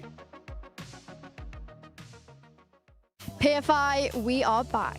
Now, a lot's changed here at the British Kart Championship since Event 3, and at this stage, the points are more precious than ever. And at the top of those championship tables, it's really starting to be pressure on for those drivers. Out with us this weekend, we are going to see all of our IAME classes and our Honda cadets for their penultimate round of this season. At this stage, no mistakes can be made, so with that said, let's see what happens. This right here is the home of British karting. It's 1,382 metres long with 10 turns, 32 feet in elevation, established here in 1994. The iconic Paul Fletcher International Circuit recently celebrated its 30th anniversary, hosting the British Kart Grand Prix only 2 weeks ago. But of course now here, each championship point counts most. There you can see turn 1, which immediately tests each driver's commitment and positioning, before carrying the momentum right around this bowl section and off the bridge. That sweeping section can't last long though, because we have 2 hairpins up next. These open up perfect opportunity for some bold moves and more action. Here, the Fullerton S's takes us onto the last sector and this technical complex, which leads through the final corner and onto the long run to the start-finish line. This right here has crowned many champions. That, ladies and gentlemen, is PFI. Well, that's the overview of the circuit for you. Let's now dive right in and see what some drivers had to say about it. When Paul Fletcher and team broke ground in this piece of Lincolnshire in the early to mid-90s, they envisaged a circuit that could host a myriad of karting events. And over the last 30 years or so, that is exactly what the team here at PFI have done. Today, this track, the home of British karting, hosts everything outdoor from arrive and drive all the way up to international events, including the 2024 FIA Karting World Championship. Here today for the British Kart Championships, we're looking into the team that make it happen. For any race, you need a team of dedicated experts and volunteers to ensure the safety for the drivers out on track. At that 2024 FIA Karting World Championship, the marshals here at Trent Valley Kart Club and Paul Fletcher International were praised for their dedication and their expertise. We've decided today to have a look at some of the roles involved in marshalling, how they got involved, and how you can become a part of the team here at the home of British karting. We're here with Elaine. Elaine's one of our post-marshals here at PF International. Elaine, what is a post-marshal? Post-marshal on the circuit is a signal for the drivers and other marshals, indications for yellow flags, green flags, let them know if there's any incidents. It's communication between the posts and the drivers. And how did you first get involved? And is karting the only discipline you do, or you do a mix? No, I've been marshalling for 33 years. I started, my husband raced single-seaters. That's how I got into marshalling at Cadwell Park. I came here 5 years ago, came on a recruitment day, started the next day on a club meeting. I've been here ever since. That was like 5 years ago. Love it here. We're here with Glyn Griffiths. Glyn, you are the Chief Marshal here this weekend. What does the Chief Marshal do, and how did you first get involved? The Chief Marshal is the team leader, really. I gather all the marshals together, so with a vast number of volunteers that want to come and work at PF. We need around about 20 people for a club meeting, sometimes a little bit more, sometimes a little bit less. So I spend the weeks leading up to the meeting, arranging that, contacting people, making sure that they know when, where, and everything's going to happen. And then during the event, I'm the team manager, motivator, if you like. So most of the time it's just wandering around the circuit, making sure the marshals are comfortable, making sure that everybody's got everything they need. And it's a proper family atmosphere, isn't it, here at this circuit? Yeah, absolutely. Yeah, we call ourselves the Orange Army or the TVKC family. We definitely look after each other like we're one big family, yeah. Now, Elaine, how does someone watching at home who's never done marshalling before, how do they get involved? What's the process? So here at Trent Valley Kart Club, if they want to get involved in marshalling, they'll contact the club. The club then contact me. I make contact with that person through email, and we offer them, I do a brief outline of what the roles are here, and we offer them a taster day. So they would come on a taster day, they have a bit of a tour around the circuit, and then they're let loose on a post with an experienced marshal to have a play, have a go with the flags. They go in the timing, scrutineering, the cameras, and then if they're still interested at the end of that day, we offer them a one-on-one training day, which I normally do, and if they survive that training day and they're really still interested, they become part of the team. It gives them an understanding. There's so many different roles here. It's not for everybody, but at least they have a go at what roles there are. And it's for a growing spectrum of ages now as well. You were telling me earlier that there's a cadet programme coming on board to get more young people involved. We're working on a proposal for a cadet programme under 16s because a lot of marshals are getting older. So yes, we're working on the younger ones to bring them into the sport. And we encourage and motivate and support all marshals that are wanting to come in. Fantastic stuff. Now, Glyn, there's lots of different roles within the Orange Army. One that I particularly wanted to ask you about is the role of incident marshal. It is a part of motorsport that incidents do occur, and it's always been something that I've really admired, the speed at which the team, particularly here at PF, are able to respond. But what is involved with the role of incident marshal? Right, so the difference really between long circuit and short circuit marshalling is the speed. Everything's much smaller, everything happens much more quickly, and the incident marshals are the guys that are out there on the circuit, on the live circuit, tending to anybody that's had a mechanical breakdown or an incident of any kind or a cart into the barriers, and the driver may need assistance. Our first priority is always the driver, so the incident marshal is the first on scene, that's what we call them. They're trained to be able to identify any injuries or any discomfort for the driver. If everything's okay with the driver, they get them up out of the cart, over to a marshal's post as soon as they can, and then they go back, tend to the machinery. Generally, we put it in a safe place until the end of the heat, and then we can get somebody out. The mechanic will come out to collect the machinery. But our priority is always the safety of the driver and our colleagues, obviously. And it's an area where I do see a good number of younger people getting involved as well. You know, I mean, some of them have to be quite quick on their feet to get to those incidents. We encourage the younger guys to be the incident marshals, and then as our marshals mature, maybe they want to move on to post and not so much running around all the time. But it's a very physical job, incident marshal, yeah, for sure. Absolutely. A huge thanks to both Glyn and Elaine for their time and for their insights. And an even bigger thanks to every single member of the Orange Army, whether that be here at PF International or any motorsport venue around the world. It's a family for everyone, new or old to motorsport. If you want to get involved, head across to www.marshals.co.uk. All the information on how to start your journey in motorsport marshalling can be found there. Let's get back to the action here at PF International by taking a look at our youngest category here this weekend with their highlights from Saturday's final. This is M1 Bambino. Here with Archie Loveridge. Archie, we've not seen you race since Lark Hall. Tell us about your Lark Hall weekend, because it was a really good race for you. So all weekend I just tried to get loads of points, like top 10 in the final. I think is like kept swapping first and second, and I overtook him on the last corner. You did indeed. I don't know if I remember correctly, the weather was very tricky. Lark Hall's a circuit you've raced at before. Did you enjoy the weekend? Yeah, it's good. Who helped you across the course of that weekend as well? Mum, Dad. That was it that weekend, really. Yeah. And you always race with ambition, or if you tended to race with ambition as well, and Paul's helped you a lot, hasn't he? Yeah. Well, there's another great piece of news, Archie. You were our nomination from Honda Cadet to be our Wera Tools Driver of the Day. And the public have voted with, I believe, about 45% of the vote, you as our Wera Tools driver of the day. So we'll bring Nicole Sutherland in to award you the trophy. This is your trophy, Archie. Thank you. How do you feel? Good, yeah.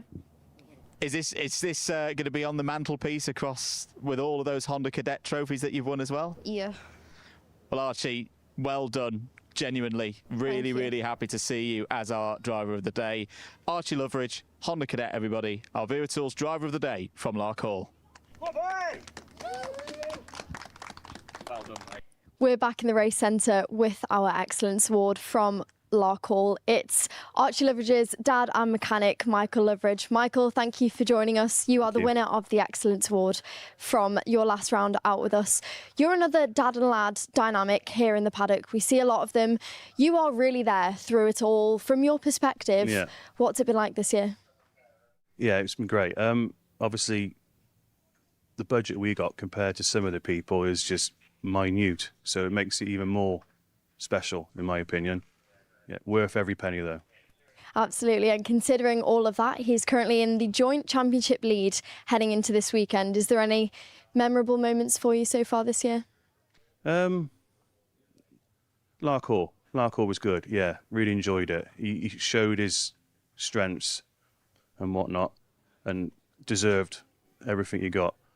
Just want to forget about last year and move on, and hopefully a happy ending. Well, like you say, it's not all been easy, but you guys have ambition back with you this weekend. You ran as privateers, but you've got the team back. Yeah. We saw how good the team spirit was last year. Is it nice to have them back this weekend? Oh, definitely, yeah. It's always nice to have the team around you. Just someone in your ear for peace of mind and whatnot, but yeah, it's really good. And to top it all off, you've got all these new Wera Tools joining you for the rest of the season. Is it nice to have that? Oh, brilliant. Didn't realise. Thank you very much. Thank you very much for joining us. Thank you. Well, what a lovely start to the weekend for the Loveridge family, with both Archie and his dad, Michael, being awarded for their efforts from Lark Hall. Straight back to the action, though, here at PFI for Event 8. It's time we see Junior X30. Yesterday's final up next. Welcome everyone to the Motorsport UK Race Centre. We're here at PF. Who better to have for an onboard lap than a man who's won GP plates here, sealed British Championships here, and was on the podium here for the World Championships in 2024. Matty Higgins, first of all, welcome back to the British Kart Championships. The first time we've seen you in action since you got the Senior Rotax title here at this very track at the back end of last season. Talk us through a lap here in Senior X30 on a hot, sticky day, very humid day here at PF. What's it like? Yeah, I mean, it's probably the grippiest I've ever driven the track, actually. So I've jumped in and it's pretty grippy, so for the strength it's pretty difficult, but flat out through here, under the bowl. Now, what the viewers can't quite see on the stream at home is it's quite well banked into here, so you're really using that, lean on it, carry as much minimum and let the banking help you up the hill. And again, it's a good overtaking opportunity up here. Are we going to see that much overtaking through here? Because something I noted at Kart Masters a couple of weeks ago is that there's so much grip, you're not seeing as many round the outsides as we used to do. Yeah, I mean, it's hard to say. I wasn't driving, so it's hard to comment for sure. But definitely the Kart Masters last week or a few weeks ago looked pretty tame. Yeah. I'm not too sure why. I don't think it'll be because of that. I'll certainly give it a good go if the opportunity arises. But no, I don't necessarily think it's to do with the grip, but potentially it is. I think just the level of everybody in racing so far, and the British Kart Championship and karting in general as a whole is just taking levels and levels. So everyone's kind of becoming wise to the trick, so they don't really open up. Hairpin 1 we're going to see overtaking, though. That's always a hot spot. Yeah, for sure. Hairpin 1's going to be a big overtaking opportunity. Really focused on the exit off the bridge is the generic focus there, and yeah, there's also going to be some defending into there most likely, depending how much they're clamping down on that. But yeah, I think definitely going to be a good opportunity for some overtaking. And same again as we run through Hairpin 1, making sure that you hit that apex. Pretty much the same story again as you go out of Hairpin 2, but the exit I always think is really important here, because the Fullerton S's, this is another overtaking zone, isn't it? Yeah, it's a good overtaking zone here, particularly in the winter. As you say, with it being super hot and sticky now, the braking zone's super short, and actually it's a very gentle brake. So shorter braking zones mean lunging opportunities are quite difficult, but it also allows generally the unwise drivers to put their foot in and try keep it around the outside, which can often lead to a crash. But us experienced drivers, we need to try to be wise to that and pick our moments. So. Running through Bobby Game, we actually pick up a little bit of traffic here just behind Harrison Whittaker and others. Talk us through this kind of scenario, because it's so close in this category. Yeah, I mean, that's my teammate there, Scott. He actually got pushed wide the corner previous. He wasn't trying to get in my way. He did a good job of getting everyone else's way, but didn't quite see me. So it's just eyes ahead in these racing situations, eyes ahead, try and predict what the other drivers are going to do, which particularly in the UK is quite difficult. I think we're quite unpredictable. But no, it's just eyes forward. And yeah, I feel like I generally rely on my experience there to understand how these situations can play out and where best to place my kart. Absolutely. Running through the last couple of corners, what's the hope for this weekend, Matty? What kind of result do you think you could get? I mean, my hopes coming in was to hang on for the weekend. It's been a while since I've driven a kart. So yeah, really hopes to hang on, but obviously the XL guys, Energy, and Mick Panagada from Energy, they've brought me here to show what the package can do. So ultimately my goal is to win as normal. But yeah, at the very least show what the package is capable of running at the front. I think the last session my teammate Kean was P1 on the board and I was third, so definitely shows how good a product the Energy and the XL package is. So hopefully I can put that to show. Absolutely. Best of luck for this weekend, Matty. I know he will give it you all. We'll move on from the onboard lap. Let's have a look at how the Honda Cadets got on with, first of all, their highlights from Saturday's final. Thanks, Keel. We're here at the start of the lap, the Bruno Ferrari S's. We're here with Shaylin Stricanton. Shaylin, of all the first corners that we have in the whole calendar, is this one of your favourites? Yes, it is one of my favourites, and it's definitely one of the fastest. It's very, you want to get it as close as possible to the apex because you don't want to scrub too much speed. And if you go too wide, then the rubber will just put you on the grass. So you want to keep as close to the apex as possible and fast as possible, flat out the whole way through. And particularly on race starts as well, when it's too wide into this part of the circuit, you've got through the first corner, and then you're immediately into the left hand through the Bruno Ferrari S's and then under the bridge. How do you like to take a race start through here? I just keep it nice and chilled for the first couple of corners, let everyone sort themselves out, and then start going for the moves, because you don't want to be too risky before when everyone settles in, because otherwise you'll just get caught out into little incidents. And you don't want to take too much curb through this second part of the Bruno Ferrari S's as well. It can get a little bit tight through here, can't it? Yeah, especially when you're 3 wide, 2 wide down going for a move. It's very tight compared to, and you lose a lot of time when you go out there or down there. So you want to keep it as straight as possible as well. Absolutely. Shaylin, thanks for your time. We looked at the bowl earlier on at Event 3, so let's actually go a little bit further round the Litchfield Bridge and over to Kiel.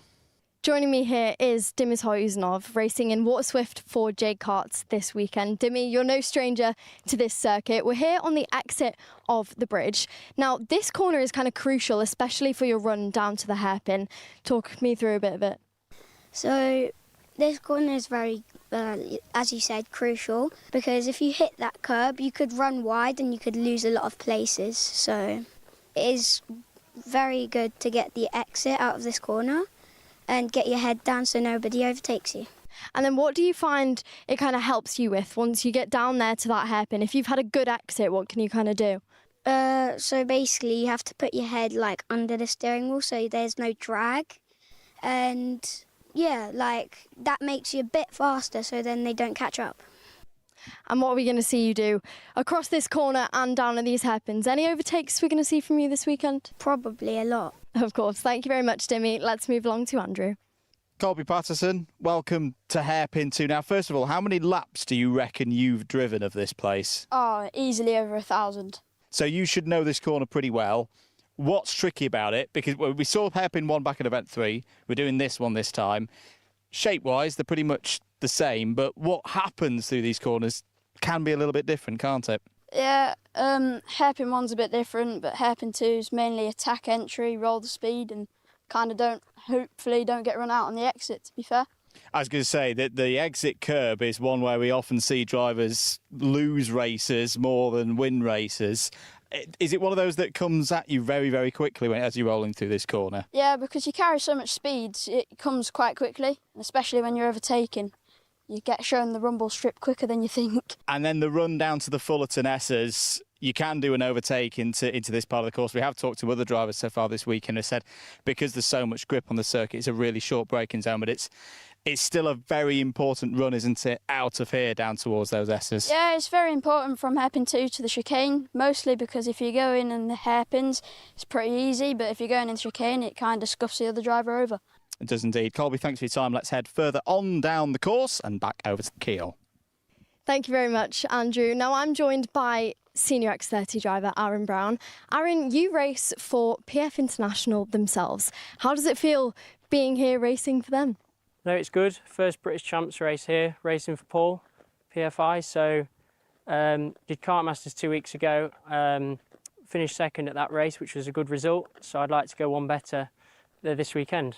Now we're here at the Mike Wilson complex. This isn't necessarily where you see kind of the most overtakes. However, would you say it's one of the more harder aspects of the circuit? It's really hard to overtake because of how tight this section is, but very important to stay as close as you can to the driver in front to give yourself a chance to overtake into the first corner. Because if you slow around this corner, you lose the momentum all the way to the start-finish line. Well, exactly. And then out of this corner here, like you said, kind of carries you to the start-finish line. If you get a bad exit out of here, how much does that affect you then out of the start-finish straight? So, well, you're vulnerable then to the driver behind, and also your chances of overtaking and having a run on the driver in front of you is a lot less. So it's important out of this corner to use all the rumble strip, use as much track as possible, so you're nice and, like a flowing line out of here, and then try and carry as much speed as you go towards the last corner. Thank you very much, Aaron. We'll see you on here shortly. So there you have it. That is your track walk for event 8 of this year's Wera Tools Motorsport UK British Kart Championships. A big race at a big place. We'll have more coming up after this short ad break at PF International.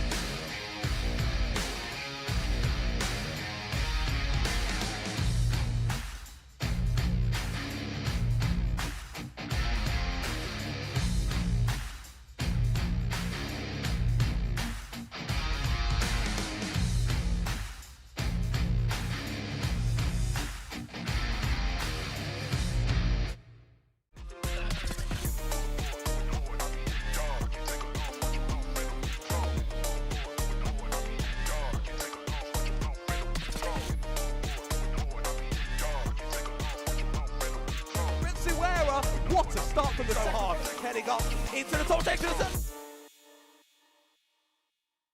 Here at Demon Tweaks, you probably know us for our massive kartwear range. We've got everything from suits, boots, gloves and helmets from the biggest brands in the business. But we are so much more than that, because if you're looking for kart parts, well, we've got you covered too.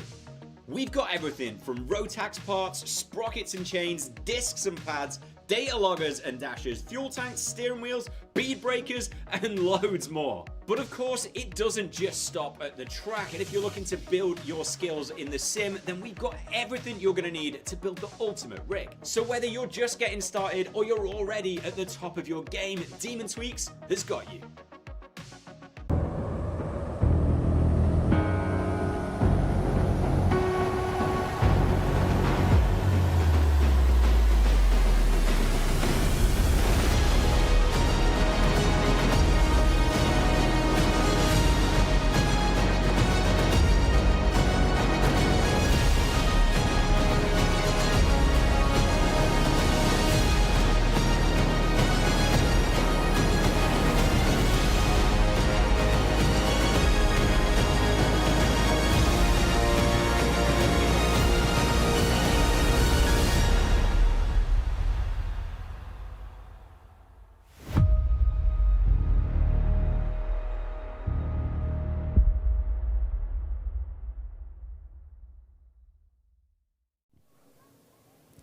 Well, welcome back everybody to event 8 of the Wera British Kart Championships. You're joining me down on the grid with Waterswift Restricted. Now, we're kicking this off with a bang because this championship could be won right here. And that is by our pole sitter, Arthur Bowers. Arthur has won both of his heats today. We'll catch a quick word. Arthur, you've won both heats today. You've been looking really strong so far and all season overall. How are you feeling? Excited. Now, at this stage in the championship, Arthur, you could actually win this if you win this race and Hendrix Fallat finishes off the podium. This could be a championship for you. Does that kind of add more pressure at this stage for you? Yeah, a lot. What's the plan? You've got a big, good support system with BMR there. What advice have they given you ahead of this one? Try and lead the race. All right. Well, best of luck. Thank you. We're going to let Arthur Bowers lock in. Joining him on the front row of the grid is Freddie Baker. Now, we see Freddie in both halves of the British Kart Championships. We're going to roll back into his correct grid stop. Freddie, how are you feeling? You've been really strong so far this weekend with Excel. I'm feeling strong. Hopefully I can win the final. Now, we see you in both halves. We saw you at Wilton Mill only last week. How do you prepare to then jump back into the restricted kart? Is there any main differences? Mostly I go to Silverstone on a Tuesday to do testing in a Waterswift. Now, you've led some of these heats, but you've just fallen short of the win. Is there any more that you can give for this one? Probably a P1. All right, best of luck. Thank you. Well, the whistle has blown. This could be the time that we see our second ever British Kart champion of 2026. Well, with that said, let's go back to the box.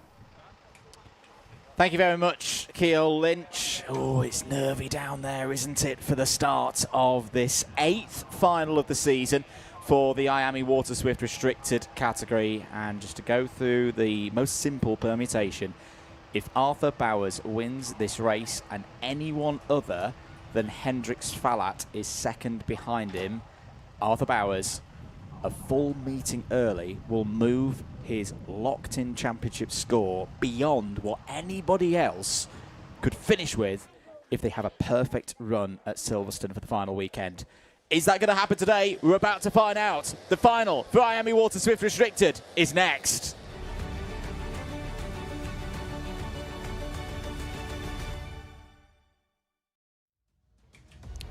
Here is the grid for IAME Waterswift Restricted. It is Arthur Bowers on the front row of the grid. Freddie Baker alongside him on the front row. Patrick Wood and Hendrix Fallat go from row 2. Oliver Woodall and Benjamin Schlivar go from row number 3. Row number 4 houses Lewis Wilson alongside Fusion Motorsports' Bobby Slater. From your 5th row, we have Cole Parrish and Caden Hakura. And from row number 6, it's Freddie Dye and George Askew. Row number 7, Darcy Durnford and Harley Hibbert. Row 8, Logan Hodgetts and Max St. Hilaire. Row 9, James Ferguson and Noah Brad. It's Riley Aston Wilkins and Ocean Owen on row 10. Harry Murphy will be alone. No, will not be taking part in this one. So no Harry Murphy, no Ollie West either. The rain has not come at 2 o'clock. The track is still declared dry. You are not allowed to use a wet tyre in these conditions. So even though Ollie West does have those wet tyres, can't use them. It's not really in this race. I think we're missing George Askew from this race as well. So Arthur Bowers won his first round of these championships back at Wera, but has had such consistency across the course of the season, has a good lead in the championship heading into this one. What can he do in the next 12 minutes plus 1 lap? We are racing at PF International in the Wera British Kart Championships. We're in to the first couple of corners and it's a good start. Oh, who's that going off? That was one of the Pantanos by the looks of things. The Tommy Weir Racing entries spearing off the circuit. That's not a good moment for them through the first couple of corners. They've got going again. It's the number 49 of Noah Brad for Tommy Weir Racing. Look at the advantage, Nicole, that Arthur Bowers had down off of the bridge. He's immediately been caught up again. Now, interestingly, it's Hendrix Fallat who's come to P2. If the race finished like that, because Oliver Woodall's gone down the inside, it would not be championship picture for Bowers, but if someone like Woodall, as he's just done there, gets into second place behind Bowers, it's going to be party time for the BMR squad. Arthur Bowers then going into this race. You called it here, Andrew. He needs to win it and he needs to have Falat finish less than P2.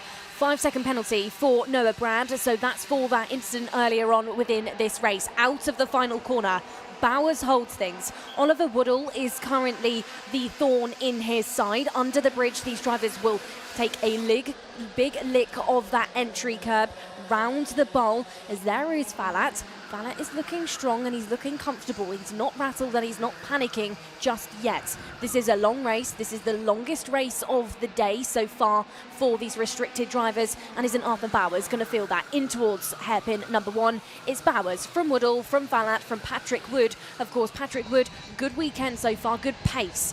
Pulled it yesterday, but didn't end up with a win, as here potentially comes Oliver Woodall. Woodall looked to try and put the nose down the inside, but Bowers tightens things up and says absolutely not. It was a 3-kart battle, but now they're looking to invite more drivers in, as Bowers could potentially look to tactically back everybody up into each other and make them trip over each other. Indeed, 9 minutes and 50 seconds of this race to go then. Arthur Bowers leads here at PF International. Second, Oliver Woodall. Third, Hendrix Falat. Falat with a third place would move up to second place in the standings, leaving Lincolnshire here this afternoon. However, we'll come back to that, because Oliver Woodall's gone for the race lead and taken it. Bowers down to P4. Now, that's not necessarily game over in terms of championship. There's still a long way in this race to go. But Oliver Woodall wanting to join Hendrix Falat in the multiple round winners club here in IAME Water Swift Restricted. Bit of a moment there for Freddie Baker. Got caught on the curb through hairpin 1. Is trying to hold on to a position inside the top 6 right now. This is where we start having to do the maths of how this impacts Arthur Bowers.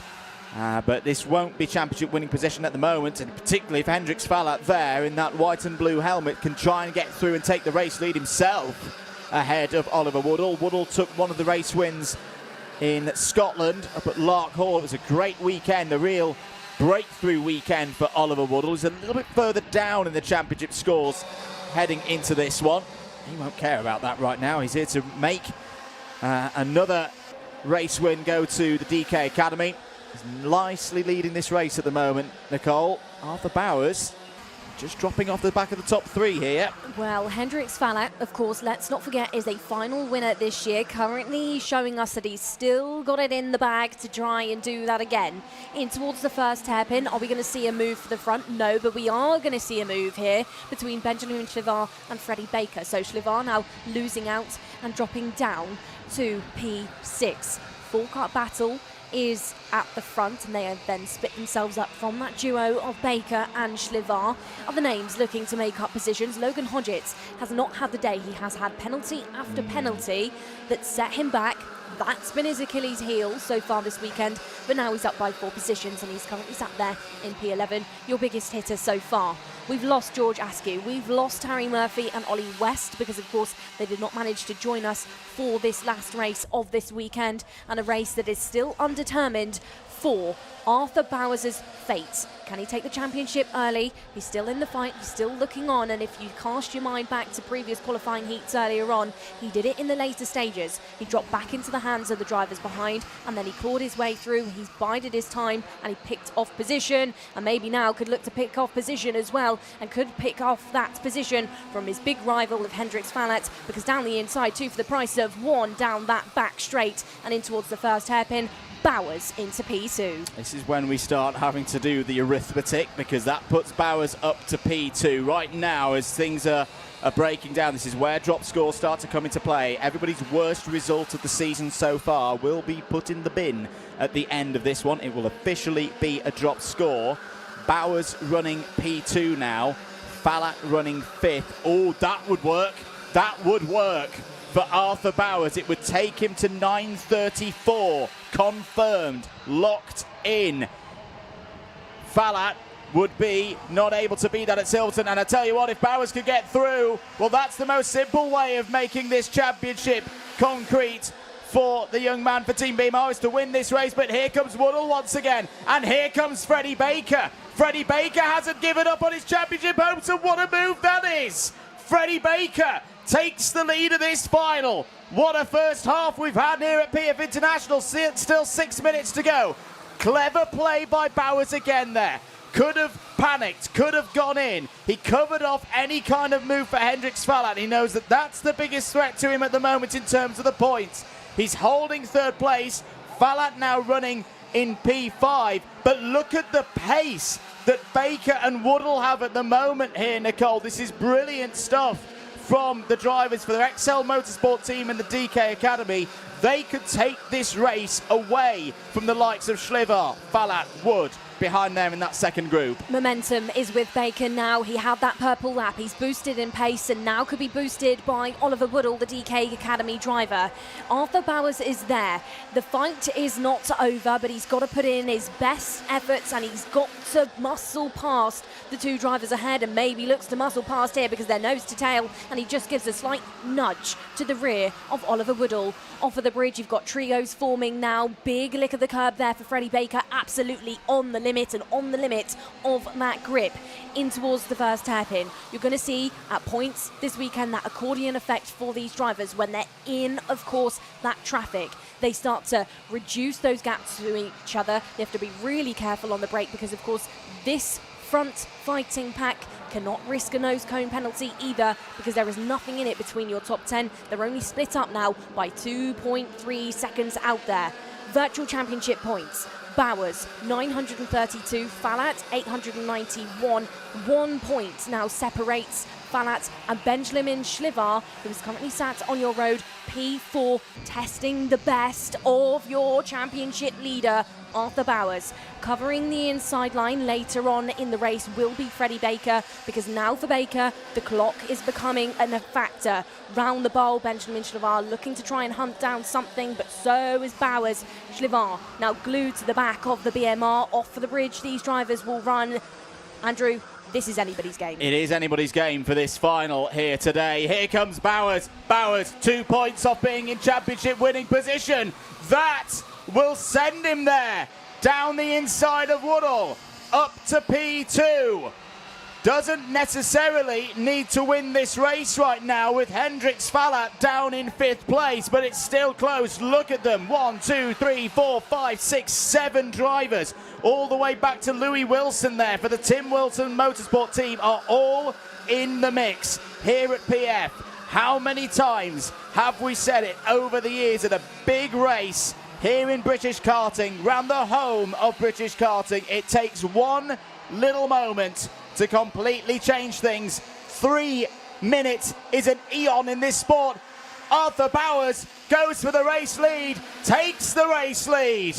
What an overtake that was. Woodall back up to P2. Schliver now 3rd. Good scrap going on for 4th. And that's a classic example here, Nicole, of PF and how it can change. Start of this lap, Baker led. Now, 30 seconds later, he's down in 5th. Bowers was hunting for the advantage. At that first turn, he found the advantage, and now it's all about execution for here. For Bowers, he's got to try and hold on to it, but he's not going to hold on to it at the second hairpin, because down the inside, Oliver Woodall has got the move, and he's made the move stick, and Bowers is thinking more so about Benjamin Schliver. For Bowers, he's got to settle back down. This race now is going to feel like an absolute eternity for the drivers at the front, because for Oliver Woodall, one of the drivers on a dual campaign in 2026, doing both IAME Water Swift Restricted and, of course, the Road Tax class in Mini.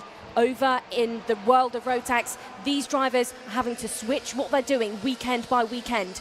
Woodall was out last week. He's instantly had to try and get back into the mix, adjust things, and is now fighting out against Bowers, who has had to do just that as well, as is Benjamin Schliver. 3 big names within the restricted category, 3 drivers capable of a win right now, but for Arthur Bowers, he's capable maybe of a championship, and he's capable maybe of an overtake in towards that first hairpin, and does just that before they even hit the apex. This is great from Arthur Bowers. He doesn't necessarily need to win this race to win the championship today, but by being on the front foot, being positive, he's giving himself a little bit of wiggle room. Oh, that's no wiggle room at all. Into the Fullerton S's. Bowers keeps the race lead. Benjamin Schliver having one of his best finals in a while. Nearly nipping through there into second place. Cole Parrish is going to be out of this race. Technical flag is out. That's a real shame for Cole Parrish, who's been driving brilliantly here this weekend, but will not be classified in the final result, or at least he won't be very high up the order. 60 seconds to go. 2 more laps. Arthur Bowers, is this going to be the day where the British title goes to BMR in IAME Water Swift Restricted? Here comes Woodall once again. Is he going to get an assist from those behind? Side by side onto the bridge. Still side by side. Patrick Wood flies it all. Freddie Baker's in trouble. Freddie Baker off the road, drops out of the battle for the race win here today. Bowers has got the race lead back, but anything could happen in the last 1.5 laps of this race, Nicole. This race is going to absolutely be undecided until the very bitter end. Look at Bowers parking it on the white line. He's backing everybody into each other. He's not going to allow anybody to try and execute a clean pass. He's going to make it hard work, and he's going to say to the rest of them, catch me if you can. This is a statement of intent, and out of there, the S's for Benjamin Schliver. Gets crossed up all over there, the exit curb, and then does exactly that through the exit of Bobby Game. Bowers now settles down. He's calling the shots. He's leading the charge, and this is his race to lose.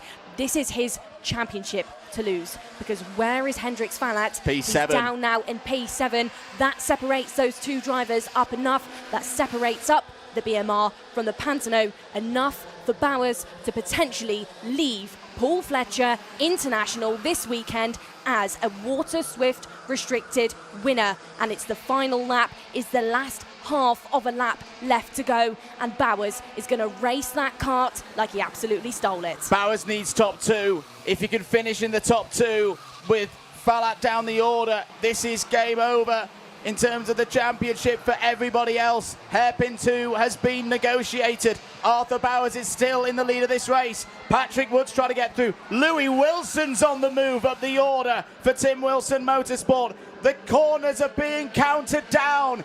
Is this the moment for Arthur Bowers into the Mike Wilson complex? Is Bowers about to join the long list of names to be champions in British karting? 2 corners to go.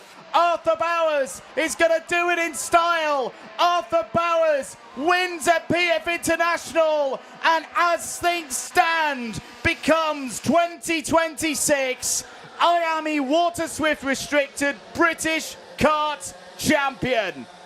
What a day for Arthur Bowers, for BMR, for Ben Platten, for Joey Bleakley. Not just a mechanic, somebody that Bowers relies on, somebody that Arthur has used this year to get him to the front. He's got to the front this weekend. Today he's been unbeaten in a race despite having to fight his way through the crowd, despite having to thread a needle through some of the traffic. Now he's claimed it. He's claimed a clean sweep, he's claimed another final win, and as it stands provisionally has claimed a Vera Tools British Kart Championship a round early as well. What a statement, what a phrase to be able to say about a young driver who's, I think, only just getting started. He's only just getting started indeed. So that result leaves the scores right now looking like this. Bowers, 937 points. That is a best 15 scores from the 16 that full attendees have got so far this season. Hendrix Fallat, with that 5th place, moves up to 2nd place in the championship tonight on 891. The reason we are saying that Bowers is champion, if Hendrix Fallat went perfect through Silverstone, 4 first place scores, because it's another 2-rounder, it's another double header, Fallat would finish on 933. So it's a 4-point margin for Arthur Bowers. There is Joe Bleakley. There is a British championship for Joe Bleakley as a mechanic. Do they know the size of the job that they have just... And to do it with a race victory as well there, Nicole. And that whole race almost typified Arthur's season. So calm. So calm. And dealing with that pressure and making the right choices, keeping himself towards the front of the field throughout the course of that race. Oliver Woodall drove a very good race here today. Very good race today. Moves up to 5th place in the standings. back on the podium for the first time since Wera. He likes being in front of the Alpha Live cameras. That's 3 podiums in a row now for Woodall when it's been a Sunday. And there's your 2025 There he champion. is, yeah. There's your 2025 champion, Albie J. Stubbs, giving the honours there to Arthur Bowers, which I think also highlights what this championship means to these drivers. It does indeed. And we spoke to Arthur earlier in the season at Wera, and he was very a little bit coy, a little bit quiet as to being in front of the cameras. But I tell you what, I don't think he's going to be quiet now. He's such a character in the paddock, and he's the winner. He's only the second driver this season to become a multiple round winner in this class. Hendrix Fallat was the first yesterday. Woodall second. Patrick Wood, brilliant drive. You think where Patrick was in qualifying earlier on this morning, and he fights back to get a double podium here at PF International. That is brilliant stuff from the number 7 seed from last year. Louis Wilson, P4. That's one of the best results for Louis so far this year. Best one since round 1. Hendrix Fallat 5th, Benjamin Schlivar 6th, Caden Hakura, Logan Hodgetts, Bobby Slater and Freddie Dye. Great turnaround for Freddie Dye. Was a retirement yesterday in the Saturday final. Gets a top 10 here today. Darcy Durnford as well had problems in one of the heats. She finishes P11 ahead of Riley Aston Wilkins, James Ferguson, Max St. Hilaire and Harley Hibbert. Ocean Owen 16th, Noah Brad 17th. Retirements from that one, Freddie Baker, who will fight for second place in the championship when we go to Silverstone. Cole Parrish, who deserved a lot more than a retirement here this afternoon, has driven brilliantly this weekend, and non-starts for George Askew, Harry Murphy and Ollie West. What a way to start our finals. I know. What a way indeed. And, well, there's more racing to come. Another 5 finals ahead of us here at PF International. Do hope you can be with us all the way. Myself, Andrew Mather and Nicole Sutherland in the commentary box. We'll be down in a moment with Keol Lynch to hear from our champion-elect. I put a little asterisk on it. As long as everything goes okay at the last round, I'm sure it will. The points are on the board. Let's go down to Parc Ferme to Keol Lynch and your latest race winner and champion-elect, Arthur Bowers. Thank you very much. Arthur Bowers, you are provisionally the 2026 Water Swift Restricted champion. That must feel amazing. A lot. Tell me how much that means, because we know you're not the only person within your team of people around you that has worked so hard for this. How proud is everyone going to be around you? Pretty proud. What have you worked hardest on this year? Tell me, because as you young drivers, all year it's all about learning and progressing. What has been the biggest thing that you had to get better at this year? Probably not looking behind. Well, you definitely did a good job of it. And who do you have to thank for all of your success this year, Arthur? Grice, Team BMR and my mechanic Joey Bleakley. All right, we'll let you go and celebrate. Thank you.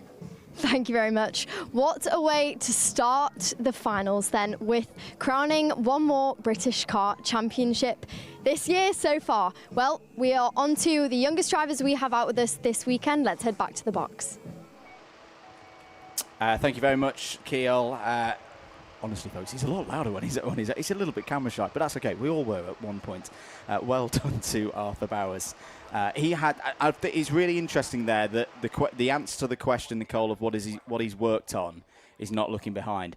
It's that psychological side of the sport, not which we've thinking been about the others. Exactly, that Bowers has been on top of throughout the whole season. You look at the consistency that he's got on his scores so far this season. Everybody else has had maybe 2 or 3 times this season where it's not quite gone their way. They'll look to get rid of those scores when we get to Silverstone. But for Arthur, apart from a P10 in the final in the very first race of the season, he has finished at least 5th in each stage of the championship.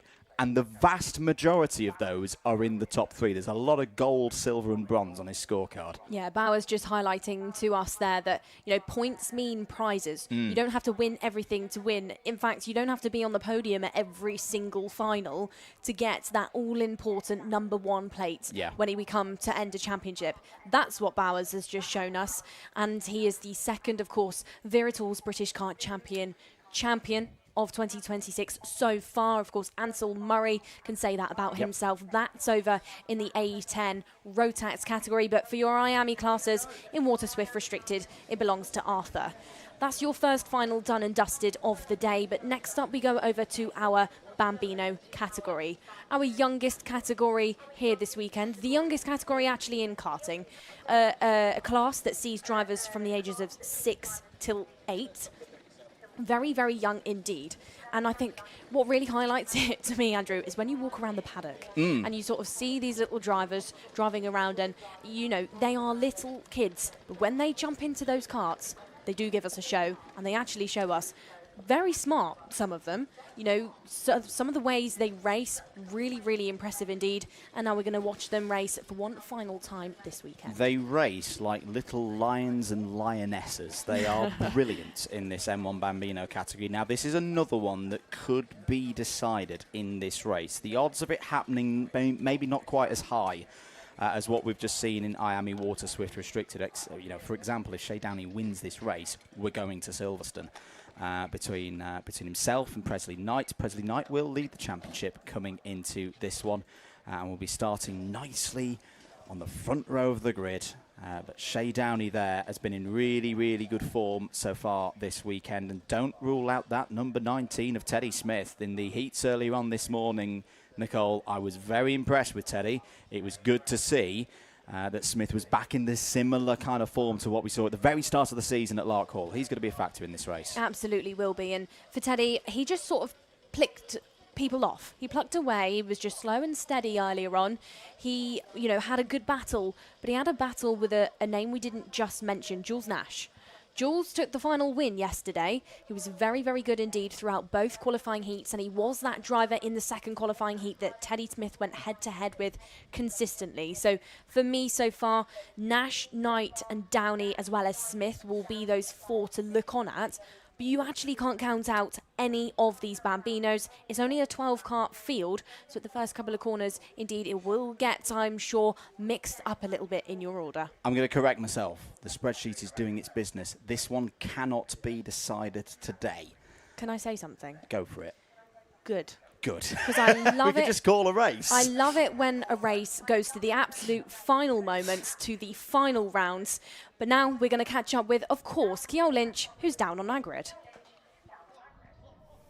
That's right. Thank you very much, Nicole. Now, like she said, these are our youngest drivers out with us here this weekend. But on pole position will be Shay Downey. Now, Shay can't quite tie his shoelaces yet if you watched the paddock show yesterday, but he can win both heats and put it on pole position. Shay, you've done a brilliant job so far. How are you feeling? I'm feeling quite good, and I want to win that final. Now, not to distract you, Shay, but yesterday in this feature, you gave me a very funny accent. Do you remember what you did when you said your name? Yes. Right, answer this question in the same accent then. Who's going to be most excited if you win the championship at the end of the year? Me! Okay, thank you very much. Right, starting on pole position, what's been the advice given for you? To win that final. All right, best of luck. Thank you. Joining him then on the front row of the grid is our championship leader right now, who is Presley Knight.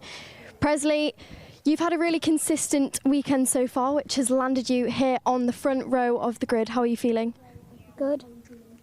Now, yesterday we heard from you all, including yourself. You guys gave me an overtake that we were expecting to see from you throughout the weekend. What was your answer? Yes. Your answer was yes? I don't think it was. The question was, what overtakes were we going to see from you this weekend? Switchback. A switchback. Now, have we seen one so far? No. No. Are we going to see one in this final? Yeah, you should do. All right, thank you very much. We should do. Best of luck. Thank you. Now, we're going to go back to Jules Nash, who is starting behind Presley there. Jules inherited his first ever win yesterday. For any driver, it's a very exciting experience, especially a driver so young. Jules, tell us how exciting it was to inherit your first win yesterday. I know it wasn't on track, however, it's still an exciting feeling. Very great. We're distracted by the whistle there, but no problem at all. Now you're starting on the second row of the grid. You've got some RCE teammates around you. Does it help having so many of your teammates to, not just in this race, but to compare data with and learn with? A little bit, yeah. All right, best of luck. Thanks. That's it then from down on the grid with our Bambinos. I'll see you after the race. Let's see what happens. We will see what happens indeed, Kiol. Thank you very much. So, Bambinos down on the grid. They've been given those notifications to say that they will be very shortly be going off for their formation lap. Of course, these drivers will be completing a standing start, so they will complete one rolling lap before joining us on the grid one more time. But for now, for these drivers, of course, lights will be in their minds. They will be zoned in, they will be locked in, and they will be thinking about picking off positions. For Shay Downey, this is an important race here, Andrew. I'm not sure, I know Shay was very, very upset after his final yesterday. Of course, it was taken away after a post-race penalty. Well, actually, it was an in-race penalty for him. So for Shay, a lot is on the line, I would say, but a lot is on the line for other drivers like Jules Nash, who has the opportunity here to go 2 for 2. It's one of the things with these M1 Bambinos that I've found absolutely remarkable for the last 5 or 6 years when I've been watching this category race is just how much these drivers have to go through, psychologically. 6 years, 7 years of age. Shay Downey, you've got to have your fingers crossed for it. This is the 3rd race in a final in a row where he's been on pole position. He had the penalty yesterday. He lost the podium because of a technical issue in the race before that. So we talk about 3rd time lucky. This could be the day for Shay Downey. And, of course, he's got that championship side of things as well. Now, yes, championship can't be decided today in this one. The drop scores properly come into play when we go to Silverstone.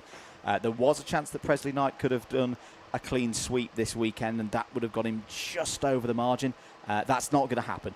Presley scored solidly this weekend, but not been clean sweeping, which is fine because it means with the championship goes on to Silverstone. So, we'll see what the drivers are going to be able to achieve. There's Esme Barrett, number 74.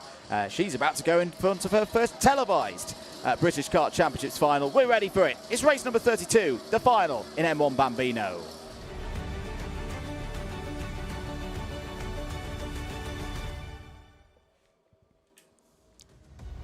Time for the final in M1 Bambino. Shay Downey for the third final in a row starts on pole position. Presley Knight, championship leader, alongside on the front row. Teddy Smith and Jules Nash go from row 2. It's George Miller and Henry Exton on row 3. Row number 4 belongs to Stanley Thurston and Jack Minart, and from row number 5 it's Briella Stevens with Esme Barrett. Your 6th and final row for 12 M1 Bambinos in total. It will be Aidan Castleman alongside Rex Everard. So no Aidan Castleman, I think, by the looks of things, at least on our timing and scoring information. We did see that Aidan had a problem during the heats earlier on today. Championship looks like this. This is still an important race in terms of the championship. It won't be the decider, though, today. Presley Knight, 685, already in the bag. The lead is 42 points ahead of Stanley Thurston. On 643, George Miller, 640, Henry Exton, 621, Shay Downey, 607, Teddy Smith, 605. Now, some of you might be thinking, well, hang on a minute, Andrew, that sounds like a pretty big gap. How come the championship can't be decided today? Don't forget that Downey and Smith both have a 0 score on their scorecards as things are right now from disqualifications early on in the season. Now, all being well, that will become a drop score when we get to Silverstone, and it means that effectively, whereas the others, when they're starting to get into drop score territory, they're talking about adding another maybe 10, 15 points on. For the likes of Downey and Smith, we're talking 50, 55, maybe even a full 65 championship points. So that's why, even though Downey and Smith are a little bit further down as things are right now in terms of the scores, they're actually the closest challengers, in a way, in terms of the form book to Presley Knight's championship lead. The grid is pretty much formed up, and yes, indeed, we do have 11 on the grid.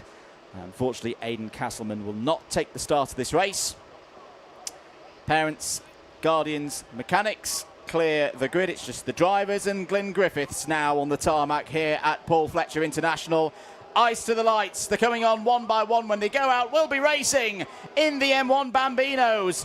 And once again, it's a great start for Shay Downey, who will lead into the first corner. Presley Knight straight into P2, looking for another solid run here today. Could it be another podium for the championship leader? Through and round the bowl for the first time. It's a good start as well for Teddy Smith. Teddy Smith looking for second place straight away to try and take it away from Presley Knight. Good racing straight away here, Nicole, in the M1 Bambinos. So we're trying to find who our best baby-faced racer is this weekend. Yesterday it was Jules Nash. Could he go 2 for 2 and take 2 final wins? Good question remains. Currently he's sat very strong on the road, but out there in the front, of course, Shay Downey owning things for now.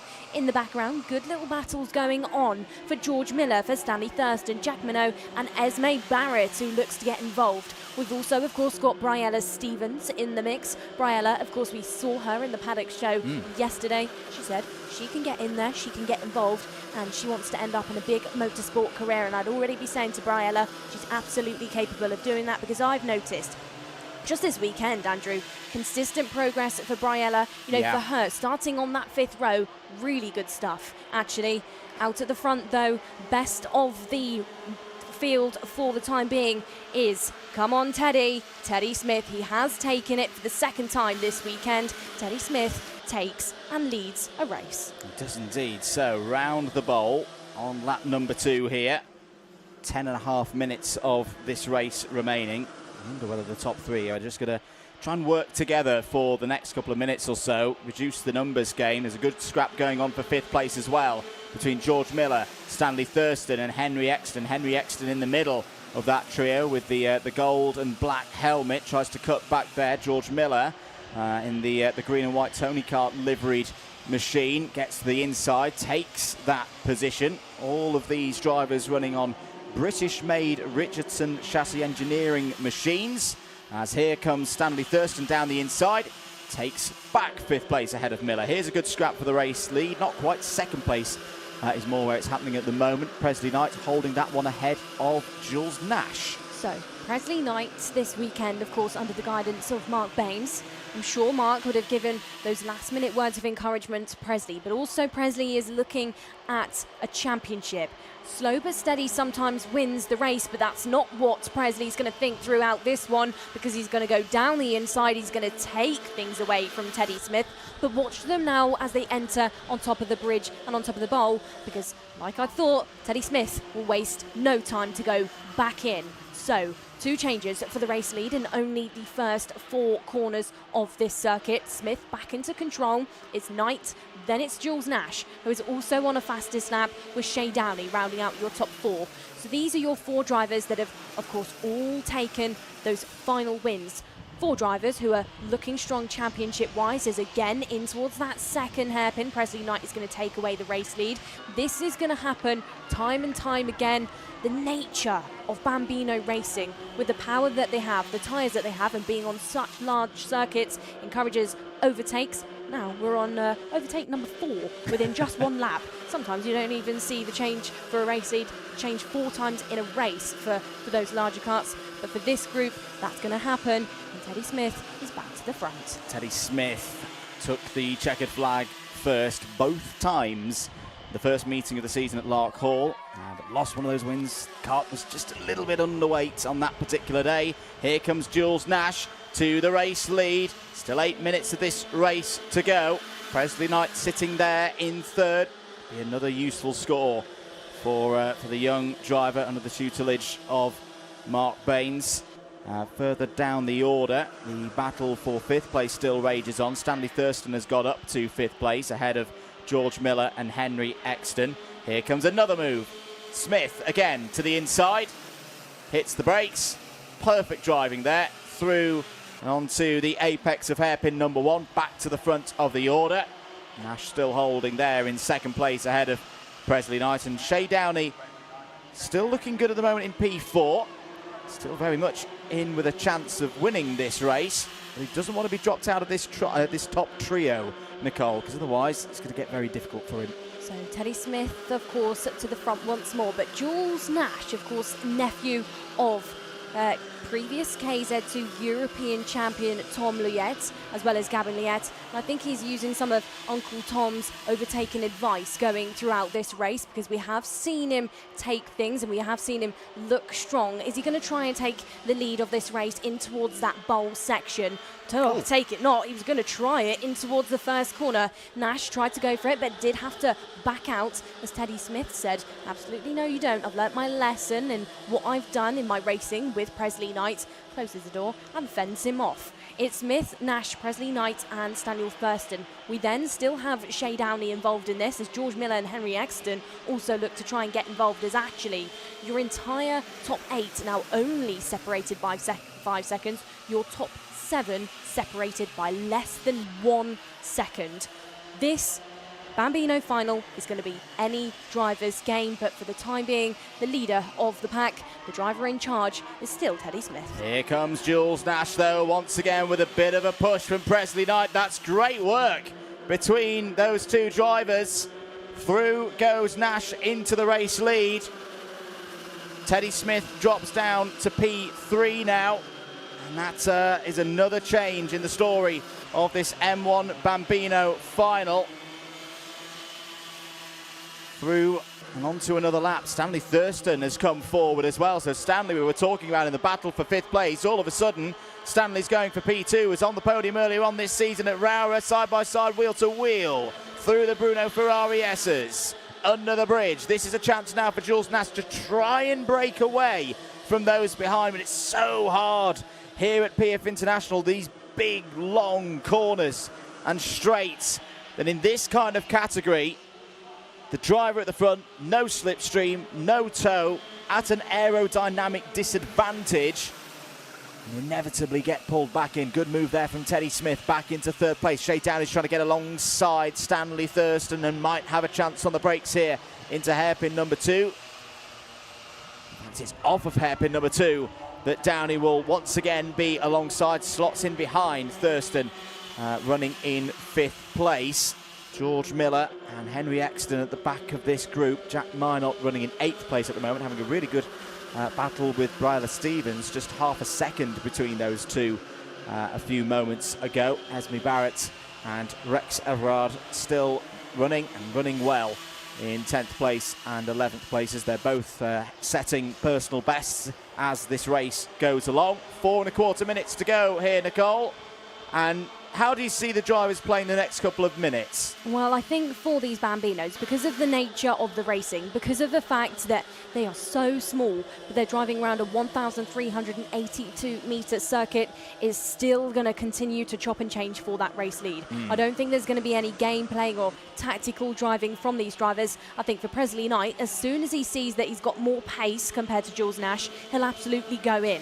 Yeah. Jules Nash, however, correct me if I'm wrong, Andrew, could be the first driver in championship since George Edgar did it out at Larkhall to go 2 out of 2 for finals over a weekend, to get 2 consecutive final wins. So for the time being, this could look like a good statistic for Jules Nash, but he's not going to be handed it, because out at the front, of course, he's being challenged because Teddy Smith is back into P2, and now Teddy Smith is into the race lead, down at, of course, the harsh 90 right. Teddy Smith takes away that P1 spot once more.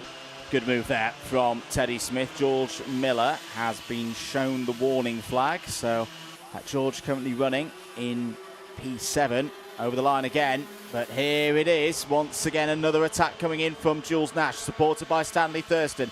That's clever play between the Richardson Chassis Engineering teammates. They've got a bit of a gap now to Teddy Smith there in 3rd, Presley Knight in 4th. It doesn't look like it's going to be Shay Downey's day, unfortunately. Shay has dropped back from this top 4. It's now 1.2 seconds to those fighting for 5th place. Here goes Stanley Thurston down the inside in cart number 28 to the race lead. Started this race on the 4th row. Teddy Smith gets through as well, past Jules Nash. You saw there, big, massive, full-grade CIK FIA curb.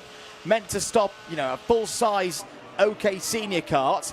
These M1 Bambinos, very much smaller than those. Than the curb. Pretty much the whole kart was off the ground there as the driver rattled along the curb. Yeah, I think for these drivers, if they were to hit a curb round PFI, it would go very, very wrong for these drivers. They're very tall, they're large curbs for these drivers. They're avoiding at every single opportunity. They're avoiding at all curbs, even though Teddy Smith actually just said to us, it might be big, but I'm not afraid of it at that first hairpin because he was as close as you like towards that white line. 1 minute and 40 seconds left to go on the clock. This is going to continue to change as that's a nice move there for Henry Exton, getting further up the order. 4 drivers at the front running wide. However, Teddy Smith maybe looks to get into the race lead once more, does just that as Stanley Thurston ran himself wide on top of the bridge. Good stuff by Teddy, and I'm sure his dad is down there on the grandstand giving it a come on Teddy, because he's doing just that once more. It's Smith from Thurston, from Knight, from Jules Nash. Henry Exton and Shay Downey have now switched, so unfortunately for Shay, you know, he was at the business end, he was the controller yesterday, but he's not the controller of this one. Presley Knight down the inside, switches with Stanley Thurston, now opens up the door maybe to Jules Nash as well as back down the inside. Actually, Thurston's going to say, I'm going to have this one back. This is a growing into a big race for Teddy Smith. Had a really good first day of the season up at Lark Hall. That was the last time he secured a P1 finish during a championship stage, but still with this race and another 4 stages to go when we get to Silverstone, he could still become M1 Bambino British Kart champion. Stanley Thurston, though, he just wants his first win at this level, and with that move goes to the front of the order with 2 laps to go then. Under the bridge, round onto the bowl once again. Is there going to be a move coming in here from Teddy Smith? He's trying to get an overlap. He uses that little chamfer of the curb, not quite able to get through as they go onto the Litchfield Bridge. Off the Litchfield Bridge once again. Thurston taps his helmet to say, let's keep working together. Let's think about this. Presley Knight's going to be down the inside of his title rival. Takes second place. I've been impressed once again here with Presley Knight. If he's still in the battle for the race win, but if it's not going to be a race win today, he has done a very solid job of keeping those championship points ticking over, Nicole. Absolutely, he's keeping his championship hopes alive. For Stanley Thurston, this will potentially go to the very end between him and Presley Knight. You can't also count out Miller at this stage. 2 karts wide then in towards the 90 right, and the number 19 of Teddy Smith is going to get himself back into P2. Don't say that this is over for Teddy. He might have been in P4 a moment ago, but they still have laps left. Out of the final corner, these drivers will be absolutely flat on the power. They will be on the limit. Now as we go into the final lap of racing for, like I said at the start of this race, our baby-faced racers, our baby-faced warriors. They've had a long weekend. They've had so many qualifying heats. They've had 4 in total, and this is their second final. As down the inside, that was Teddy Smith again saying to the drivers around, I'm going to end up on a podium, but maybe that could have called it for Stanley Thurston. This could be the moment that Stanley Thurston's fate within this Bambino final is ticked, because he's now got an almost half a second gap because the drivers behind are too busy thinking about each other. Presley Knight goes down the inside. Knight is into P2. P3 then Teddy Smith, but he's having to fend off. Actually, no, Smith is down to P4 now, so that's gone wrong for Teddy Smith. This, I would say, Stanley Thurston will feel like a very, very long half a lap for himself. This could be a final win. This could be an incredibly good result for Thurston. It could be indeed. Presley Knight had a really good run out of the Fullerton S's, but I think it's going to be not enough at this stage. Stanley Thurston is going to come round the last couple of corners, and for the first time in the British Kart Championships, Stanley Thurston is a round winner. He wins in M1 Bambino here at PF International. Presley Knight takes a very solid second place and will lead the championship into the last doubleheader at Silverstone. Third place, a double podium here this weekend for Jules Nash.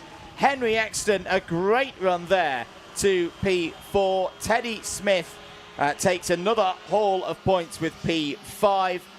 Very good race there, Nicole, from our youngest drivers. We'll look forward to seeing their championship be wrapped up later on in the autumn when we go to the home of British motorsport, Silverstone, and well, it's going to be interesting to see whether Presley Knight can keep this run going. Stanley Thurston won't be part of that championship battle, but still a great response from Stanley Thurston. How does it feel to take that first big result, to get that win in the books? I think as a driver, especially as a driver of that age, it's so exciting. Yeah. It's genuine excitement, it's genuine passion for it. And, you know, there's no pressure for these little drivers just yet. They're in their early stages, and for Stanley, he'll be able to go back, most importantly, to his family, to his parents who are here this weekend, because every driver has brought their big entourage of mum, dad, siblings out there. For Stanley, he'll be able to go back to the tent, celebrate with family, and know that here at PFI, a circuit, of course, who have welcomed so many names throughout its years since opening, like Lando Norris, George Russell, big champions, that he could be one of those one day. Stanley Thurston is your winner today for M1 Bambino, ahead of Presley Knight and Jules Nash inside of your top 3. Henry Exton and Teddy Smith take you to your top 5. We then have Shay Downey, George Miller, Jack Mineo, Esme Barrett and Rex Everard as the last 10 finishers. Unfortunately, we missed out on Briella Stevens and Aidan Castleman finishing off that race. Castleman, of course, not joining us on the grid. M1 Bambinos, however, done and dusted, and this is how it unfolded. These were the highlights from that 12-minute plus 1 lap final. It's a good start for Shay Downey, who led ahead of Presley Knight through the first couple of corners. It was always going to be a back and forth race. Teddy Smith looking good again, as we saw in the heats earlier on in the day. Stanley Thurston, though, making very good progress early on. We shouldn't forget, Stanley started this race 7th on the grid, and that first half of the race was key to get himself in the mix at the front of the field. Good racing as well between the likes of George Miller and Henry Exton. It was this middle phase, as I say, that second group were a good couple of seconds back from the top 4. Stanley had to cross that gap. You can just see him there in the background as Teddy Smith went for a move on Jules Nash. Plenty of overtaking.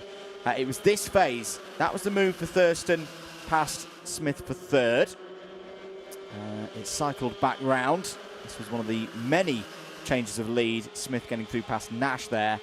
And just crescendoing at the right point. Thurston got into the race lead. The battle for second place hotted up. You can see there Nash on the curb, and just lose a little bit of your momentum when you get on those curbs in any kind of kart, never mind an M1 Bambino.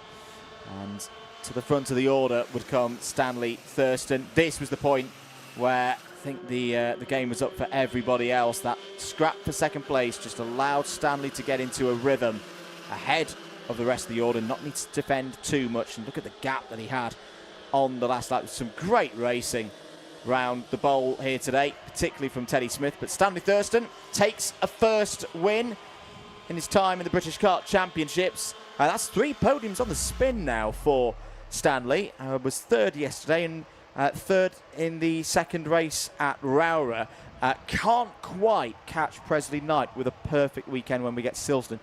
But on the basis of that race, Nicole, properly in the fight for second place. Yeah, absolutely. Presley, of course, consistency is being the key for him. He's chipping away slowly, and I would say when we get to Silverstone, we're going to see the absolute best of Prez there. Of course, he's got a big team, he's got big support behind him, and I can't wait to watch on what unfolds at a circuit that is absolutely brand new to all of these drivers. So that's going to be interesting indeed. Of course, drivers will be down in Parc Fermé now, being greeted by parents and mechanics. We'll be shortly catching up with, of course, our winner of Stanley Thurston, who, let's just reiterate, is not just your winner, but is also your biggest mover within the field. 6 positions gained in total to claim that M1 Bambino final. Impressive indeed. So just to run through the championship scores as they are right now. Knight 747, flying at the top of the order. Thurston 708, Miller 696, Exton 680, Downey 664, Smith 663. But again, I'll just reiterate, Downey Smith have got 0 scores on their scorecard at the moment. It's almost like they've done 1 mini round less because of their respective DQs for technical problems earlier on in the season. When we get to the heats in the first round at Silverstone, that's when they'll then get up to a full complement of 12 championship scores. It's best 12 out of total 16 scores for the M1 Bambinos. So everyone who's been in attendance and has got a classified result in every single stage so far this year, they've now got 12. Downey, Smith are effectively on 11 at this point. So a lot could change when we get to Silverstone at that brand new circuit. Let's head down to Parc Ferme and over to Keogh Lynch. Thank you very much. I'm here with Stanley Thurston. Stanley, your first ever win here in the British Kart Championships. How are you feeling? Very happy. It's my first ever dream to win Wera. What a brilliant job you did. You were third in the championship standings. You have put yourself into second. Who's going to be most proud of you after this one? Probably my dad. And it definitely wasn't easy. When you have those 3 drivers that are so close behind you, what's most important in that moment? Just look forward and hope for the best. Well, we'll let you go and celebrate. Congratulations, Stanley. Thank you. There it is, from the Bambinos. What a brilliant race from the youngsters here with us at PF International. Well, straight on to the rest of the racing then, back to the box.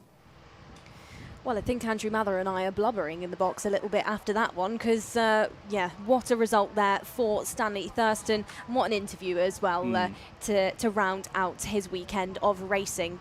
But of course, the racing action doesn't stop there because we've got plenty more left to go. And next, of course, we'll be seeing our Honda Cadet drivers. Honda Cadet GX200, a category, of course, with a rich history, not just at Paul Fletcher International, but in karting in general, a class that has invited many a champion over its course of being big in the world of karting, national karting. Oliver Behrman being one of those drivers, of course, to take a big championship in his cadet days. 950mm chassis used, of course, Vega tyres on board these drivers with sealed 4-stroke engines. So the machinery for these drivers, reliable indeed, and that's why you're seeing Honda Cadet actually grow in popularity once more in national karting. It's a very loved category in club racing, and now we're seeing it grow once more. 31 cadets joining us so far this weekend, with it being Mason Becker and Shailen Srikantan on your front row. Srikantan is no stranger to the world of Viratal's British Kart Championship. We saw him last year, where of course he did some big things, especially at the final round at 2025 in Wilton Mill, where he claimed a big final win. But for now, he's going to have a challenge, and he's going to have a challenge mostly by Mason Becker, who we know the Project One Racing outfit is very strong indeed. They took a final win yesterday, the drivers, and of course other drivers that are in the mix. Archie Loveridge, one of your ambitions, who is no stranger to the world of Honda Cadet. He's no stranger, like Shailen, to the world of British Kart Championships. Archie Cannon will also very much be in the mix, but this is a field that does not spread out massively. This will be, just like the M1 Bambinos, I predict, to be a fight to the line. Really looking forward to this one. Nicole had several people predicting to me at the start of the weekend that this could be race of the weekend here in Honda Cadet. There is Shailen Srikantan, who we were with on the run down to turn 1 on Friday evening for our track walk part of the build-up show. If you missed that or any of the other parts of the coverage from the last 3 days, do head across to the Alpha Live or Karting UK channels. You can watch all of the content back at your leisure. Really interested to see what this young driver does today here, Nicole. This is Oliver Ratton in the number 22 MJR Racing karts, the Martin Jackson Racing team, looking really good again, and has got the experience level, I think, to get on the podium in this one. Let's head down to the grid though, and once again over to Keogh Lynch. Thank you very much, everybody. Now we are back with our Honda Cadets. We've not seen them in a while. They are joining us after Larkhall a couple of weeks ago, really. It feels like it's been ages with the amount we've had going on. But your pole sitter for this one is Mason Becker. Now, let's catch a word, because Mason, you won on track yesterday. And we know from experience, drivers like that, when you kind of just miss out on that win after the race, how much hungrier does it make you for this one? Well, hopefully we can win this one. I'm very hungry for the win, and let's hope me and Shailen can push away and get the win. Now you've had a pretty consistent day. You've won both of those heats. Do you think that puts more of a target on your back with the rest of these drivers out here today? Yeah, probably mostly. Probably have a big target. But like I said, hopefully me and Shailen can just push away get a gap, and we can bring it home at the end. There is such a big field of Honda drivers out here this weekend, and there are so many of you, and a lot of the racing so far has been incredibly close. How important is it that you just keep your head down? It's important. There's a grid of 31, 32, I think. It's nice to be at the front, and yeah. Best of luck. Thank you. Thank you very much. There is your pole setter. We'll let him get ready. Joining him on the front row is Shailan Srikantan. Shailan, you were waving at me before we started this one. You look excited for this one. Yeah, I'm especially, this is probably one of my first times being on the front row of the grid, so if I can just push a wave, then I'll be very happy with it. Now, you've been incredibly consistent so far today. You've been just second in those heats. What do you think is that last bit that you need to get you into the possible win this race? I just got to keep focused the whole race, don't lose any energy, and just push the whole way through, and then overtake, and hopefully we can come back with the first place trophy. Absolutely. Well, best of luck to you. Thank you very much. There is your front row for this Honda race. Now, we're going to go back further down the field because this championship position is actually quite interesting, because heading into this weekend, we had a joint championship lead, and that was between Sawyer Henderson and Archie Loveridge, who we heard from earlier on this weekend. He was the driver of the day from Larkhall after his wins, and we also heard from his dad, who won the Excellence Award after that weekend as well. Now, Archie, you guys have actually run into some struggles this weekend. What have they been? Just for the final, I just want to try and get top 10, top 5, get some good points. You right now have a 1-point lead in the championship. Looking at those drivers ahead of you, what is most important for the initial couple of laps to make sure you can gain as many points in this one as possible? Just trying to not get taken out or anything. All right, well, best of luck. We'll let you lock in. Thank you. There is Archie Loveridge. We are going to try and catch up with as well Sawyer Henderson. Unfortunately, no time for that. Who will we hear from after the race? We'll have to wait and see. See you shortly. Thank you very much, Keel. Yeah, Sawyer Henderson just a couple of spots back on the grid there. And yeah, you're absolutely right. 1-point lead for Loveridge over Henderson. That is a lead that has swung back and forth more than a political swing seat so far this weekend. So wouldn't be surprising at all if it changes again in this one. There is the number 72 of Finley Thursfield on your screen, one of many drivers running on a Project 1 chassis here today. And just to confirm as well, we've been doing the maths here in the comms box. By our reckoning, no more championships can be decided today. Those drivers who could have taken titles with clean sweeps and the like, they've either dropped points and they're not able to do so anymore. That's all for later. Let's just enjoy a good old race, shall we? This is Honda Cadet.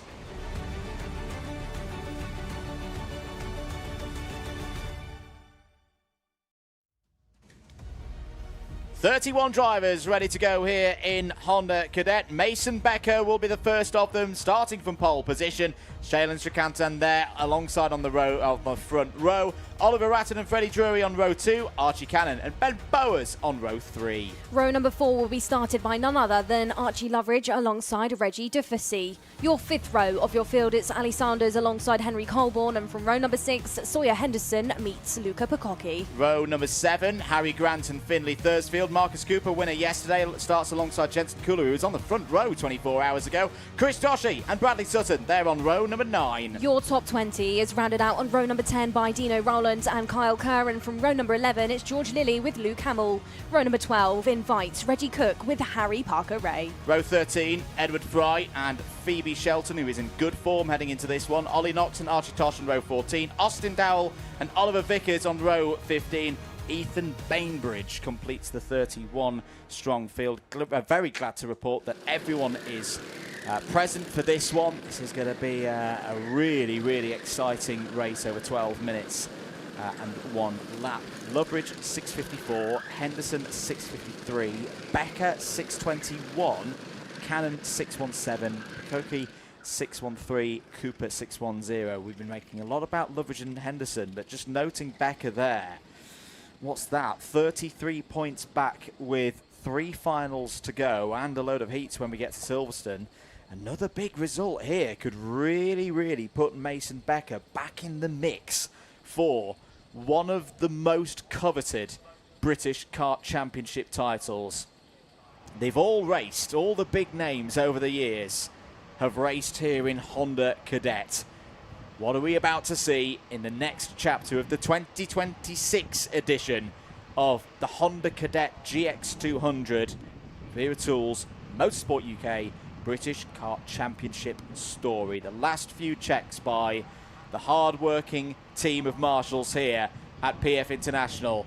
Looks like we're good to go then for a race start. The lights will come on under the control of Dan Ashton in this final. They will go out and we will be racing in Honda Cadet down towards the Bruno Ferrari S's. It's a perfect start for Mason Becker. Your pole sitter will lead as they exit the tunnel for the first time. There's a little bit of a melee at the back of the field, but all karts are running once again. Good clean start at the front of the field there, Nicole. Becker will have liked that one. There's nothing that Shailan Srikantan could have done at that race start for the time being. He's having to race in the mirrors of Mason Becker. In towards the first hairpin, big send could be on for Ben Boas there in the front. Did Boas manage to pull things off on the exit of the corner? Absolutely did. Instantly into that top 3 spots, which could be a great result for Ben this weekend. Could be his best result so far to date. Further back in the field, big sends going on. George Lilly trying to get involved, as is Kyle Kerr and Dino Rowlands. Down the inside at the 90 right, that's a nice little switch. That's Reggie Dufficy now having to concede position. First lap almost done and dusted.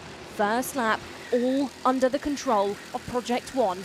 Again, for the second time this weekend, but this time in the form as Mason Becker. Of course, Project One, big stuff yesterday, took that final win, but it wasn't Becker's. This time he's got that fire in his belly. He's trying to redeem himself after moments in yesterday's final, and now he is the leader, he is the controller of this pack. Plus 5 second penalty for Archie Tosh, so problems in the early stages of this one for kart number 83. And in a big field like this, in a class like Honda Cadet, that could be quite costly. Looking down the inside there, the number 5 plate, Archie Cannon for the Tim Parrott Motorsport effort. There is the effort as well coming in from Oliver Ratton in the number 22. So it's Becker from Srikantan, Boas, Drury. Now Drury now down to 5th place, got the star on the top of his race lid. And through into the Mike Wilson complex, little move coming in there from Henry Colborne. So Colborne up to P5 now, ahead of Freddie Drury. We're keeping an eye on our top 2 in the championship. It's going back and forth in this race like it is in the title race. Sawyer Henderson got ahead of Archie Loveridge on that last lap. We're tied again. We're tied again after a full weekend of racing where they started tied on points. Be quite apropos, wouldn't it, for them to leave Lincolnshire still tied on points for when we go to Silverstone. Down the back straight once again and towards hairpin number 1. This race has got into a nice rhythm now, Nicole, as we often see with Honda Cadet races. Sawyer Henderson keen to get ahead, and I think he has got ahead of Reggie Dufficy there for 8th place. So our commentary box prediction then for the fate of Archie Tosh is, of course, being rewarded a penalty for a jump start. The reports have confirmed that. So for Archie, he's got a long way to climb anyway, going from P28 currently, but a 5-second pull away from that time currently would drop him to absolutely dead last down the inside. This is the stage in the weekend drivers, of course, throw everything and the kitchen sink into these final moments, and that's what you're seeing now for Archie Loveridge. Loveridge is trying to get back on the charge. He's dropped 5 positions so far throughout this race, but he just attempted that move there in towards the right-hander. Out to the front, though, this is absolutely line of stern between your top 10. Mason Becker still in control. He is still the one to beat within this race, but can Shailan Srikantan try and force him into a mistake? Not seeing anything from Srikantan just yet. He is a driver, of course, who wants a podium. He does want this race win, but he doesn't want to do anything too high risk to cost himself, especially when he's got the likes of Ben Bowers so close in his tyre trail there. Oliver Ratton is just there. Henry Colborne is in this mix as well. So one small mistake for Srikantan, if he doesn't commit to a full move on Becker, will drop him further afield, and I would say he absolutely knows it. Virtual Championship points, of course, it's still Henderson from Loveridge from Becker, but for Loveridge, where he sat on the road, he is starting to fall away now from Henderson when it comes to those points. Becker not really revealing anything too much just yet for Srikantan to force a mistake under the bridge, lick of the curb, and Srikantan was taking a little bit too long there, I would say, Andrew, because Ben Bowers has now got the job done. Yeah, Ben Bowers for the Team 17 effort. This is a two-kart effort with himself and Phoebe Shelton, and both of them have been racing very, very well over the last few weeks. Here is Srikantan down the inside, returns to second place. One win so far in the time of Sheridan racing within this championship. That was at Wilton Mill last year in that dramatic championship finale, the championship that seemingly no one wanted to win in Honda Cadets in 2025. In the end, it went the way of Riley Blakemore, who's moved into other categories. There's a driver who could be adding his name to the Roll of Honour in this category. Sawyer Henderson leading the second train, leading the peloton, as it were, of Honda Cadet right now, behind the breakaway of 7 drivers. Crucially, though, Nicole, he's leading a group that's got Archie Loveridge in it, and this is a tricky race now for Archie, who's dropped down to 17th place. This could well be drop score territory once we get to Silverstone, as Archie Cannon fights his way through up into 4th place. But now 8 points the lead for Henderson on the road in the championship.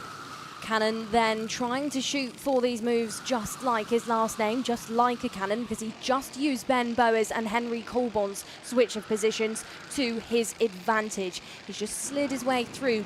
But actually for Cannon, this weekend he's gone under the radar so far. He's not, thrown everything out there. He's actually not really revealed anything to us this weekend. He's just been going slow and steady, has weaved his way through, but actually now has arrived inside of the top 4. Just behind that front pack, then we've got this battle of karts. This is Jensen Kula, Dino Rowlands, Krish Doshi, Archie Loveridge as well. And Archie Loveridge being this far down now, Andrew, is really starting to cost him. 10 positions lost. He's now in that position of the circuit where being that far back, you're making it hard work because you're with drivers who are desperately trying to make up ground, but they're costing each other time. Sawyer Henderson, though, has just dropped a number of positions as well, so that gap has just been cut back down to 4 points. Not by Loveridge moving back up the order, quite the opposite for Henderson. I think we can have a look at a replay of the race start and maybe get a bit more information on the number 83. So you're looking at those lights. And the green and black cart there that you just see shooting out from the grid formation. That's not a jumping out of tram lines penalty because it's a standing start, but quite clearly the number 83 got a jump on there, a little bit eager on the loud pedal there. So good work there from our crews to clarify that that number 83 cart, Archie Tosh, plus 5 second penalty for a jump start. So whilst we've been confirming that for Tosh, we have seen the switch for P2. So Henry Colborne and Shellen Srikantan switching out time and time again. Becker, however, since being in the lead of things, since he went off from that pole spot, has not actually been tested. He's sat there, he's owned this. This has been his race, and nobody just yet has tried to attempt a move. But for Henry Colborne, a driver who has made up 8 positions so far within this race, has actually showed, I would say, the rest of the field, I can overtake. And as we talk about him, it's as if he can hear the tannoy out there, because down the inside at hairpin number 1, gets it done on the brakes, goes in nice and late, nice and hard, holds that brake to not slide and kill the exit of the corner, and runs away from Henry Colborne. Colborne will sit there steady, will still have Srikantan on his tail. Cannon there, Freddie Drury now involved in this one. Andrew Drury, fastest lap as well. Good pace for one of the newer drivers within our field. Yeah, Freddie Drury looking for a best result of the season so far before this weekend. A P5 back at Wilton Mill was the highest that we've seen Drury in the order so far this season. 3 minutes to go then. Colborne leads from Becker, Cannon, Srikantan, Drury. Ben Bowers still there. in this group, P6, and then it's Oliver Ratton. Marcus Cooper now up to P8, the winner from yesterday, up 7 places. And yeah, a bit of a strange weekend in a way for the championship leaders. Sawyer Henderson now running 17th in this one. The gap is back to 1 point. So Henderson and Loveridge losing positions, but at pretty much the same rate as each other. So it's the status quo remains as we move towards the final doubleheader. So we'll concentrate right now at the front of the order, because this is just starting to simmer and come to the boil of your classic Honda Cadet final. 6 drivers, all in one train, all just trying to wait for their moment. There's still 2 and a bit minutes of this race on the clock, and then potentially, depending on when they cross the line relative to the clock, a very long last lap. There's plenty of racing still to go here. Got a feel for Oliver Ratton there in 7th place. In a very lonely spot right now, marooned with no one to really give him a slipstream at this precise moment. Round the bowl and onto the Litchfield Bridge once again. I like the look of Archie Cannon in that number 5 here, Nicole. He's been on the podium before, multiple times has been second in these Honda Cadet finals. But the drivers ahead, they've never been in this position before. There's a little bit of a moment there between Bowers and Drury. They might drop off the back of the pack. Could this be where experience comes into play? Becker, Colborne, not as used to running at the front perhaps at this level in Honda Cadet as the driver there in 3rd place. A proven race winner up in Scotland. This is not Archie Cannon's first rodeo. He has been in this position before. He's been in this grid before. Maybe in previous times he was looking at other names. He was looking at Loveridge, Ronnie Jones when Ronnie was in the mix. This time he's got 2 newer names, Becker and Colborne, and I'd absolutely agree with you here. I think experience is going to come into things for Archie Cannon then. For Archie, and of course, he's racing on the Apollo kart. He knows his machinery. He's comfortable out there. Now looks to try and use some of that. These 4 drivers, this quad at the front of your field, have not let away from each other, but they have driven away from Freddie Drury, Ben Bowers and Oliver Ratton. I think this is going to be a race now between Colborne, Becker, Cannon and Sri Kantan. In towards the first hairpin, change is on. Archie Cannon has got the job done. Here comes the Cannon, now into P2. Like you called it, Andrew, he's had podiums, he's had P3s, he's had P2s, but this number 1 spot, this could be the day here at PFI on our final day of racing, on our final Honda Cadet race before we head over to Silverstone later on in the year. And Archie Cannon wants to mark his territory, wants to say, I can be one of the ones at the front. Last year he had to give those honours to drivers like Riley Blakemore, but this year in this final race, as we head closer towards this final lap, this could be Cannon's for the taking. Henry Colborne will have to do his absolute level best to defend. Now, Henry Colborne jumps onto that white line. He dances across it. He says, absolutely not. Cannon, watch how he responds. Varied lines then in towards the bridge and around the bowl. Round the outside, here comes Shailen Sri Kantan in towards the Litchfield Bridge. Who's going to have it? Sri Kantan's going to attempt to move down the inside. He's going to get things. No, that's Mason Becker. Mason Becker is now within this fight. Archie Cannon is going to sit on the tail of Henry Colborne, decides not to vary that line, not to try and get higher on that minimum speed, and actually maybe is Cannon just going to try and settle for a P2. This is going to get exciting down the inside. Here comes Becker once more. Where do you look? Who do you look at? Henry Colborne still holding on to it. Cannon still in P2. Sri Kantan still in that 3rd spot. Down towards Bobby Game. This one's not decided yet. Sri Kantan's trying to go for a hero move. Oh, round the outside. What a brilliant attempt there by Sri Kantan. Nearly pulls it off. Henry Colborne hadn't been on the podium before this race. He's only going to go and win it. Oh, hang on. It's going to be a drag race to the line. Over the line. Sri Kantan nicks it. Sri Kantan steals it by 5 thousandths of a second to take his 2nd victory in Honda Cadet in the British Kart Championships. His 1st of the season. What a finish! That is why we love Honda Cadet. Sri Kantan thrice in that race, went all in at the casino of Honda Cadet and has come up the big winner Wow, what a finish there, Nicole Sutherland. Shaylin Srikantan is one of those characters in the paddock that is an absolute joy to be around. Anything you want to know from Shay, he'll tell you. He's always got a smile on his face. He's a team player. He's an absolute sportsman as well. He's always the first driver within your paddock to go and, you know, congratulate the other drivers. But today, here at PFI, he is going to be the name that is going to be congratulated. And that is exactly how that has just happened. How do you even explain that? That is what you literally call a sprint to the line. And let's not forget, Nicole, the last time that Shaylin Srikantan won a race in this championship, due to circumstances that on track he did not fully understand, and that was not his fault, that win for him cost his teammate at the time the British Championship. It was so bittersweet. He couldn't celebrate it. He couldn't celebrate that first one because he is such a nice young lad that he felt so sorry for Ronnie Jones that day. Shaylin, you've got no one to feel sorry for here today. You are a winner in the most dramatic of ways here at PF International. That's got to go down in the record books as one of the closest finishes in the championship's history in the modern era.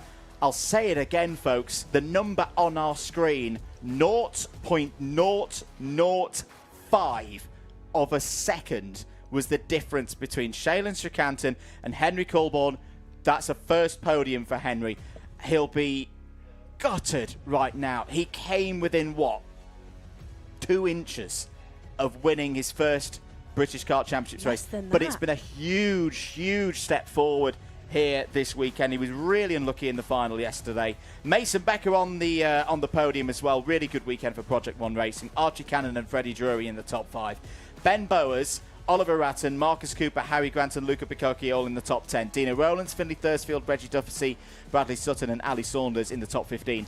Sawyer Henderson 16th. Jensen Cooler 17th, Archie Loveridge 18th. We'll come on to what that's done with the championship in a minute before we run through the rest of this order. Luke Hamill, Phoebe Shelton all in the top 20, Harry Parker Ray, George Lilly, Carl Kerr, Reggie Cook, Edward Fry, that's the top 25, Ollie Knox, Oliver Vickers, Archie Tosh, Austin Dow, Chris Doshi and Ethan Bainbridge. And I'm just going to make this point.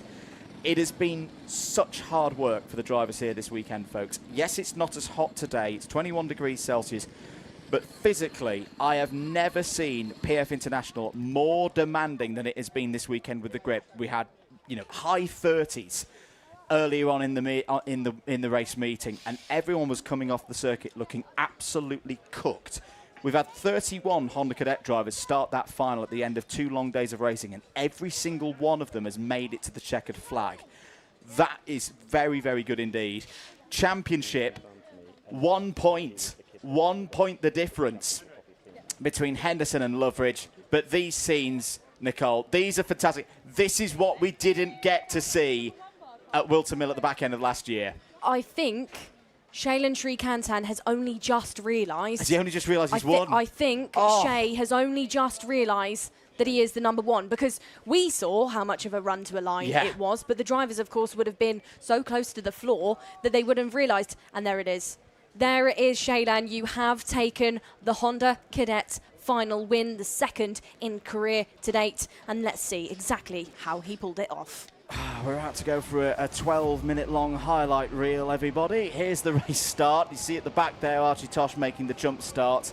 That would be a plus 5 second penalty. Oh, and he knows straight away. You could just see him just slap the steering wheel a little bit and say, naughty right foot. So just push that loud pedal a little bit too early. Early stages, Henry Colborne. Where did Henry start? In fact, he started on the 5th row of the grid for this one. Made some really good early progress, as he did yesterday in the final, and then had a bit of a problem and fell down the order. Archie Cannon getting involved as well. We've got through a full race day and not confused the number 5 and the number S and the letter S plate across the course of the day. Shaylin Srikantan was always there. This is what we've been saying with this Honda Cadet class for years. If you know your British karting, it is such a great platform, Nicole, and you can speak from personal experience of teaching drivers racecraft, this category. Absolutely. This is where drivers learn their craft. this is where it starts. This is where they learn the fundamentals of overtaking, passing cleanly, like you're seeing from drivers like Shailen Shrikant and Archie Cannon as well. This is where they get their first taste of racing. Of course, the smaller chassis, the 950mm chassis, also means that these drivers are so close together. They are quite literally nose to tail, pod to pod, throughout absolutely everything. That's what you're seeing there for Ben Bowers there through the 90 right. These drivers, this is where it all starts, but this is not where it finishes. And this, however, is where that race finished. Look at that. That is our closest ever final this year. I'm not going to be able to go through the stats of this championship. No, but I can assure you that's the closest we've had I'm this going to year. say since the dawn of the new era of the British Kart Championships, that's got to be one of the closest runs to the line we've seen. We've seen tests, of course, a couple of years ago at Kim Bolton between Zach Green and was it potentially Freddie Lloyd. Yeah. That was close, but I want to argue that Shailen Shrikant and Henry Colborne was even closer. But, of course, Kiel Lynch is down in Parc Ferme, and she's going to tell us exactly how Shailen is feeling. Thank you very much, Nicole, and that is correct. It was that close that Shailen, you had no idea that you won that one, did you? No, I did not know. I thought I didn't want to celebrate too early because it was like basically, I don't know how much I won by. It was probably milliseconds, so that's why I didn't celebrate until I actually knew. It was definitely not far off. Now, the commentators have done a brilliant job of explaining your story. This isn't your first win, but this one definitely tastes brilliant. How are you going to celebrate tonight with your family and all your teams and friends around you? I'm not sure how I'm going to celebrate, but I'm just going to celebrate as hard as I can because this is like my best win ever, maybe. No, that is correct. It definitely isn't. It's definitely hard to do that on this grid. How close was that racing? What was most important for you on those last couple of corners to kind of keep your head down?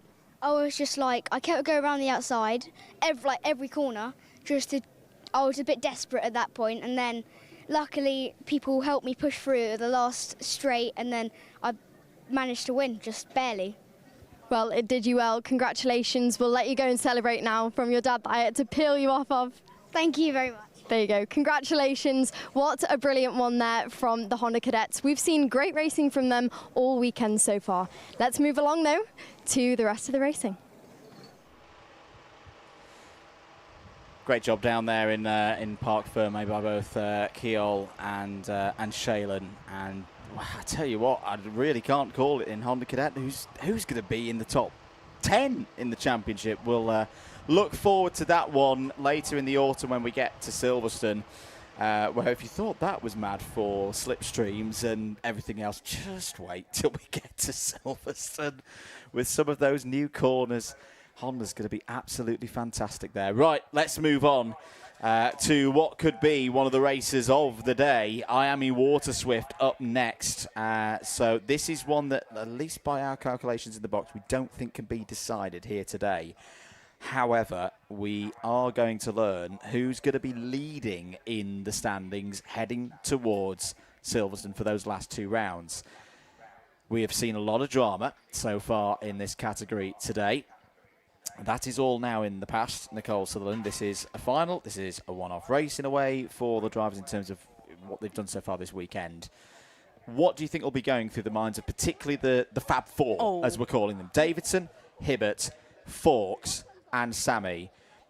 They're there again, but you've got some newer names as well throwing into the picture. Evan Owen and Harry Chapman in particular. And I'm just going to remind as well, keep an eye on Bodie Batch. This is exactly the kind of race I've seen Bodie weave his way through before and take a big result. What do you think people will be thinking right now? So for your front two that we were just looking at on the screen of Alfie Davidson and Mason Hibbert, for Alf, of course, he's going to be thinking, get to the line, stay in that top spot and just hold on to it. For Mason, he'll be thinking, I need to get to the front and I need to fend off. But maybe in the earlier stages of the race, they could look to work together slightly. There they on your screen. You know, it's a little bit confusing when they're out on track sometimes because they literally look identical from where we're sat. But can very much tell you they're very big personalities, very different personalities. There's LBJ Stubbs, of course, your 2025 Water Swift Restricted British champion, who's now in the unrestricted category, is starting this weekend a little bit further back. But for Stubbs, he could get in the mix as well. There on your screen is one of the Say brothers. This is Hero Say. So Hero and Oliver are twin brothers, both competing in the Water Swift category with Fusion under the guidance of both Dan Hazelwood and Arm Ahmed out there as well. So for Hero, you know, this is one of his best weekends to date. Rowra was his best weekend, but actually I think he could outdo himself this weekend at PFI. I think a P5 in a final is as high up as he's got. But so far, of course, he's starting on the third row. He's starting P5.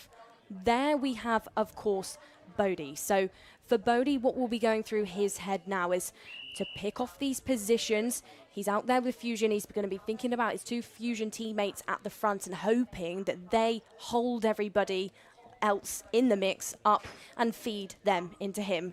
Kyo Lynch, however, is down there on the grid, and she will be able to tell us a little bit more about that and a little bit about Alfie Davidson. Thank you very much, Nicole. Now, we don't have enough time on this grid to explain the stories that we have going on, but your pole sitter for today is Alfie Davidson. Alfie, the gap between you and your teammate there, Mason Hibbert, is seriously closing up. How do you feel? Pretty good, to be fair. Obviously, me and my teammate Mason, we've worked together all year to get a good big enough gap to battle at the end, and yeah. At this stage in the championship, it's really becoming clear that teammates have to matter less. You really have to battle out. Is that how you guys are kind of feeling in the Fusion awning? Not really. Obviously, we're still thinking about getting away, pushing away, and then we'll just have to see how it goes at the end, really. All right, best of luck to you. Thank you. I'm going to open the taps this one. We'll let our pole sitter get ready. Now, Mason Hibbert is joining him on the front row of the grid. Mason Hibbert is our championship leader. Mason, you won yesterday. You did exactly what you needed to do. So heading into this one, that must have been pretty solid for you. Yeah, it was, to be fair. Good overtake. And then just, yeah, won the race. Now, into the heats today, you had one heat where you managed to still come out with a good result after a bit of a problem. And then earlier on, you really solidified how confident you're feeling with that overtake around the bowl for the race lead. Is it safe to say that you're confident for this one? Yeah. All right, well, best of luck. Thank you. Man of few words is our championship leader right now as he gets ready to focus on the front row of the grid. Now, right here is Harry Chapman, joined by Chester Fawkes on the second row. We're not going to have time to chat to them. However, there are so many stories within this field. We also have drivers like Dimitar Uzanov coming through the field. This is going to be one to watch. I'll see you after.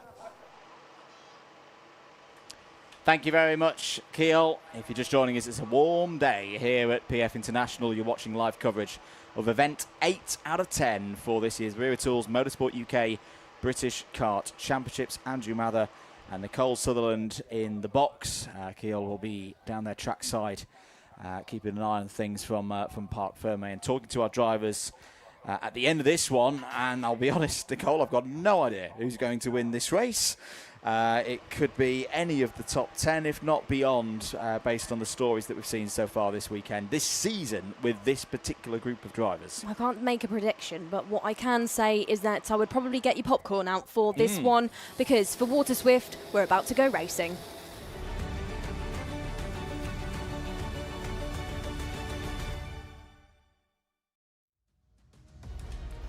It's a Fusion lockout of the front row once again here in Water Swift. Alfie Davidson will start this race from pole position, 13 points behind championship leader Mason Hibbert. Chester Fawkes and Harry Chapman, they go from row number 2. Hero Say, looking for that breakthrough result, starts on row 3 alongside Bodie Batch. Row number 4, it's Dimi Uzanov alongside Ilias Sami, and from row number 5, it's Fusion with DK Academy in the form of Johan Berger and Albie J. Stubbs. Your 6th row of your field, the top 12, is finished off by Evan Owen and Rudra Gugalathan. Max Varic and Oliver Say go from row number 7. Oliver Kleinfelter and Corey Lyons go from row number 8. Ivan Zvoronins, the driver from Latvia, starts on row number 9. 17 drivers in total in the field. Just to run through the championship scores, Hibbert 911. Davidson 898, Fawkes 878, Uzanov 865, Sami 865. this will be the first race where we will start seeing not so good results for each driver lobbed in the skip. This is the 16th championship stage of the season. It's the best 15 out of 20 across the whole year that count towards the championship. Hold on to what you've got, everybody. This is going to be a tense run down towards turn 1 between the Fusion teammates. We're green, 12 minutes plus 1 lap. Brilliant start for Alfie Davidson. That is not what Mason Hibbert would have wanted at all. There was a thumbs up there from Davidson to Fawkes behind to say thank you very much. That's what Alfie Davidson needed in this quest to claw back the championship lead. That is the perfect start for Alfie Davidson. So these drivers race in teams, but this isn't a team game when we come to trying to hunt down on podiums. The karts now, these drivers are split into 2 separate packs, as at that first hairpin somebody has had a driver. That's one of the Fusions. Further back, potentially one of the Say twins. Out at the front, however, this is Davidson in control. It's all over the road there. That's one of the Tim Wilsons getting it absolutely wrong there on the exit of hairpin number 2 for Davidson. This is his race to lose as it stands. This could be his win to lose as well, because yesterday it was Mason Hibbert that took that final. Alf wants to claim one, but for the time being he's going to have to exit out of that corner, not actually a million miles away of his big competitor Chester Fawkes, the DK Academy driver. Mason Hibbert still sat there in P3, with it being Dimi Uzanov and Heroes Say now into the top 5. Here comes Uzanov. Uzanov now on the charge. He's gone under the radar so far this weekend, is just ahead. We've seen the switch between Chester Fawkes and Mason Hibbert. So Hibbert back up to P2 then, and locked onto the rear bumper of his teammate Alfie Davidson. Do not adjust your screens. Yeah, it is pretty much the same setup that we had 2 weeks ago around this place for Kart Masters, the British Kart Grand Prix. A race that in the end went to Davidson, but wasn't won by the number 5 seed on the road. Oh, now what happened there? Through goes Mason Hibbert. Alfie Davidson's kart and his body posture didn't look comfortable there into the Fullerton S's, and all of a sudden Alfie Davidson is well down the order to around, what, 8th place? Is that a turning point? Is that another scenario of Alfie Davidson leading a final in this championship? Something going wrong for him and setting him back into the pack. 7th place now on the road for Alfie Davidson. Hibbert and Fawkes clear. There is a fight for 3rd place between Harry Chapman, the E-plate holder, the English champion from a Shennington race earlier on in the season. He's now under attack from Ilias Sami. Sami up to P3. Uzanov going wheel to wheel now with Harry Chapman. That's over 4th place, and here comes Hero Tsay. Well, Hero Tsay was very nearly on the podium a few weeks ago up at Wera. A clash with Alfie Davidson in that race. Took that chance away. 9 minutes to go in this one. Say goes through. Here goes Uzanov. Oh, fights his way through there. And Alfie Davidson does as well. That's good to see from Alfie Davidson there, Nicole. He is not giving up this fight. There's still a long way in this race to go. No, Davidson has found his composure once more. And this is what I've just asked the producers for, is another angle of Davidson. So they head into the S then. Was he assisted through that? Was Davidson maybe helped in that moment? This is another angle of it. So Davidson heads in. Here comes Hibbert. Do they touch? Ooh. Okay, interesting one there between the Fusion teammates. Chester Fawkes then ends up getting involved as well. But for Davidson and for Hibbert, we've seen moments for them throughout these races so far. Could that be classed as another moment as well? Race notification from race control. Driver number 8, Mason Hibbert, under investigation. The officials are going to have a look at that one. Well, it wouldn't be the first race with these drivers in a final this month. If something did come in to affect the race result, we'll keep you up to date on that as soon as we get any more information. 7 3/4 minutes of this race to go. Mason Hibbert remains your race leader, but there's some bad news coming for the race leader in the shape of the DK train. Fawkes and Sami are looking to get together. How many times have we seen this in 2026 for the DK Academy at the circuit, where their tutor Danny Curl won the FIA World Championship those years ago. Well, right now, Sammy's going to go down the inside of his teammate and take second place. Now, that is not necessarily a problem. They like working together, these two, Nicole. They're quite used to sharing the load, sharing the work between the two of them. They won't mind what order they're in if they're closing in on Hibbert. At Wilton Mill, it was Davidson and Sammy that took those finals. Sammy, of course, has a final win and he's got the confidence, and now he's going to use it to try and hook a line on the back of Mason Hibbert and reel him in. And he's going to have Chester Fawkes to help him. The two DK Academy drivers, friends on the track, friends off the track, will now maybe look to work together just within this mid phase of the race to reel in Hibbert, which is exactly what they're doing. Look at the gap they have pulled in on Mason Hibbert only through the first 2 turns of this circuit. Watch him now in towards that first hairpin and watch the composure of Mason Hibbert. Does he go defensive? Looks over his shoulder, knows that Sammy is just there, but actually decides not to close the door just yet. It's Hibbert from Sammy from Fawkes, and guess who else is there? As always, it's Alfie Davidson. I feel like I'm a broken record because we say this time and time again. We say it in the UK, we say it in Europe. It's the two Fusions versus the two DK Academies. It's why I've started calling them the Fab Four, Nicole. That they are always there in these races, in these finals. But I've got to say, Alfie Davidson is digging deep here. Other races this season, Alf might have let his head drop and fall back and not get the points he needed. This kind of drive is reminding me of Franciacorta in the IAME Euro Series earlier on in the season, where he did not have a good run towards the final. He was not on the list of favourites going into that final, and he gets his head down and he got a podium. He didn't win the race, but he got a podium that day. This is a similar kind of drive.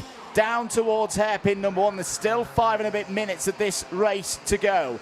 Mason Hibbert still leads this one. Plus 5 second penalty for Max Zvaric. That's further down the order. Zvaric running P10 on the road right now. Towards the Fullerton Essers. Does Ilya Sami make a move? Davidson now to P3. Davidson really on the move. Davidson with a lot of pace here. Won the Kart Masters GP here a couple of weeks ago. There is Ivan Zvoronins off the road. So Ivan Zvoronins drops out of contention. This is tense. This is so tense. Hibbert leading the race, leading the championship by 21 at the moment over the driver, his teammate in third place, Alfie Davidson, who's just set the fastest lap of the final so far. 62.63, as through goes Sami.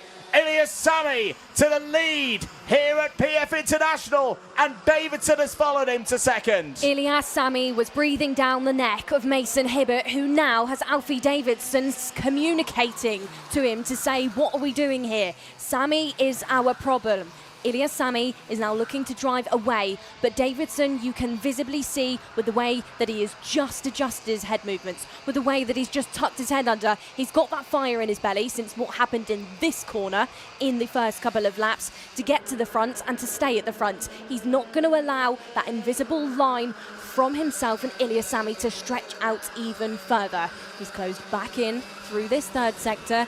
So it's now the DK from the two Fusions from Chester Fawkes once more. Fawkes is on the back of this one here, Andrew, and to me, Chester is being patient. He's biding his time. He's not trying to bite a chunk out of the three ahead. He's just trying to probably allow them to trip over each other ever so slightly, as here he comes down the inside.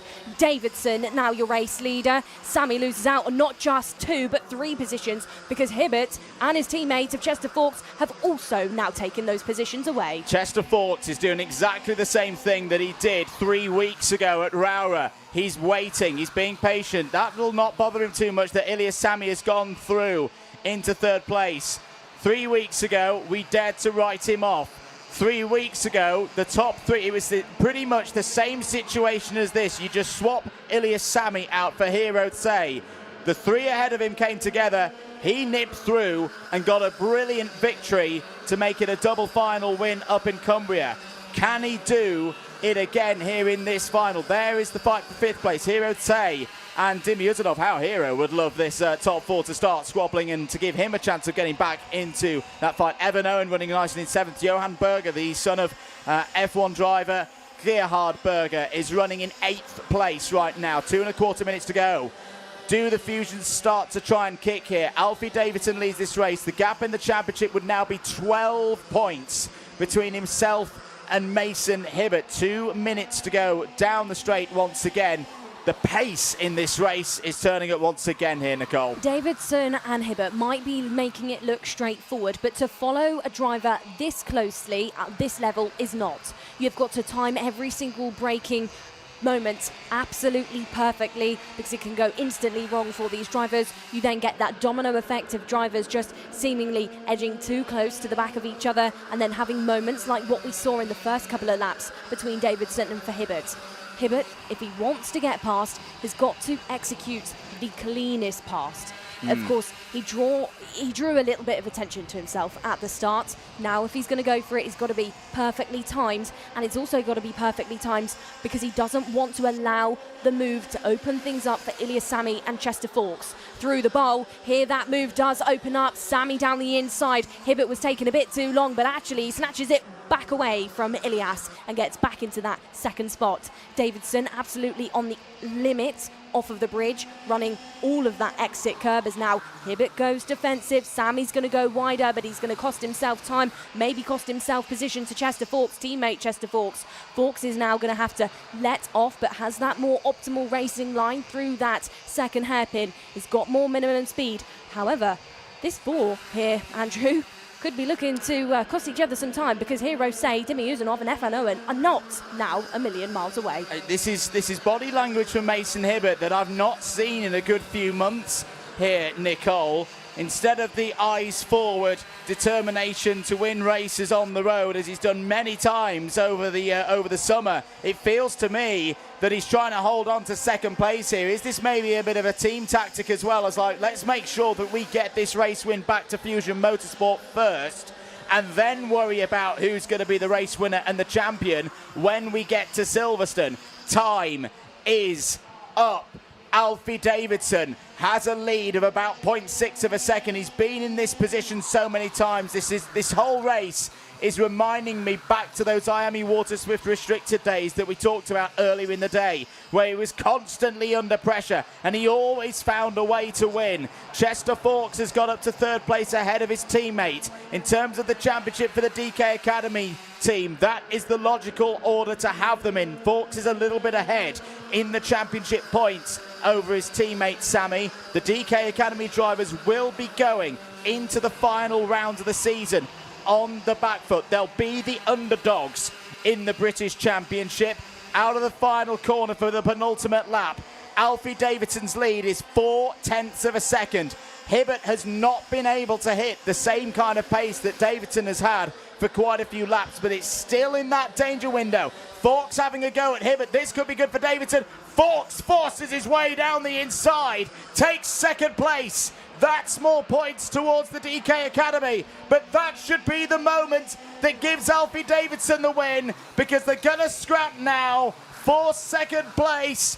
Out of hairpin 1 towards hairpin 2. You've got to understand it that for Fawkes, he's got to get his own number of points back on the championship leader, Hibbert. Hibbert's going to try and draw alongside now, side by side, towards the Fullerton Esses. Through goes Hibbert, through goes Sami, but for Alfie Davidson, who a few laps ago looked to be out, looked to be having another day of leading a final and it all going wrong, Alfie Davidson joins the elite club of 10 or more British Kart Championship victories, and that may well be his finest.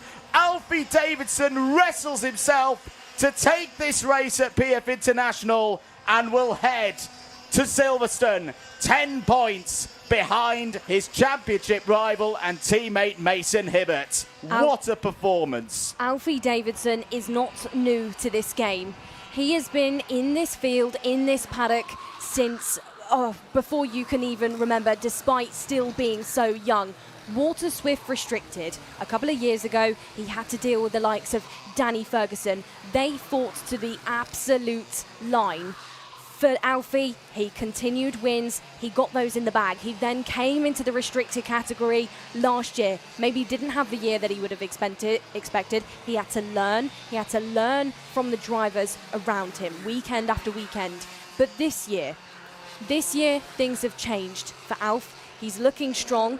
He's just found that fire in his belly once more. He's been locked in throughout that entire race. He didn't give anything away to any other driver within that one. He takes another final win this year. He follows what he did out at Wilton Mill.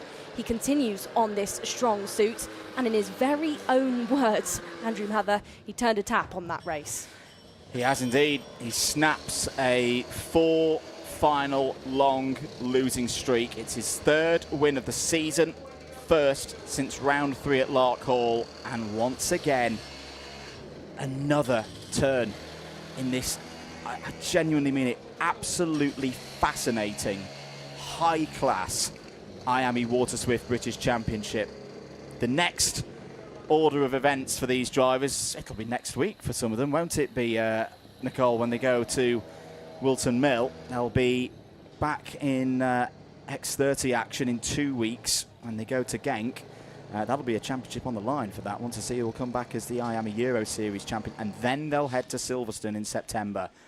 And quite honestly, we'll do the maths, but I think all 4 of them are still in play in the championship. Hibbert, Davidson and Fawkes 100% are. And that, look at that face.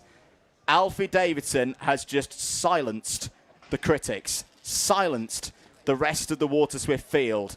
That's a race a month ago I don't think he would have won, but he has re-found the mojo that made him, for me, at the very start of the season, Nicole, the favourite for this championship. He won't go into the last meeting as the favourite for the simple fact he's not leading the championship. You always have to give it to the young driver at the top of the table when you go into a final round of the weekend. But I've watched this young man race for a good number of years. You have as well. I'm struggling to remember, and there's been some big moments with Alfie Davidson over the last 2 or 3 years. I can't remember a win as impressive as that in the circumstances that were presented to him. In the circumstances that he's been pushed back and then had to get back to the front. Yeah.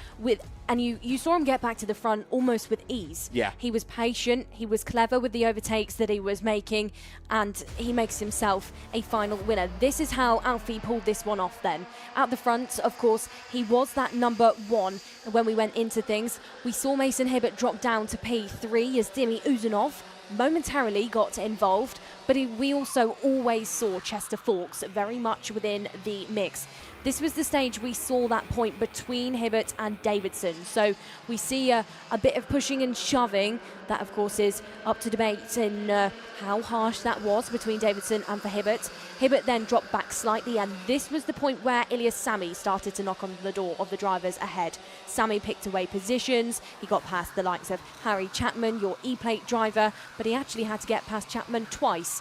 Dimi Uzunov followed through with Ilyas Sami, and then we saw Chapman go wheel to wheel with one of the other fusions out there, Hero Say, who actually now, Andrew, matches his best final result to date. It's another P5 for Hero. This time it's a PFI instead of what he achieved out at Rowra. Sami then got to the front. He passed Davidson. He pulled around Hibbert. Then we saw Davidson take it back. Sami went round the outside and lost 3 positions there on towards the entrance of the bridge because his teammate Chester Fawkes also managed to get his way through.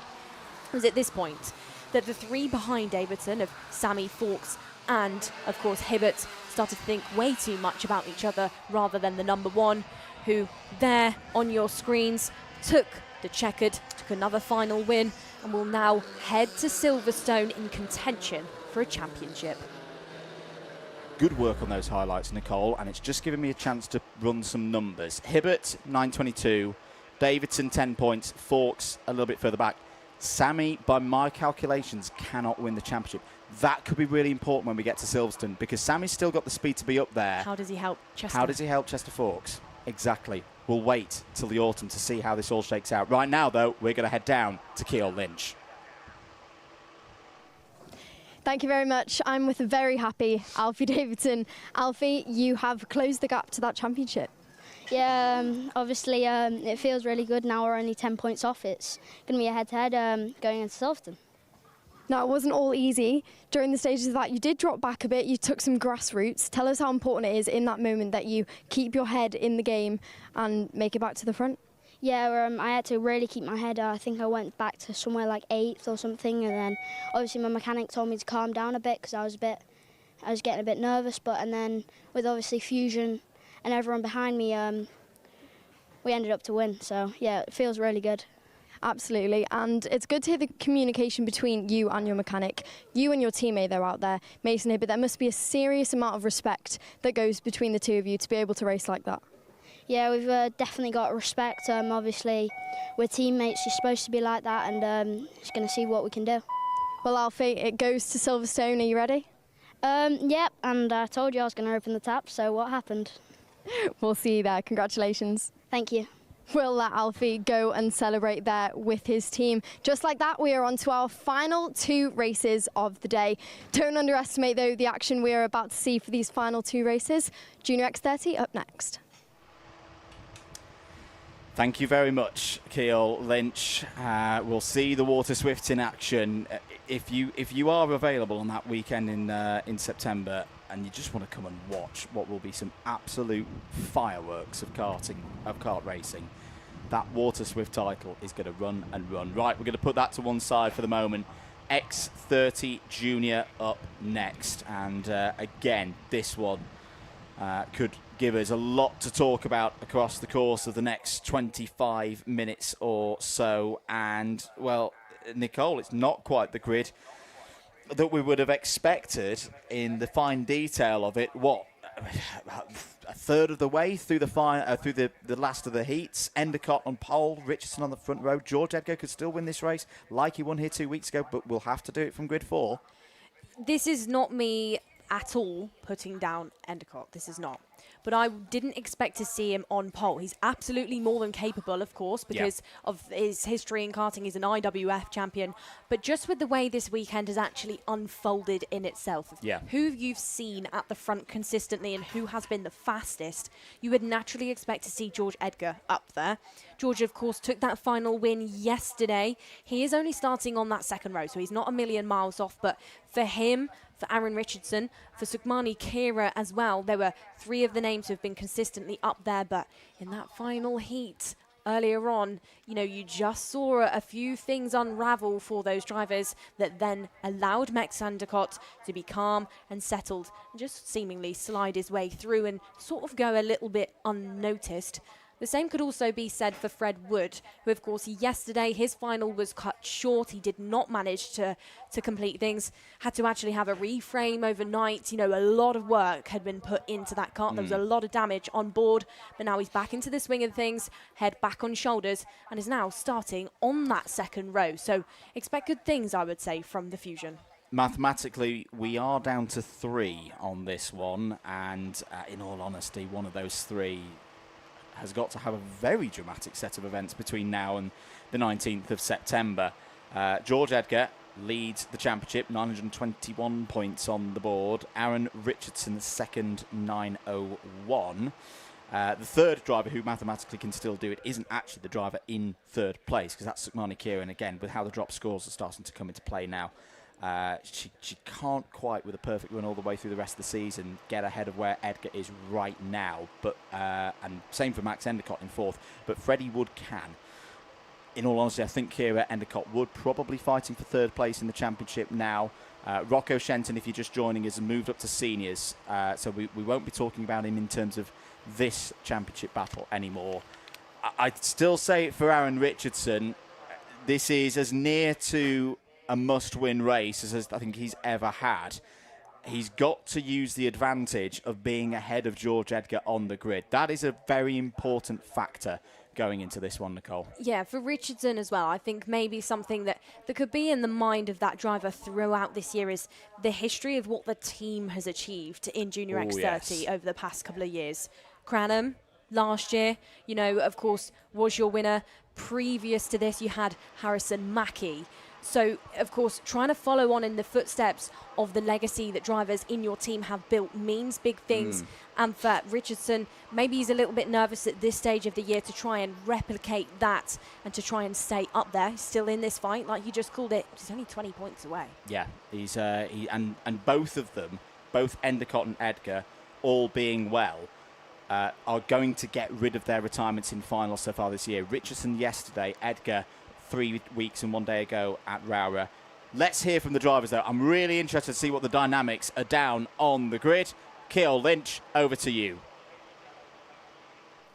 Thank you very much, Andrew, and that is correct. The dynamics down here have really been interesting, but first we're going to hear from our pole sitter, and that is Max Endicott, your Warrior Finals champion from 2025.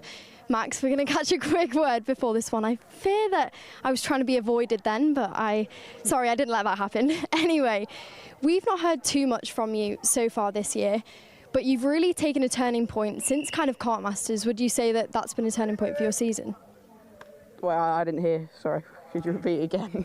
The whistle interrupted. We've not heard from you too much this year, but recently you've run well at Kart Masters. You were in the top couple of drivers in the heats especially. Would you say that that's kind of been a turning point for your season? Well, I mean, I've been up the sharp end a lot. I mean, maybe I haven't won as many races as I'd like to, but it hasn't really been a major turning point in the season, so yeah. Well, you've put yourself in the best position for right now. What's most important starting off with pole? I just got to race smart and not make any stupid decisions, so. All right, best of luck. Thank you. There's our pole sitter. He knows exactly how it feels to win under some pressure. Now, we're also going to speak to Aaron Richardson because in terms of the championship, it's really been a story so far this weekend between Aaron Richardson and George Edgar, both from the same place, two drivers who have raced together for a very long time. Aaron, I think I'll speak for all of us when we say we really felt for you yesterday. Yeah, sadly yesterday I had a DNF, what really hurt the points a lot. But today I'm going to come back to try and get as much points as I can and still try and win the championship. You absolutely have. You've proved that it is not all over yet. How did you reset for today? Because the mindset is really the most important part at this stage in the championship for you. Yeah, because obviously there's this round, there's only one more round. Whatever happens, happens. You've got next year still. So yeah, I just thought about yesterday, that happened in the final, but you leave that out of your head and you come back today. All right, best of luck. Thank you. We'll let Aaron Richardson get ready. Now, on the second row of the grid, we've got our championship leader, George Edgar. We're going to hear from him once again. George, how are you feeling? I know it's been a mixed day in the end for you. In that last heat, it dropped you back to just inside the top 10, which has sat you on the second row of the grid. But overall, you're still leading that championship. Yeah, we had a very good day yesterday with maximum points, a very good first heat, and then a slight issue in the second heat, which has set us back on the grid. But I'm sure we can come back through to the final and try and extend our lead going into Silverstone. It is really getting close now between the two of you. What is in your mind as you're going to get in that kart right before the start? I think I've just got to do as well as I can, really. Absolutely. Best of luck, George. All right, now on this grid, we've got drivers like Freddie Wood, we've got George House, Monica that have all come close, and they're going to be trying harder than ever right now. I'll see you shortly. Thank you very much, Keol. Great to hear from the drivers there. For Max Endicott, looking for a best result of the season in this championship. To do that, he was second on the podium at Lark Hall. He's right, he has had race wins so far this season. He's won in the IAME Euro Series at Franciacorta. Could that be a good sign for today? Let's get into it then. X30 Junior Final up next.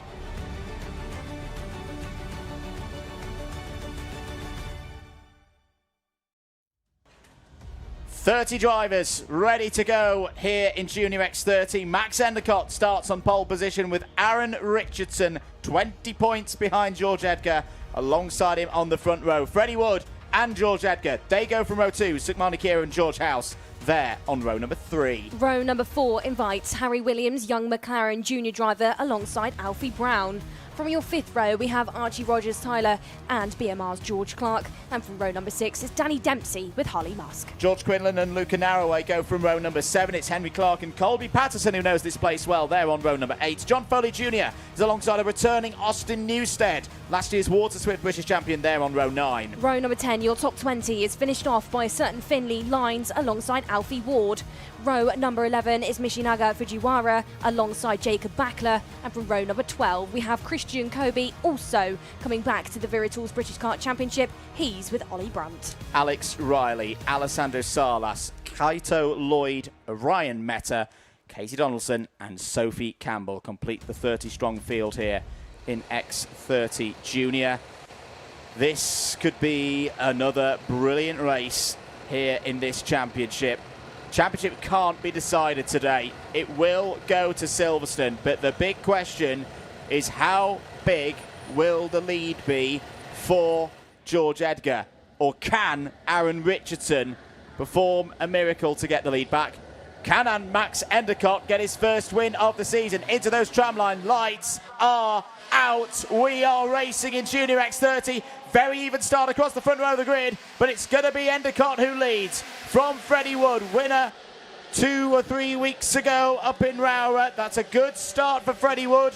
He needs to win out to stand any chance of winning the championship. That's a bright start for Freddie Wood, but it's Endicott who leads from Wood, from Richardson, from Sukmani Kira up to P4. George Edgar ends the first sector of the first lap, P5. Bit pushing and shoving in the background. Colby Patterson being one of those drivers just to get caught out slightly at hairpin number 1. Out of the second, you've got drivers running all off the road. And for Aaron Richardson fans out there, of course, he started on that front row, but for the time being, he's had to drop back to P3 for now. Sends down the inside. Challenge is on there for one of the XLs as these drivers do not want to give anything away to each other. George Clark also being one of those drivers to challenge and having to fend off one of the Fusions just shortly behind. Talking about Fusions and BMRs challenging each other, you've got the Clark and Fusion background battle, but you've also got that form in the front with the likes of Max Endicott and Freddie Wood. Freddie Wood now has been overtaken by teammate of Aaron Richardson.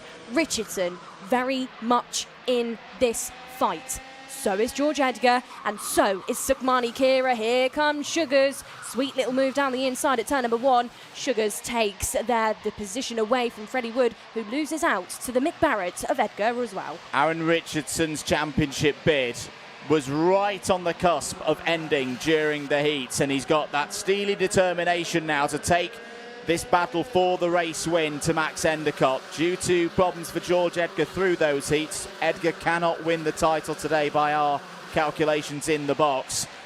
Richardson, we should note as well, also has a bit of a different play up his sleeve, in that his score that should become a drop score in this race is worse than George Edgar's. It means that Aaron's got a bit more space in terms of points to run into, especially if he can get down the inside and take the race lead like that. Brilliant stuff from Aaron Richardson and from Sukmani Kira. Kira doing the supportive role at the moment, running P2 ball, but here he comes. George Edgar doesn't quite get it through there into third place. It's the top 5 in the championship, locking out the top 5 in this race. Richardson leads from Kira, Endicott, Edgar and Wood.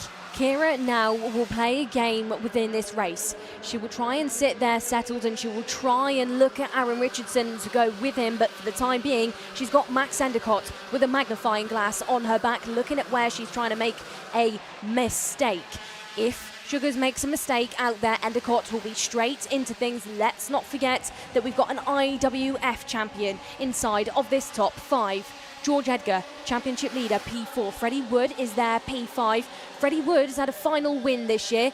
That was out at Wera. Let's see if he can try and do that again this weekend at PFI. Wood runs off for the bridge, and just in front of him, everybody deciding to do different things. These drivers on the limit, all over that exit curb, and that allows George Edgar to get back into P2.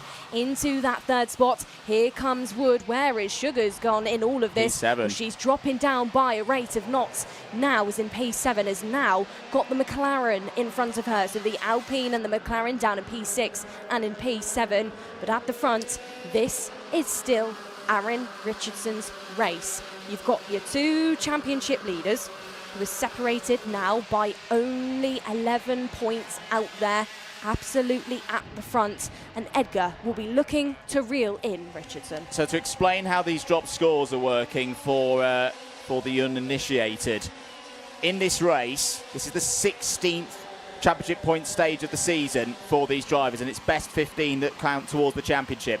Aaron Richardson is getting rid of a P27 from yesterday as Archie Rogers-Tyler in a bit of trouble there. George Edgar is getting rid of a P19. Oh, as Luca Narroway is out of this race. It's been a tough weekend for Narroway. Oh, change of lead. Oh, George Edgar's got through. What's happened here? Edgar ahead of Richardson, and Wood has gone through as well. Well, drop scores or no drop scores, George Edgar has got one thing in his mind today, and that is getting another victory in the British Kart Championships here this season.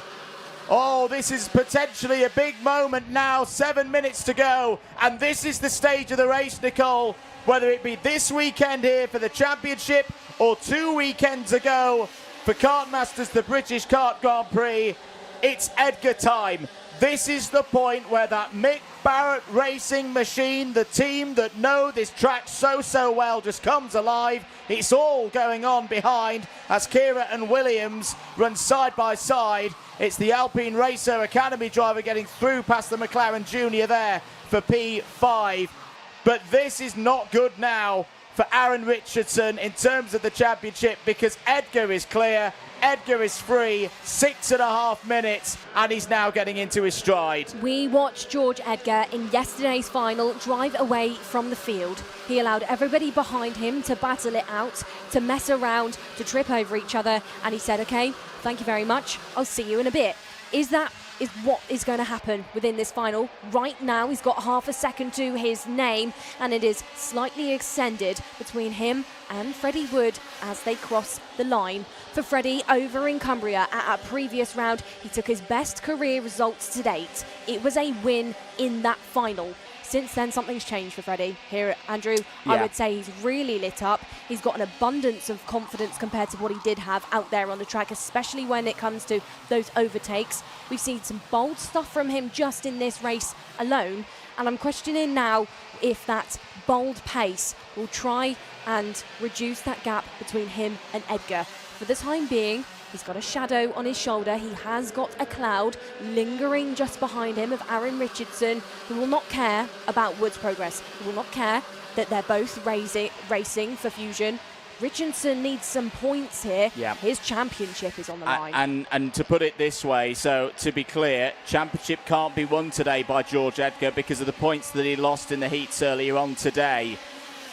We've just done the maths here in the box as Richardson goes through into second place, and that's going to help him in this cause, because up to that point, it was going to be a case that all George Edgar would have needed to do at Silverstone is top one of the 4 championship stages across that doubleheader weekend. Endicott down the inside of Wood for P3.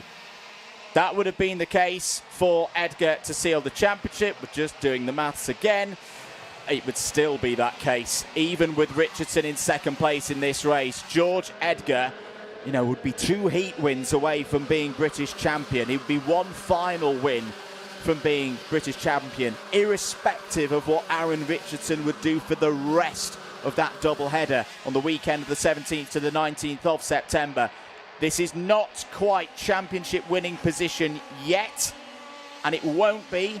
Even if Richardson DQ'd today or retired or got something like that, he could use then as a drop score by having a perfect round at Silverstone.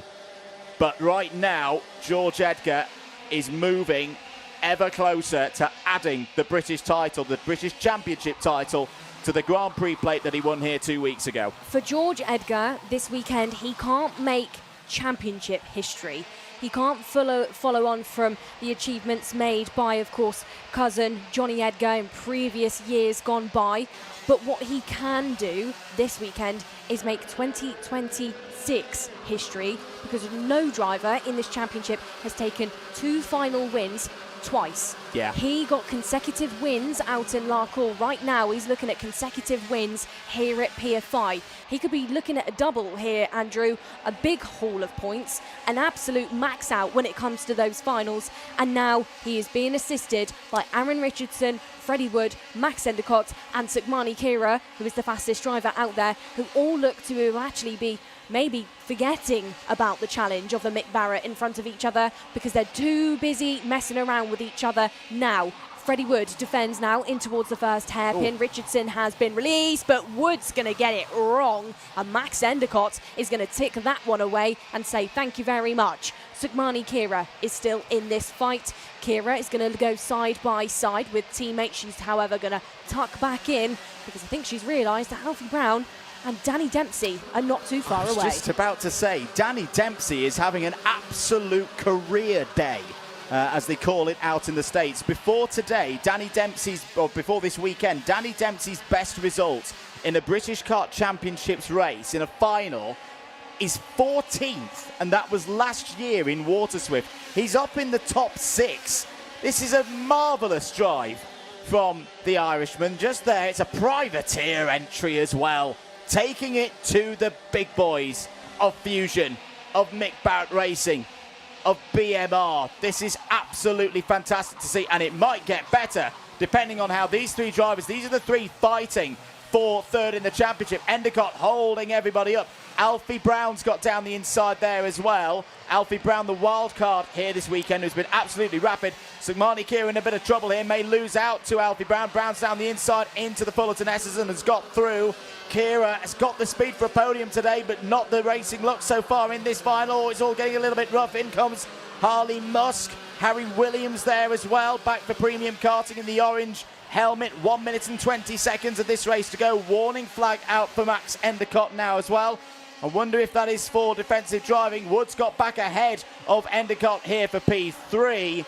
Top two, once again, class of the field here, Nicole. This is a big scrap going on for third. Who's looking good in those championship points at the moment? Well, Freddie Wood and Sukhmani Kira maybe are fighting as hard as they are now out there on the track. Oh, that is damage and a half to the driver Danny further Dempsey. back of Danny Dempsey, who were just highlighting the progress this weekend. The driver who has pushed so hard has now had his weekend stopped and halted. But going back to the drivers who will continue on their charge, Freddie Wood and Sukhmani Kira are maybe fighting as hard as they are out there on the track because they are absolutely tied on championship points. 866 is the number for Wood and for Kira as they currently sit P6 and P4 on the road. There is a race on that circuit and there is a race in those standings. So that's a problem. That's a notification and a half for Max Endicott. 5-second time penalty for the driver who's trying to look at a podium spot. And as it currently stands for Max, with a 7-second, he would be dropping down. He's going to be dropping down to around about P18 as it currently stands. Well, that could take him well out of that battle for third place in the championship. Casey Donaldson's got a +5 as well. It's nearly 3 wide. George House trying to go around the outside there of Sukhmani Kira. Bounces across the curb a little bit. Harley Musk's going to go around the outside here of 1, maybe 2. No, he'll get squeezed down and onto the exit curb out of hairpin number 2. Freddie Wood still holding on to this third place. Time is up. Last lap board will be out in a moment for George Edgar. This, I hope, is not going to all break down in the latter stages of the weekend here in X30 Junior. But George Edgar on his last lap now. What a drive this has been. And just shows again the resilience that this young man has. Harry Williams is down the inside there. Finlay Lyons has hacked from the back there as Kira gets down the inside of Endicott. It's up to P4. Round the bowl, Wood clear. Alfie Brown has now got through past Max Endicott. It's all slightly falling apart here for Max Endicott. He's not got the pace to stay at the front here, and that 5-second penalty. This is effectively going to be a drop score from him here today. Finlay Lyons is down the inside of George House. In comes Harley Musk, but good switch back there for P8. Final lap though, George Edgar Well, it was a special moment 2 weeks ago, but a little bit nervy at this stage of the race as the pack closed. He's going to be able to enjoy this today. George Edgar, final corner. Here he comes across the line. George Edgar is within touching distance of the British Championship. Aaron Richardson threw everything at that, but he knows now his destiny is not in charge of his own hands. There's an incident out of the final couple of corners. George Quinlan and Alfie Ward were involved, but it's Edgar again here at PF International for the Mick Barrett Racing team. He is on the touching brink of joining the names such as Ben Barnicoat, Lando Norris, drivers who have achieved greatness in those colours, silver, white and red. George Edgar will head to Silverstone on the weekend of the 17th to the 19th of September and know that a single topping of the leaderboard in one of the 4 stages of that double header will take the Junior X30 British Kart Championship back to Mick Barrett Racing. George Edgar now becomes the first driver this year to take 2 final wins in the same weekend for the second time. He did it at Scotland, now he's done it at Paul Fletcher International. Now he's grabbed another haul of points for himself and for Mick Barrett Racing, who, like you just called it there, Andrew, are hunting down for a British Championship. Their first after a number of years, which means big stuff for the team, for Mick Barrett himself, who is here every single weekend, who has stood at those sidelines like now, watching on what George Edgar has just achieved for the second time this weekend. Because for the second time this weekend as well, he's been composed and he's driven away from the field. This time, today on Sunday, it's been 3 seconds that he has claimed that one by.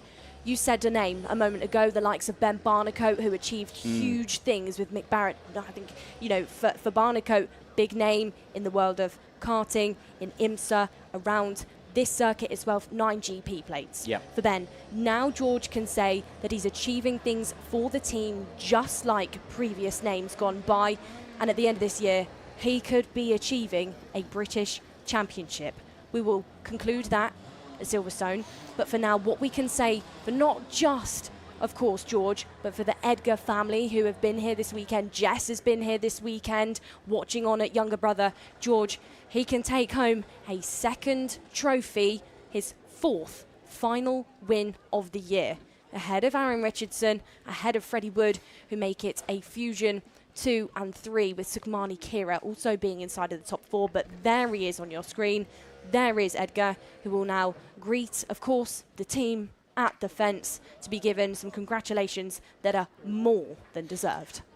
And it's not been easy. You know, you look at the result and you go 3 second gap between George Edgar and the rest of the competition, and you'll think, oh, he breezed that. But he had to go from 4th, he had to scrap it out, he had to keep himself calm, as he has done across the course of the season so far. Another win for George Edgar, 2 to add to the 8 that he had before this weekend. So we've got 2 drivers joining the double digits British Kart Championships Winners Club. That is elite company that George Edgar is in now. Aaron Richardson on the podium. It's a double podium for Fusion Motorsport here today, which may be a little bit of solace for them, with 2nd and 3rd. Sukhmani Kira 4th, Alfie Brown 5th, Max Endicott 6th, but a +5 second penalty is going to drop him down a long way down the order. Lines, House, Clark and Musk completed the top 10. This was the race start. Very good race start from those on the pole side of the grid. Richardson maybe just going a little bit understandably cautious through the first couple of corners, knowing that he needed to make the opportunity, well, try and make it stick as much as he could. He was looking pretty good at this stage of the race. Edgar was down in P5. There were 3 fusions there, but moves like that from George Edgar, letting everybody else do the hard work. He has become one of the best in junior karting, and I don't mean nationally, I mean globally, at being able to pick his spot, have consistent speed, get to the front, and then just drive away from the rest of the field. This was Aaron Richardson down the inside of Freddie Wood. The P2 means the gap will be 20 points between Edgar and Richardson at the end of this weekend. Big scrap going on across the course of that race between Endicott, Kira and Wood. They will fight for third place in the championship when we head to Northamptonshire. As well, Harley Musk broke into the top 10 in this one. Such a shame. Danny Dempsey gets hit by the DDMM commentary curse, the biggest one of the weekend. Does not get his best results in a British Kart Championship in his career. But for George Edgar, how about that? A 10th win in his time in the British Kart Championship. This is how things ended right at the end for George Quinlan and Alfie Ward. That is a common sight through that part of the circuit. So if you're just joining us, George Edgar, all he will need to do, for example, is be top of the heats on Saturday at Silverstone, and he will be a British Kart champion. Let's hear what he's got to say down in Parc Fermé with Keogh Lynch. Well, George Edgar, for not even the first time this year, you won in yesterday's final and you've done it again today. That, for you, is really the statement that you needed to make at this stage in the season? Yeah, it's been a really good year so far. We've now managed to claim 4 wins. This weekend for me has been exceptional. I've had 2 wins in the final, then I had a 65 points in yesterday's heats, and today unfortunately we've had a couple of things go wrong, but we've kept pushing and come out with the win.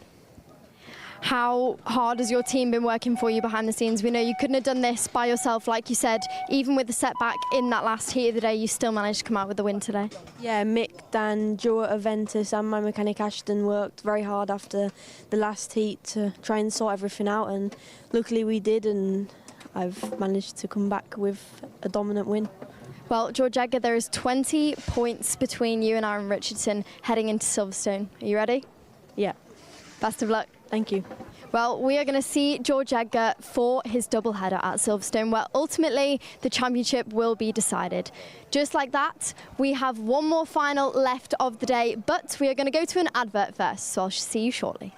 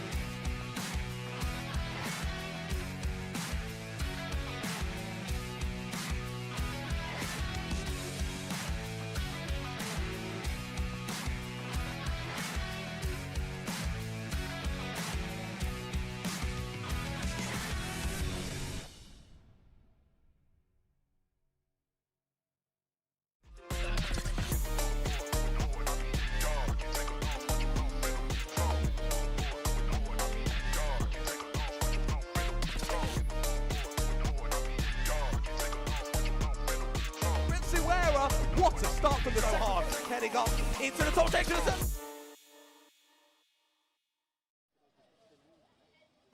Welcome back, everybody, to Paul Fletcher International, the home of British karting. We're getting ready for our last race of the whole weekend, and it could be the best race of the whole weekend.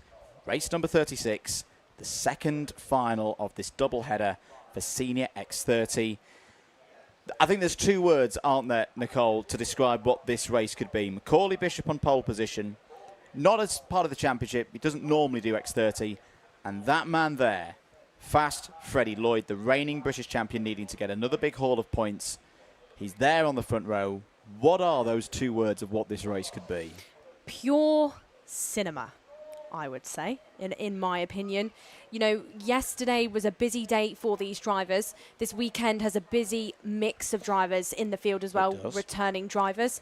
There is one on your screen. There is Cian Geraghty. There is Matthew Higgins as well. They're going to throw a spanner in the works for the field and make it difficult for drivers around them. Drivers around them like this driver here, this man here, Lewis Bird, who was your final winner from yesterday. Of course, for Lewis, that was his second best career result to date. For Lewis, we'll look to replicate that. Here on your screen then is Matthew Higgins. Higgins, of course, is a GP plate winner around this circuit. He's won finals here. He's, of course, a two-time British kart champion, but that's in the Rotax category. He's jumped over to the IAME machinery this weekend for, you know, a little bit of fun out there, and will be starting this final alongside a certain Nat Verstappen. He likes to Nat Stappen out there, looking strong. Of course, big field, big names, and Kjell Lynch for the final time this weekend is down on our grid and will be able to tell us a lot more. Thank you very much, Nicole. That is correct. I feel like I don't need to explain how much this race means with the grid we have behind me, because the commentators have done it perfectly. We've got some very familiar and fresh, though, faces here this weekend, right at the sharp end of the grid. One of them being our pole sitter, and that is Macaulay Bishop. Macaulay, I know I heard from you earlier on in the day. This privateer weekend with your dad has turned out well, hasn't it? Yeah, we're going pretty well, so we put on pole for the final, see what we can do.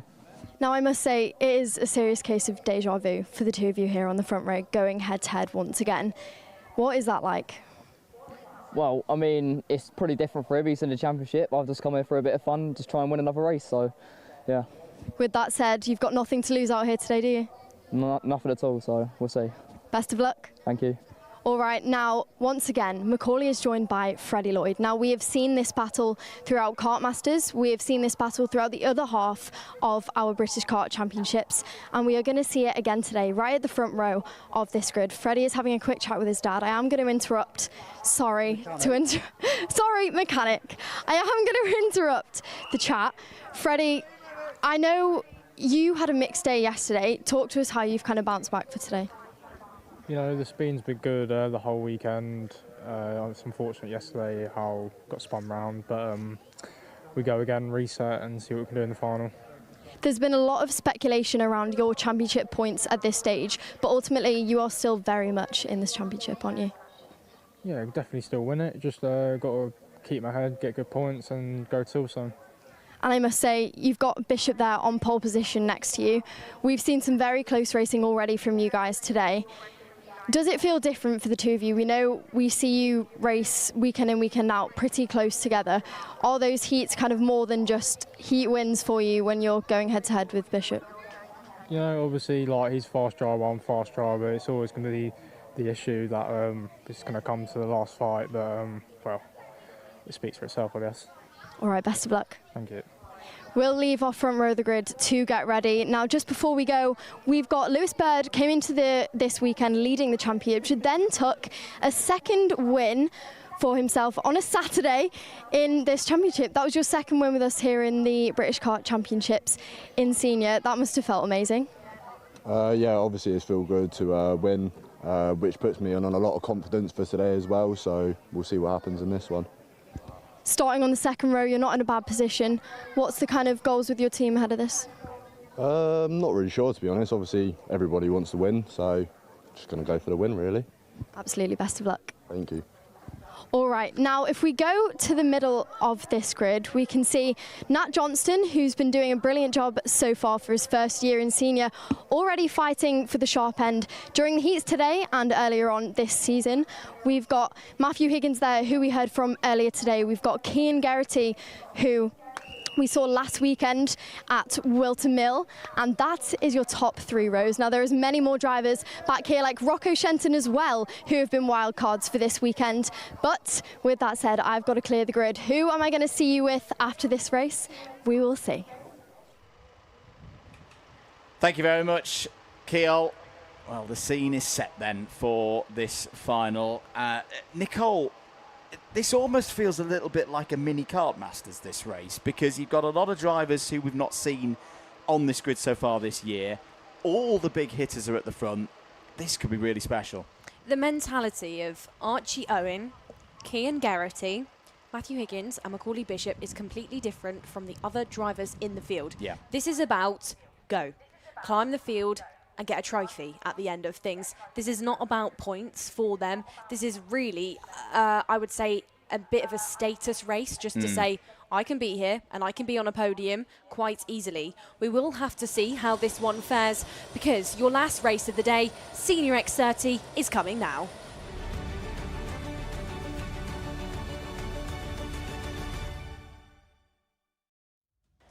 This is it then, the final in Senior X30 here today. It's a Macaulay Bishop and Freddie Lloyd front row of the grid. Cian Geraghty and Lewis Bird go from row 2. Bird is your championship leader. Matthew Higgins and Nat Johnston go from row number 3. Row number 4, it's Max Yule with Rocco Shenton, his first Senior X30 final to date. Row number 5 is Morgan Moore and Joey Brown, and from row number 6, keep an eye on Harrison Whitcomb, who's starting alongside Jose Halfon. Row 7, Aaron Brown on his first British Kart Championships meeting in PF International colours at PFI. It's on row 7 alongside Sam Lewis. Oliver Meek has been quick this week, starts on row 8 alongside Archie Owen. Scott Riley and Levi Sangera, they're on row 9. I would be putting a bit of a highlight there on Jack Nettleship, because he was at the front in yesterday's final, and he will be starting on row number 10 alongside Dylan Patel. Row number 11, it's Bailey Brooker and Callum Sims, and from row number 12, Ryan Gill sees Liam Karabelov. Row number 13, just behind, is Alexander De Benedictus and Dylan Masters, and your 14th and final row for your 28-strong Senior X30 grid is Henry Carter and Freddie Farrell. Oh, take a deep breath, everybody. We've got 12 minutes and 1 lap to see who, if either of these two, are going to win in this final. It's a repeat of the British Kart Grand Prix 2 weeks ago here at PFI. It's Senior X30 and we're racing once again here in the final. Great start for Bishop, good start for Geraghty as well. Lloyd will have to work from 3rd place to regain in this one. It looks like Lewis Bird has got past Freddie Lloyd as well. Does sound like someone's exhaust is loose in the early stages, but it's Bishop leading from Geraghty. Geraghty knows how to win a race round this place. GP plate winner in this very class in 2024. But the question is, who's running with a loose exhaust? It could be absolutely any of them at this stage. Once they work out who it is, it will likely be the end of their day. I don't want to jinx it here, Andrew, but I think it's somebody relatively high up in our order. We will get a better indication when they come past, of course, the commentary box. But at the front, we would expect nothing less from Macaulay Bishop. Here they come out of the final corner then. It's Bishop fighting strong. Then we've got the premium just behind. We're listening now for this exhaust sound. Is it one of the premiums out there? It's Rocco. Rocco Shenton? I think it's Rocco Shenton. I think there's damage to the rear of the kart. I wonder if there's been an incident in the early stages of this one. And there, Glenn Griffiths clearing away some of the debris. Macaulay Bishop looking over his shoulder. Lewis Bird, rejuvenated, reborn. Lewis Bird leads once again in the British Kart Championships, but Bishop's going to go back in on him. That doesn't work. Here comes Freddie Lloyd now, taking it wheel to his rival. This is just the first of 3 chapters to bring a close to this British Kart Championship season. Technical flag is out for Rocco Shenton. His second final in X30 Senior is over. There he goes into the pits. You can see clear damage. Half the exhaust and the cold end is gone. That is the end of his race. But Lewis Bird, what a story this is. The driver who we feared at the back end of the 2025 season might be done. Didn't have a good 2025 season. There is Rocco Shenton out of this race. You can see significant parts of the exhaust. Not there, not doing the job of keeping as much of the decibels down as possible. Here goes Bishop, has a little look at Lewis Bird. He had a very good start to his season at this place and watched him race as part of the Trent Valley Kart Club meetings right at the start of the year and just thought, oh, Lewis isn't done with this sport yet. He hadn't won a round of the British Kart Championships until 3 weeks ago. He's then got 2 in the last 3 finals, and now Nicole Sutherland, he's in the lead of 3rd. Lewis Bird has been in this championship for years now. He's been in karting for years, but this year, 2026, in my opinion here, Andrew, he's found his wings. Oh, definitely. He's found something extra, and I think it's taken a small break out there at certain points in his career to make him realise actually he can jump back into things, he can be at the front. In this race, I wouldn't say he's going to be at the front for the entirety of things because Macaulay Bishop is applying some pressure. He is pushing down on Lewis Bird, but what does pressure do? Pressure does make diamonds. Maybe that could be the case for Lewis Bird because Bishop is actually more bothered now about Freddie Lloyd than he is about the premium just ahead. So we have, of course, got the privateer effort now being sandwiched in between the two premiums. Ian Bishop will be looking on at what Macaulay can do as Joey Brown and Matthew Higgins now challenging each other. Brown down the inside of Higgins. Harrison Whitcomb, now one of the other premium efforts, now on the tail of the XL Motorsport driver, sat there in the Energy Course chassis. Aaron Brown also in this fight, so you've got Joey Brown, Aaron Brown. They're both in that second mix of karts as the top three actually look to push away, and as does Lewis Bird, who now goes fastest. I'm chuckling, Nicole, because down the pit straight there, Freddie Lloyd has just pointed to Macaulay Bishop as Bishop's gone for the race lead. Well, Lloyd gave him the instruction to get on with it, and that's exactly what Macaulay Bishop has done. Into the race lead. Bird now second. And here's a little number for you. For the first time in 2026, Freddie Lloyd is into the top 10 in the championship. We've been saying it since event 4 at Lark Hall. He missed the first meeting. He didn't score any points in those first 4 stages of the championship. That it would be the latter stages of 2026 where all of a sudden we would see last year's champion, his name appear in the top 10 and start to close in on the front runners. There's a little look by Matthew Higgins on Joey Brown. This is for 4th place. Higgins gets through. Brown's out in the marbles. Loses a number of positions in all of that at the end of a long weekend of racing. Joey Brown not happy about that at all. Matthew Higgins with a great pedigree round this circuit, as there's a change at the front of the order. Through goes Lloyd into 2nd place. So, Andrew, earlier on in the day, we were talking about rivalries. We were talking about rivalries within karting. We were speaking about Macaulay Bishop and Freddie Lloyd, and you asked me a question. Do we think this is a rivalry? Absolutely. If it were, that's a bit of a problem out there. That's Alexander De Benedictis with another name tumbling down as that, Liam Karabelov. So they are down and they are out of this one. But going back to this duo in blue, who are now going to change for your race lead because Freddie Lloyd is going to take it away after a great run out of the final corner. Do we think it's a rivalry? Absolutely do. If we didn't have a rivalries in karting, it wouldn't be karting. But I would say in 2026, the Lloyd versus Bishop fight, in not just now this weekend, the X30 senior grid, but also in the Rotax grid, it's absolutely the case, as there is some debris out there. I'm guessing that's from the sort of De Benedictis damage out there towards the 2nd hairpin. But down at hairpin number 1, there is something on the track that actually you could visibly see these drivers trying to swerve and avoid. Harrison Whitcomb now down the inside. He's just switched out for Lewis Bird, whose race now is looking to unfold here. Andrew, Aaron Brown also on the tail end of the premium, but you've got the 2 premiums glued together.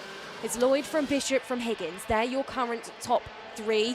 Then we've got Whitcomb, then we've got Bird, as Higgins has actually got some clean air ahead of him now, which could massively benefit, especially in conditions like these. Matthew Higgins is a threat in this race. Harrison Whitcomb's back now. Harrison Whitcomb has not had a good weekend, but is this a final where he ends it on a positive note? He's just taken 4th place away from his teammate Lewis Bird there. Lewis Bird goes back in, reclaims that spot. These are key moves in terms of the championship. These are the 2 drivers with the best hopes of holding off the charge of Freddie Lloyd in the standings. There is Lloyd ahead of Bishop, ahead of Higgins, and then the battle between the teammates, Bird and Whitcomb. And don't count out Aaron Brown as well. Aaron Brown's well up the scores, as there's a go from Max Hewell and Joey Brown. But just to come back to Matthew Higgins, he has a great record around this circuit. GP plate winner here in the senior categories. He sealed the Senior Rotax British Kart Championship at this very circuit last year. But I want to go back to 2024 after this battle between Aaron Brown and Harrison Whitcomb, Aaron Brown through. And you mentioned Jack Nettleship earlier on, Nicole. You were absolutely spot on. The rocket ship is soaring and is already up into the top 6. October 2024, Higgins, 3rd in the FIA Karting World Championships. What was he on board? He was on board an Energy Corsa. This is one of the biggest races he's had here at PF since that 2024 FIA World Championship, and he is right there. Here is another battle between Lloyd and Bishop, with Higgins just waiting in the wings right now. 3.5 minutes to go in this final in Senior X30. The cream is rising to the top of Senior X30 once again, over the line to complete lap number 9. Lloyd from Bishop by 1.5 tenths. Higgins back by 4 tenths further. Here goes Bishop down the inside. Has he got the move done? Here goes Higgins. Higgins looking left and right as well. But Macaulay Bishop leads this race once again. Macaulay Bishop and Matthew Higgins have absolutely nothing to lose within this race. They are not bothered about points. It's only Freddie Lloyd who is thinking about championship standings. Is that going to affect the way this trio now fight and how Lewis Bird now looks on at this battle? Because Bird might have fallen short a moment ago, but he's found his wings once more and he could be still in contention for a final win. He could do what George Edgar did a moment ago and take 2 out of 2 wins this weekend in a final at PFI, but we've still got 2 minutes and 30 seconds left to determine. Another lap complete under the control of Macaulay Bishop, who you can tell by the body language has looked at Dad Ian to look at what the gap is between him and Freddie Lloyd. Well, unfortunately, Macaulay, it is almost non-existent, and it's almost non-existent between you and the other drivers who round out the top 5. Bird is there. Aaron Brown, the PFI driver, is also there. So the Paul Fletcher International backed driver of Aaron Brown, who has taken the honours since that was Gus Lawrence's livery for a number of years, is now very much in there. Val very much could be looking at a podium. Also is looking to go down the inside now of Lewis Bird and does just that. So Brown are now into P4 and probably hoping and praying that these 3 do just this. Freddie Lloyd is going to get caught out, and he's going to get caught out with the gap reduction between him and Matthew Higgins, who tails absolutely to the back of him. Freddie Lloyd had to pull out of that one for his championship hopes. If he'd ridden over the back of Macaulay Bishop, he would have used not a drop score, a counting score. They only get 5 across the course of the season. Lloyd used 4 of them by not being at the first meeting. He used his 5th yesterday when he retired from Saturday's final. He's got to keep it all together. Aaron Brown up to P3. The PF Kart on home soil. If there's one team who knows how to get things set up, Lloyd's thrown one in from the left county. What a move there from Freddie Lloyd to surprise Macaulay Bishop. Take the lead of this race. Here comes Aaron Brown up into P2. Bishop's out a little bit squirrely. He's out on the dirt. Here comes Bird now up the inside with Higgins. Bishop's got dirty tyres all of a sudden. He's down to P5. He has a little nibble at his former teammate, Matthew Higgins. 30 seconds to go. What a brave move that was from Freddie Lloyd. 2 laps to go. Is that the move, Nicole, that's going to give him the win here today? Freddie Lloyd yesterday in that final on Saturday didn't even get to attempt things. His race was stopped at the first corner. He was done, he was dusted, he was out. However, today it's a redemption drive. He is screaming absolute confidence, and he is screaming that he's got a fire in his belly. This is a race to entertain us. Down the inside, we're going to see Macaulay Bishop throw one in from an absolute mile away on Harrison Whitcomb, who now kicks up a big cloud of dust into the faces of the drivers behind, like Jack Nettleship, who is still on a charge, like Scott Riley, who's now up by 10 positions. But here comes Aaron Brown. Aaron Brown, 11 places gained to be in P2 currently, and I would say here, Andrew, he's not done just yet, and he's not a million miles away yet. But Freddie Lloyd has got 4 tenths of a second, runs wide, is on the limit of that final corner. 1 more lap left to go, but 1 more lap with that black and orange cloud on his shoulder. If he looked in his mirrors, he would see a face full of PFI letters, because Aaron Brown is not done just yet. And watch them in towards towards the first hairpin. What does Freddie Lloyd do? He looks over his shoulder. He goes defensive. Brown's going to stay on the outside. They're going to go momentarily side by side, but Brown's going to have the run on the exit of the first hairpin. It's going to be a drag race in towards the second. Lloyd's going to hold on to things. Brown's going to try his level best. Matthew Higgins back into the fight. Higgins now looking at P3. Bird sat there P4. Big lick of the curb from Freddie Lloyd, who then instantly dashes across the nose of Aaron Brown as Higgins is going to attempt a move round the outside to try and get the job done for P2, but it's not enough. Freddie Lloyd is going to hold on. It's not like the GP wins 2 weeks ago at this place. Freddie Lloyd wins again in the British Kart Championships. Aaron Brown's on the podium. Lewis Bird's on the podium. Freddie Lloyd, he wins in whatever way he wants to win. That is another brilliant result in the story of Freddie Lloyd 2026, but my, oh my, he had to work hard for that one.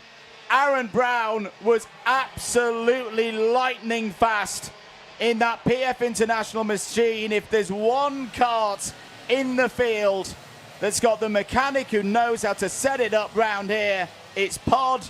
It's that number 6 that Gus Lawrence piloted to many wins around this place, and they nearly got another one. But Freddie Lloyd in 2026, he's just that little bit special, isn't he? He adds another win in the British Kart Championships to the history that he made here 2 weekends ago, becoming only the 3rd driver in Kartmasters history to do the double. Could it still be the double-double of GP and British Kart Championships in the senior categories? We will know by the 17th to the 19th of September, and the first of the 2 season finales at Silverstone as to whether that potential huge seismic piece of British karting history is still on. Freddie Lloyd is now into the top 10 in this championship. He still scores down. He will not actually draw level with his competitors, your Lewis Birds, your Aaron Browns, your Harrison Whitacombe's, until we get onto the Sunday of the finale, the last double header for X30. There's a good bit of respect between 2 top drivers, Matty Higgins and Freddie Lloyd. But, well, the fairy tale continues. Lloyd takes another win. It's win number 13 in his time in the British Kart Championships. He's going to need to keep doing this, Nicole, but if he does, the retention of that number 1 plate is still very much on. Well, if you were going to give a challenge to a driver to get to the front in a year and stay at the front through the year, you give it to a driver like Freddie Lloyd. Reliable, fast, and can absolutely race. Doesn't matter what kart you put him in, he will get his way through the crowd. He will get to that number 1 spot that we have seen him today finish in. He's finished that one off ahead of Aaron Brown, who we have got to highlight for the PFI team, for Paul Fletcher himself, for Pod. 11 places gained to finish in P2 ahead of Lewis Bird, who makes it a 2nd podium here this weekend. It was a win yesterday and it's a 3rd here today for Lewis. Higgins finishes in P4 on his return to IAME Racing, and Bishop, on his return, the privateer effort, finishes in a strong P5. We then have Scott Riley, Jack Nettleship, Cian Geraghty, Harrison Whitacombe and Max Yule as the last inside of your top 10. Efforts from Joey Brown, Henry Carter, Nat Johnston, Levi Sangera and Sam Lewis take you to your top 15, and this are the best moments of those drivers and how they managed to pull it off. It was a busy start, but it was a Macaulay Bishop start for the first couple of laps until Lewis Bird got into control of things at hairpin number 1. Further afield in the background, we saw Cian Geraghty being muscled around slightly, and he was dealing with drivers like Jack Nettleship. That hot spot of hairpin number 1, of course, was the spot that we saw the switch between Bishop and Bird once more, as Joey Brown and Matthew Higgins said a little hello to each other on top of the bridge. Lloyd in towards that first corner used the run out of the final corner to set things up, as that was a bit of Whitacombe Airlines for a moment as he clipped the curb to try and make some passes on Matthew Higgins. This was the stage, however, where the mentality of these drivers switched and where we saw this battle light up. 7 days ago, Macaulay Bishop had Freddie Lloyd's number at Wilton Mill in the Rotax categories. I think Freddie Lloyd's just put a big old reverse charge back to Macaulay Bishop's phone bill with that one. But these last few laps as well, Aaron Brown was on absolute fire. This was brilliant defensive work from Freddie Lloyd, which has also made a huge part of his repertoire as a kart racer. And again, it's the emotion. You can see over the line whenever Fred wins this year, that calm and cool persona, that he has that swagger, which I'm sure we'll see in a few moments' time down in Parc Fermé.